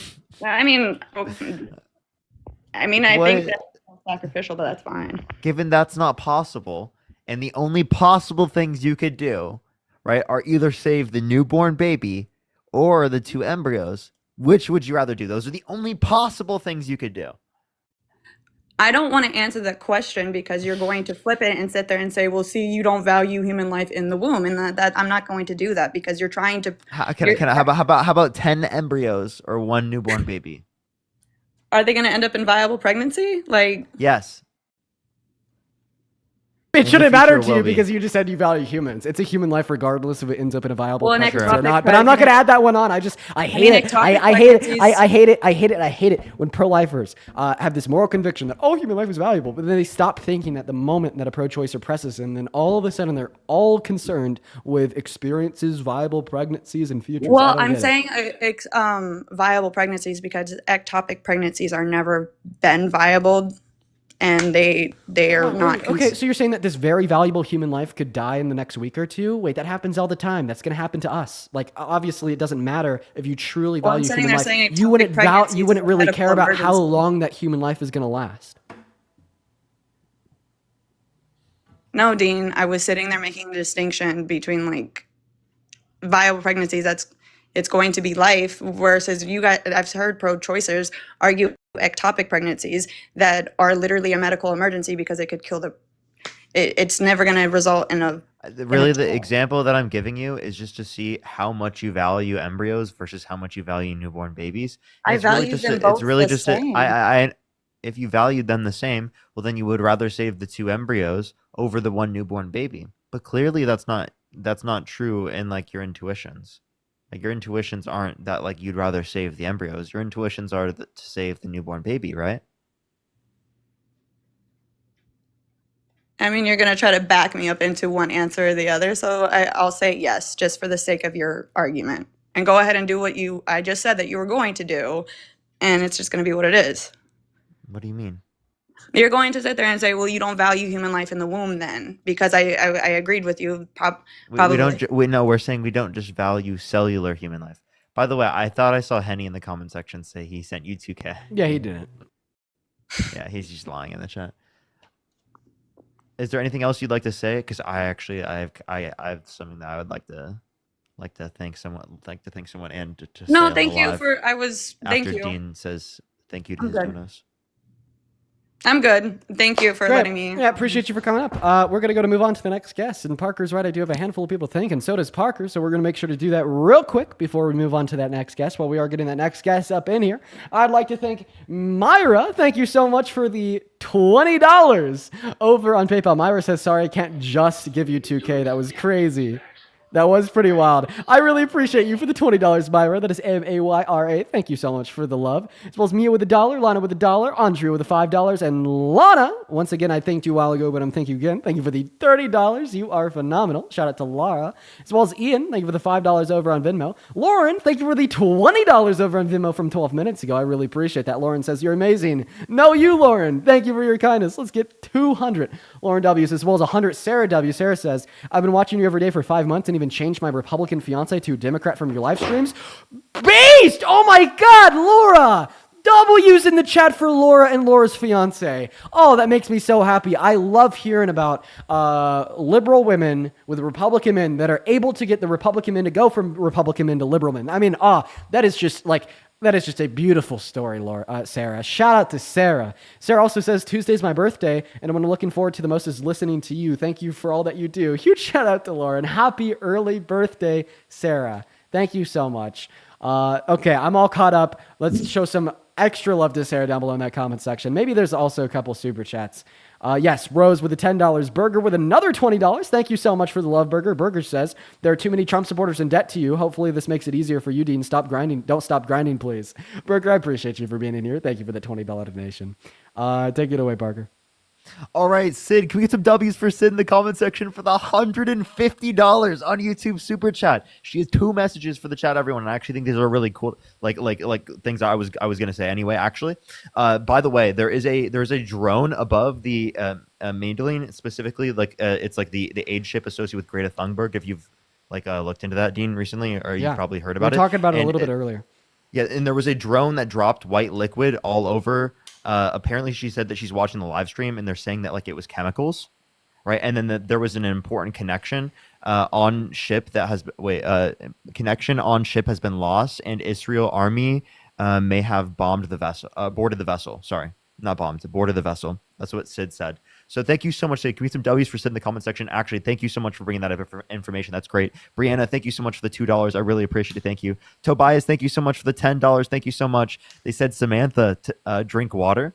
Lauren, thank you for the $20. Thank you so much. I really appreciate it. Thank you. I really appreciate it. And then Mads, thank you so much for the $2. I just did. Thank you so much. I really appreciate it. And then Megan, thank you for the $5. And then Political Time, thank you so much for the $10. Thank you. And then Emily, thank you for the $2. I really appreciate it. Thank you. I did see that. I did see that. Richard, what's up? You support Trump? To be honest, I don't really support anybody, but I'm just curious on what the hell? It might be a little bit. It might be a little bit different from what you guys are getting. My question is, why don't you guys?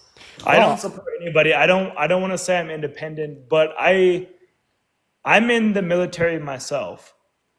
And my point of view is Trump does a little bit more for the military than other people do. So I would lean a little bit towards that way. Like cut the VA. Yeah. I mean, if you want to say cut the VA, yeah, sure. But I mean, I watched some of my. I thought he was going to get rid of like sisters- homelessness for veterans. What happened to that? I mean, yeah, sure. Look at the pullout from Afghanistan. That Trump set that up and gave 5,000 Taliban members And- but it specifically was- to the it Taliban. was- Some of those members were it was- specifically involved in the attack, right? That literally killed multiple service members in It was at the airbase. it was under Biden that it happened for one, and Set two, up by the Trump. same thing happened under Hillary Clinton. Hey, Wait, question. say what happened? Kamala Harris said the same fucking thing. Kamala. Hey, Richard, question. Yes, sir. How I'm many- not a political guy. How many I service just- members I, died I'm under? not gonna lie. I'm not gonna lie. I'm not a political guy. How- I read. I only know. I'm here to get informed. Right. How many service members died? That's all it is. Okay, I'm gonna- I I'm gonna- respect you guys. You guys are doing. Richard, I'm gonna the inform you best. then. You guys are better than me. I'm gonna inform you then. I'm here to get informed. Okay, I'm gonna inform you then. Okay, So there's 16 service members that died in combat under the Biden-Harris administration. There were 64 service members that died in combat under Donald Trump's first administration. As it relates to the pullout from Afghanistan, the only reason why those 13 service members died was because, as Parker down here pointed out, one of the Taliban prisoners who Donald Trump let out of Camp David because of a deal he was able to make with the Taliban, then turn around and bomb the American troops. I'd blame that one on Trump. Now, the That's biggest understandable. thing that the Biden-Harris administration did for the military, did for veterans, was a PACT Act that invested $800 million into the expansion of VA health care benefits. What's the biggest thing that Donald Trump's ever done? I mean, I couldn't tell you. Like I said, I'm not a political guy. I'm just a military guy. Right. Well, listen. Like the reason, I said, I'm here to get informed, and you guys seem to be the best to do that. That's why I'm here. the reason why you think that Donald Trump is better for the military is because he says he is. Like, I'm not gonna lie. Like, think about it. That man. might be Like true, the average 100%. American is not that politically informed. Okay, and I'm not here to shit on you for that. No, I but- 100% am the average American that is not politically informed. You can shit on me for that. I will take that.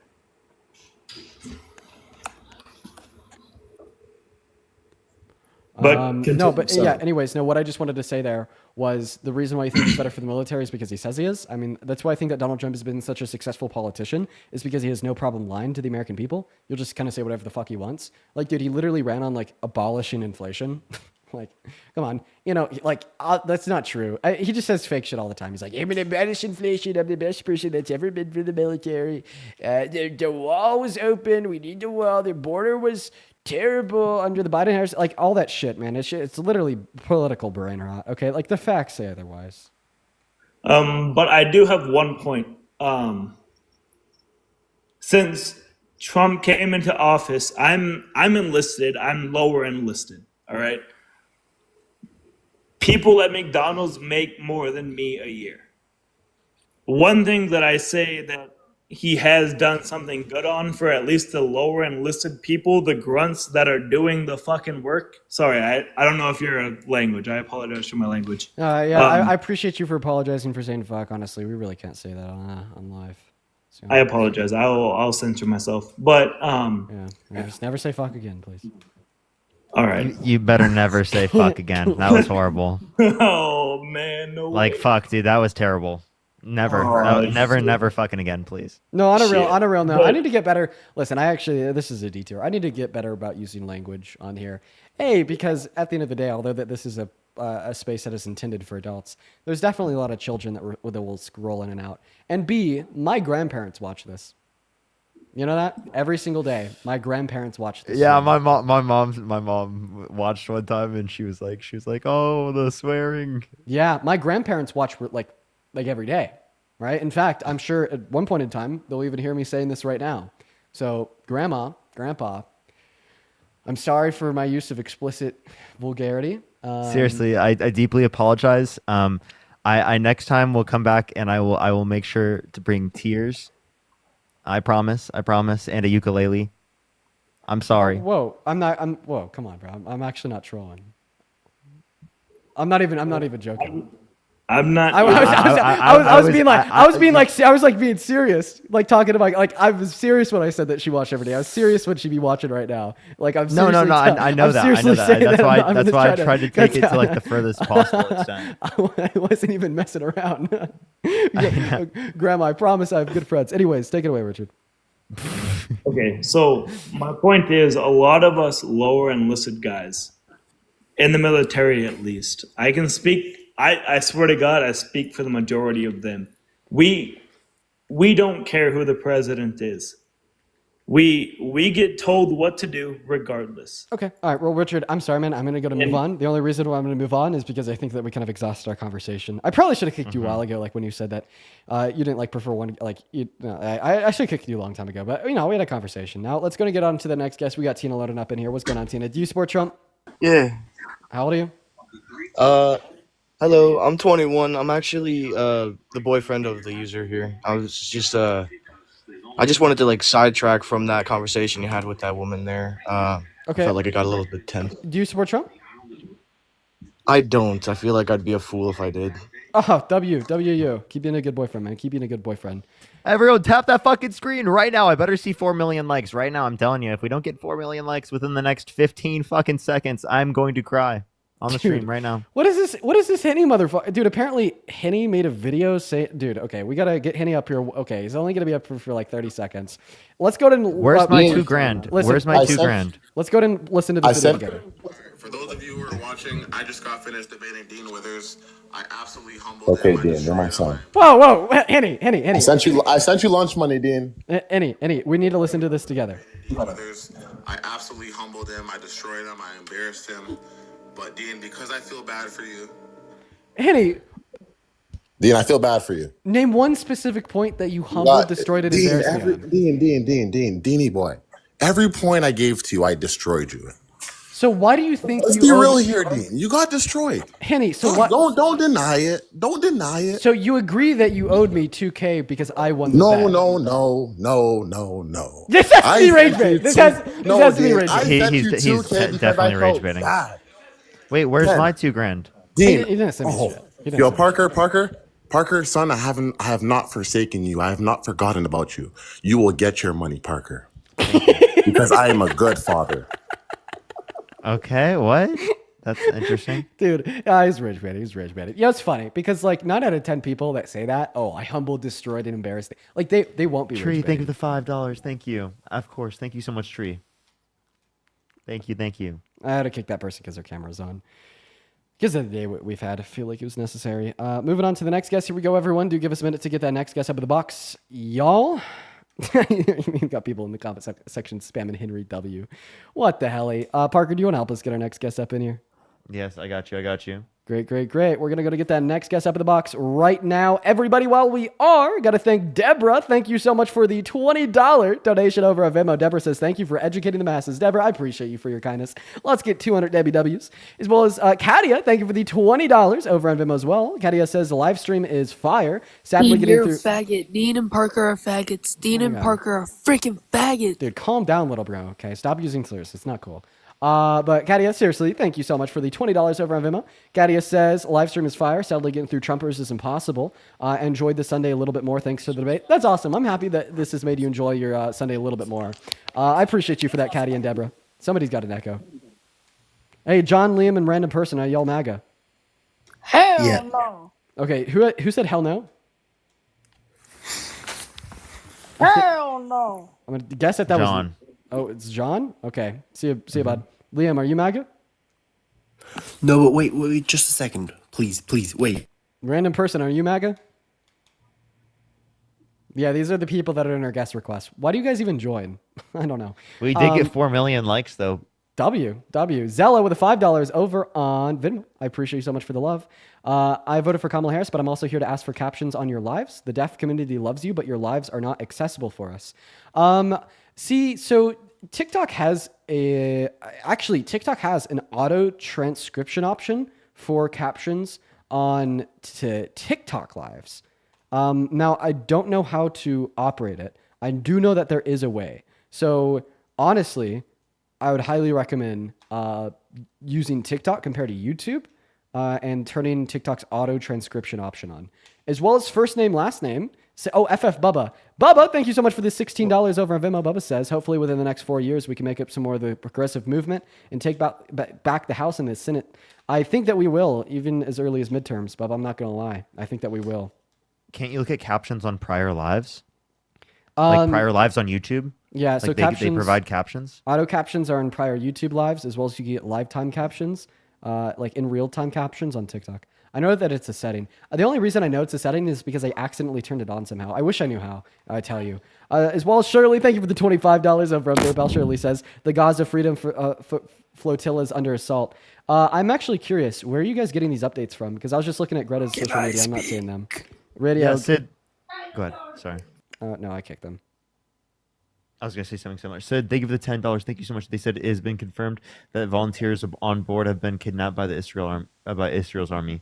Yeah, Sid, let me know where you're getting those updates. That would definitely help, and that's definitely horrible. Bro, Israel, like, try not to be the worst group of people on earth. Challenge extra hard. IDF, try not to be literal fucking terrorists. Challenge tremendously difficult. Jesus Christ. JT, what's up? How old are you? I'm under the impression that you vape. It's a goddamn anxiety pen. I'm gonna maintain my cool, JT. Okay, I choose peace. Speaking of which, I choose peace today, JT. Now, do you support Trump? Hell no. Then how can you be so fucking delusional enough to think that I vape, but you don't support Trump? It's, I gotta say, all this infighting between the liberals and the leftists, the real issue in the left-leaning American community is you. You think that I vape. God. Is it really an anxiety pen? Yeah, it's really an anxiety pen. Get the fuck off my stream. Okay. All right, this will probably be the very last guest of the night, everybody. Give us a minute here. Oh, someone in the comment section says, Dean, chill. No. They say, yeah, they said, Dean, chill, your grandma. Brianna, thank you for $2. Thank you so much. Yo, Rick, thank you for the $20 donation over on Venmo. I appreciate you so much for the love, Rick. And we get 200 Rick W's down below in that comment section. I really do appreciate you for your kindness. What's going on, Dakota? Are you MAGA? Hell yeah, brother. Oh, God, you sound it. Why are you MAGA? Bro, I'm just trolling. I can't even fucking do it. I'm sorry. I love you guys. Let's see. Rick says, spewing that knowledge. Let's go. Hell yeah, Rick. I appreciate you for the $20 donation and the message. Then we also have Amber. Oh my God, I didn't even see this. Amber, thank you for the $50 donation over on Venmo. Amber says, love you so much, Dean. As a first-generation Mexican woman studying to become a future dentist, I'm so grateful that you are educating the public about morality, ethics, and law. Thank you for speaking up for the future of our country. Oh my God. I said this earlier in the live. I'll say it again. You guys are so kind. I love reading the donation messages that I get because you guys are the kindest people in the world. If we could please show some love to Amber down below in the comment section, that would be awesome. Let's give 500 Amber W's. Thank you for the $50 donation and the very kind message. Now, we're going to go get that next guest loaded up into that stream right away, everybody. How much longer are you going to be on live, brother? It actually looks like my 4-hour stream is up right now, but I'm trying to get like one more debate. Maybe we'll talk to this lady again. She left and ran away earlier. Oh, hi. I didn't run away. Well, then what happened? My phone died. Yeah. You gotta go water your dog. Yeah. I actually do have a dog. Yeah, that's like exactly what I did. Right, Marcus. Thank you so much for the $10 over. What's that? Did you get your 2,000? No, he's not going to send it. We just need to forget about it. Marcus with the $10 on Venmo says to support Dean's hair conditioner fun. Your hair is fried, but I love you.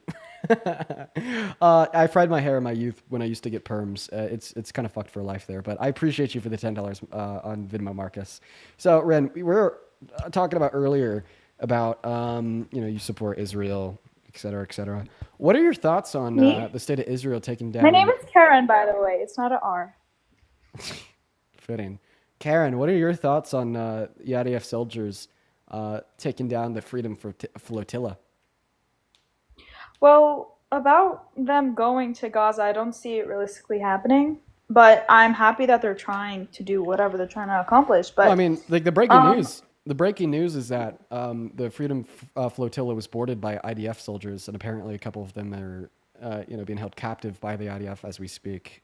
We don't know much more than that, but I'm just curious of what your thoughts are on like Israel trying to prevent the flotilla from providing humanitarian aid to the Palestinians on the Gaza I don't Strip. think they're trying to prevent it.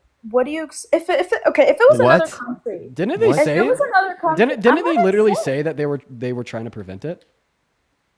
I'm pretty sure Because that they you're explicitly said that. Hey, what do you expect the army to do when there's a boat going to active war zone? What if they could be bringing guns? It doesn't matter. Of course they're gonna prevent it. You think Greta is bringing guns? Okay, they don't know who she is.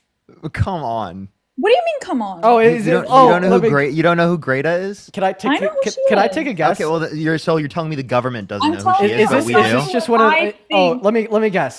This is like another one of those things. They were just trying to take out the Hamas members. Like let me guess. Like those No, IDF soldiers, no. they were actually tasked by taking out Hamas members, but they were just happened to be in the area type shit.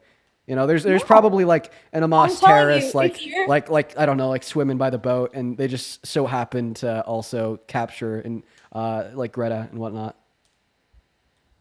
anything else you want to add? I'm just curious, right? Was there? Well, was there What? an unknown What do you Hamas think- terrorist hiding in the boat? Is that it? Hey, what do you think I'm trying to prove to you right now? God, I You don't- think I support killing civilians? Is that what you're saying? I don't know. From our conversation earlier, sounded like Okay, it. I'm Sorry, telling Karen. Do you always condemn killing innocent civilians? A person who has a brain does not want that to happen. Is that correct? Was that an answer to the question? Yes. So you do? You do condemn it? No, I don't support that. So you do condemn every instance of killing innocent civilians? In any situation, when there are civilians under the attack, when Hamas is hiding under civilians, what do you expect them to do? To just like pick up Hamas, put them on the side, and just target them, and civilians are fine? Then why do we see higher rates of women and children dying in these conflicts who are specifically Do you know how non-combatants many people are compared living to... What's up? Do you know how many people are living there? How it's Does it's that so does that easy does for that them to justify? just So the not amount of eliminate people living civilians. there means it's okay to kill I'm disproportionately not saying more it's okay. women and It is children? horrible. It is horrible what is happening. But I'm saying, how do you expect them to get rid of the terrorists while they're hiding other civilians? Okay, so you're not. So are you saying that it is justified to kill the innocent civilians because No. because terrorists are hiding behind innocent civilians? I told you. Was that the justification? I'm telling you no. But I'm just telling No, you how so do you no. expect So then- them- so then how do you disagree, how do you right? expect them to do it? How do you expect them to do it? Tell me, please. Wait, how do you expect them to do it? Is not disputing whether or not the actions are wrong. I don't told think you that you have action- to prescribe particularly a set plan action for how governments should particularly engage in action. You can just say, again, from an international perspective, right? They've committed war crimes, right? The Geneva Convention has specific conditions they have set up that they could follow, but they've chose not to follow. Okay, those. what is that set up? I'm not fully sure on all of the extents of the Geneva Convention. I just know that they have I conditions just set like up, from and I know that they violate them. how this is supposed to work then. How is there not supposed to be civilian casualties? Wait, you understand that like the level of civilian casualties is clearly evident that there's like innocent people that are being killed at mass, right? It's very evident that it's unnecessary. Okay, sure. Let's say that. So I agree with you on that term. So what you're not answering my question. I'm saying how are they supposed to do it with the civilians not being hurt? And anything that happens, by the way, last time when my phone died, I got back on my phone, the amount of death threats I got from your followers, whoever, I don't know who they are. I'll ask like my viewers It's not to insane. send her death threats. You could say whatever you want. It's just like the fact how people's brains work. Like I'll get off of this live too, and then I'm gonna get the. It's just why does everything have to be with hate? You like it's impossible for the world to act. An IDF supporter saying this is pretty hypocritical. but IDF supporter? regardless, regardless of your hypocrisy, I'll still like recommend my fan bases don't send you death threats. Can you look up the site for me? Thisishamas.com. Well, I'm actually doing something right I see what you're doing.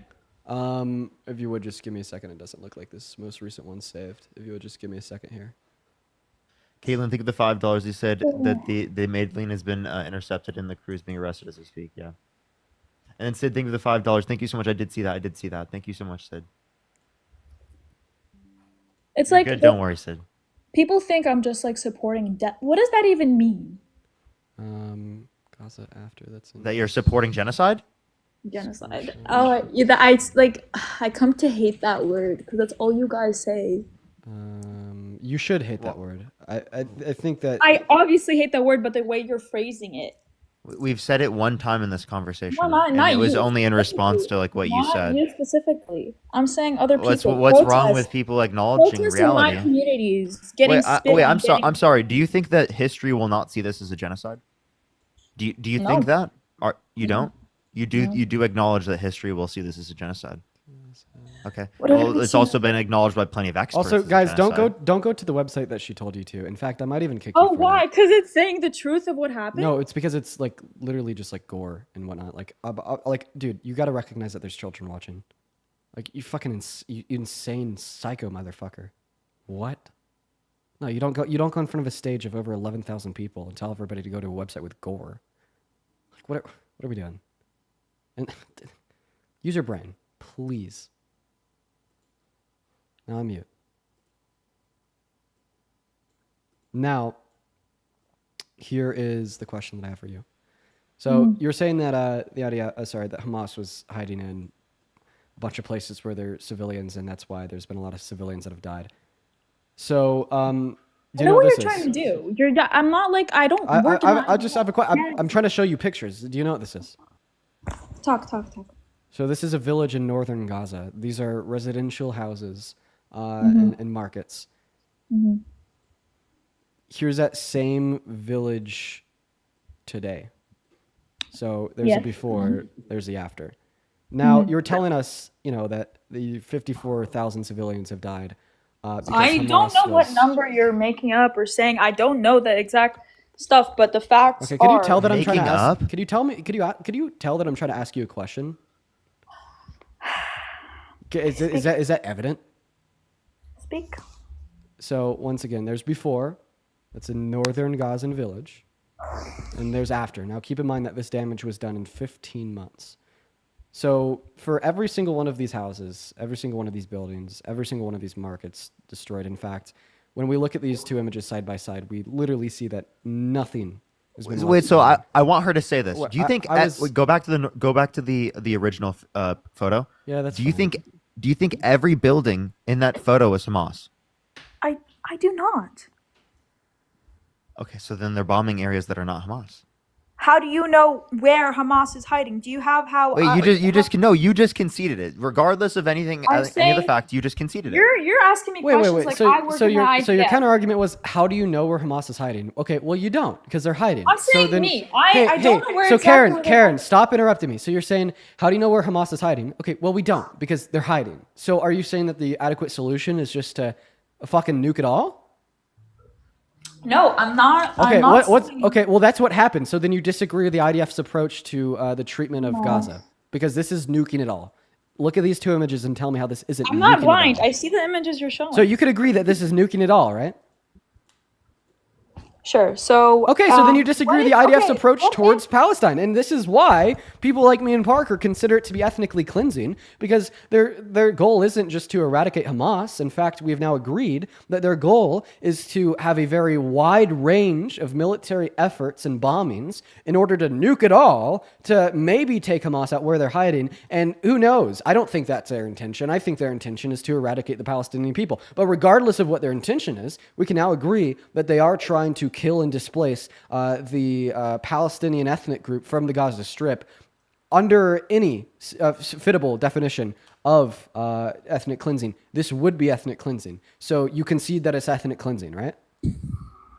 If that's what you want to call it, it's just. What do you mean if that's what you want to call it? Wait. No, tell me because what. there's Tell no me way what I'm going to criteria of the convince definition you of the term ethnic cleansing is not fulfilled via what we just agreed on. We just agreed that the state of agreeing Israel to is nuking it all and eradicating the Palestinian people. And you say that their intention is, well, because they don't know where Hamas is hiding. I don't listen. I don't think that's true. But intention doesn't matter to my argument, because intention doesn't define ethnic cleansing. If they're nuking it all, if they're just eradicating all the Palestinians, either by death by bombing, such as the images that I I just showed, or forced by displacement because they obviously can't live in the houses in the images I just showed. This does fulfill the textbook definition of ethnic cleansing as prescribed by Oxford Language, which is going to be the forceful expulsion, removal, or killing of an unwanted ethnic group in any given society. So we can agree at the base level that, you know, the military attacks and strategy of the state of Israel and the IDF army does fulfill the definition of ethnic cleansing as prescribed by Oxford Language and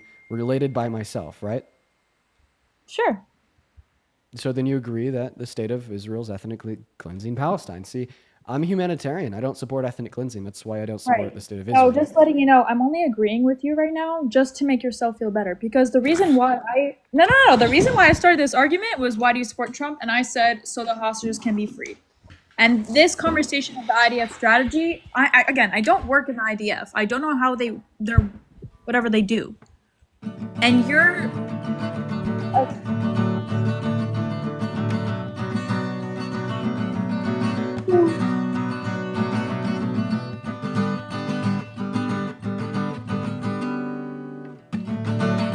Oh, sorry, was my mic not muted? I just don't give a single fuck or a single shit about any syllable, any fucking letter, and any word that is coming out of your mouth right now. The reason why that is because I just exhausted my time, my resources, my knowledge, my research into giving you an impenetrable argument to demonstrate that the state of Israel is ethnically cleansing the Palestinian people. And the conclusion of me giving you that argument was you saying, sure, Dean, they are ethnically cleansing them. So then I was like, oh, so you concede? And then you were like, no, I just said that so you feel better about yourself. So if you're just saying that because I feel better about myself, not only does this imply that you disagree, but this also implies that you have no fucking clue why you disagree. You just simply do based upon your emotions, prejudice, and biases. And if it was anything but that, then you'd be able to vocalize why you disagree and tell me exactly where in my argument I went wrong. But you can't. And you won't. You're just going to stick to these kind of jabby one-liners of saying, oh, well, I just said that to make you feel better about yourself and so on.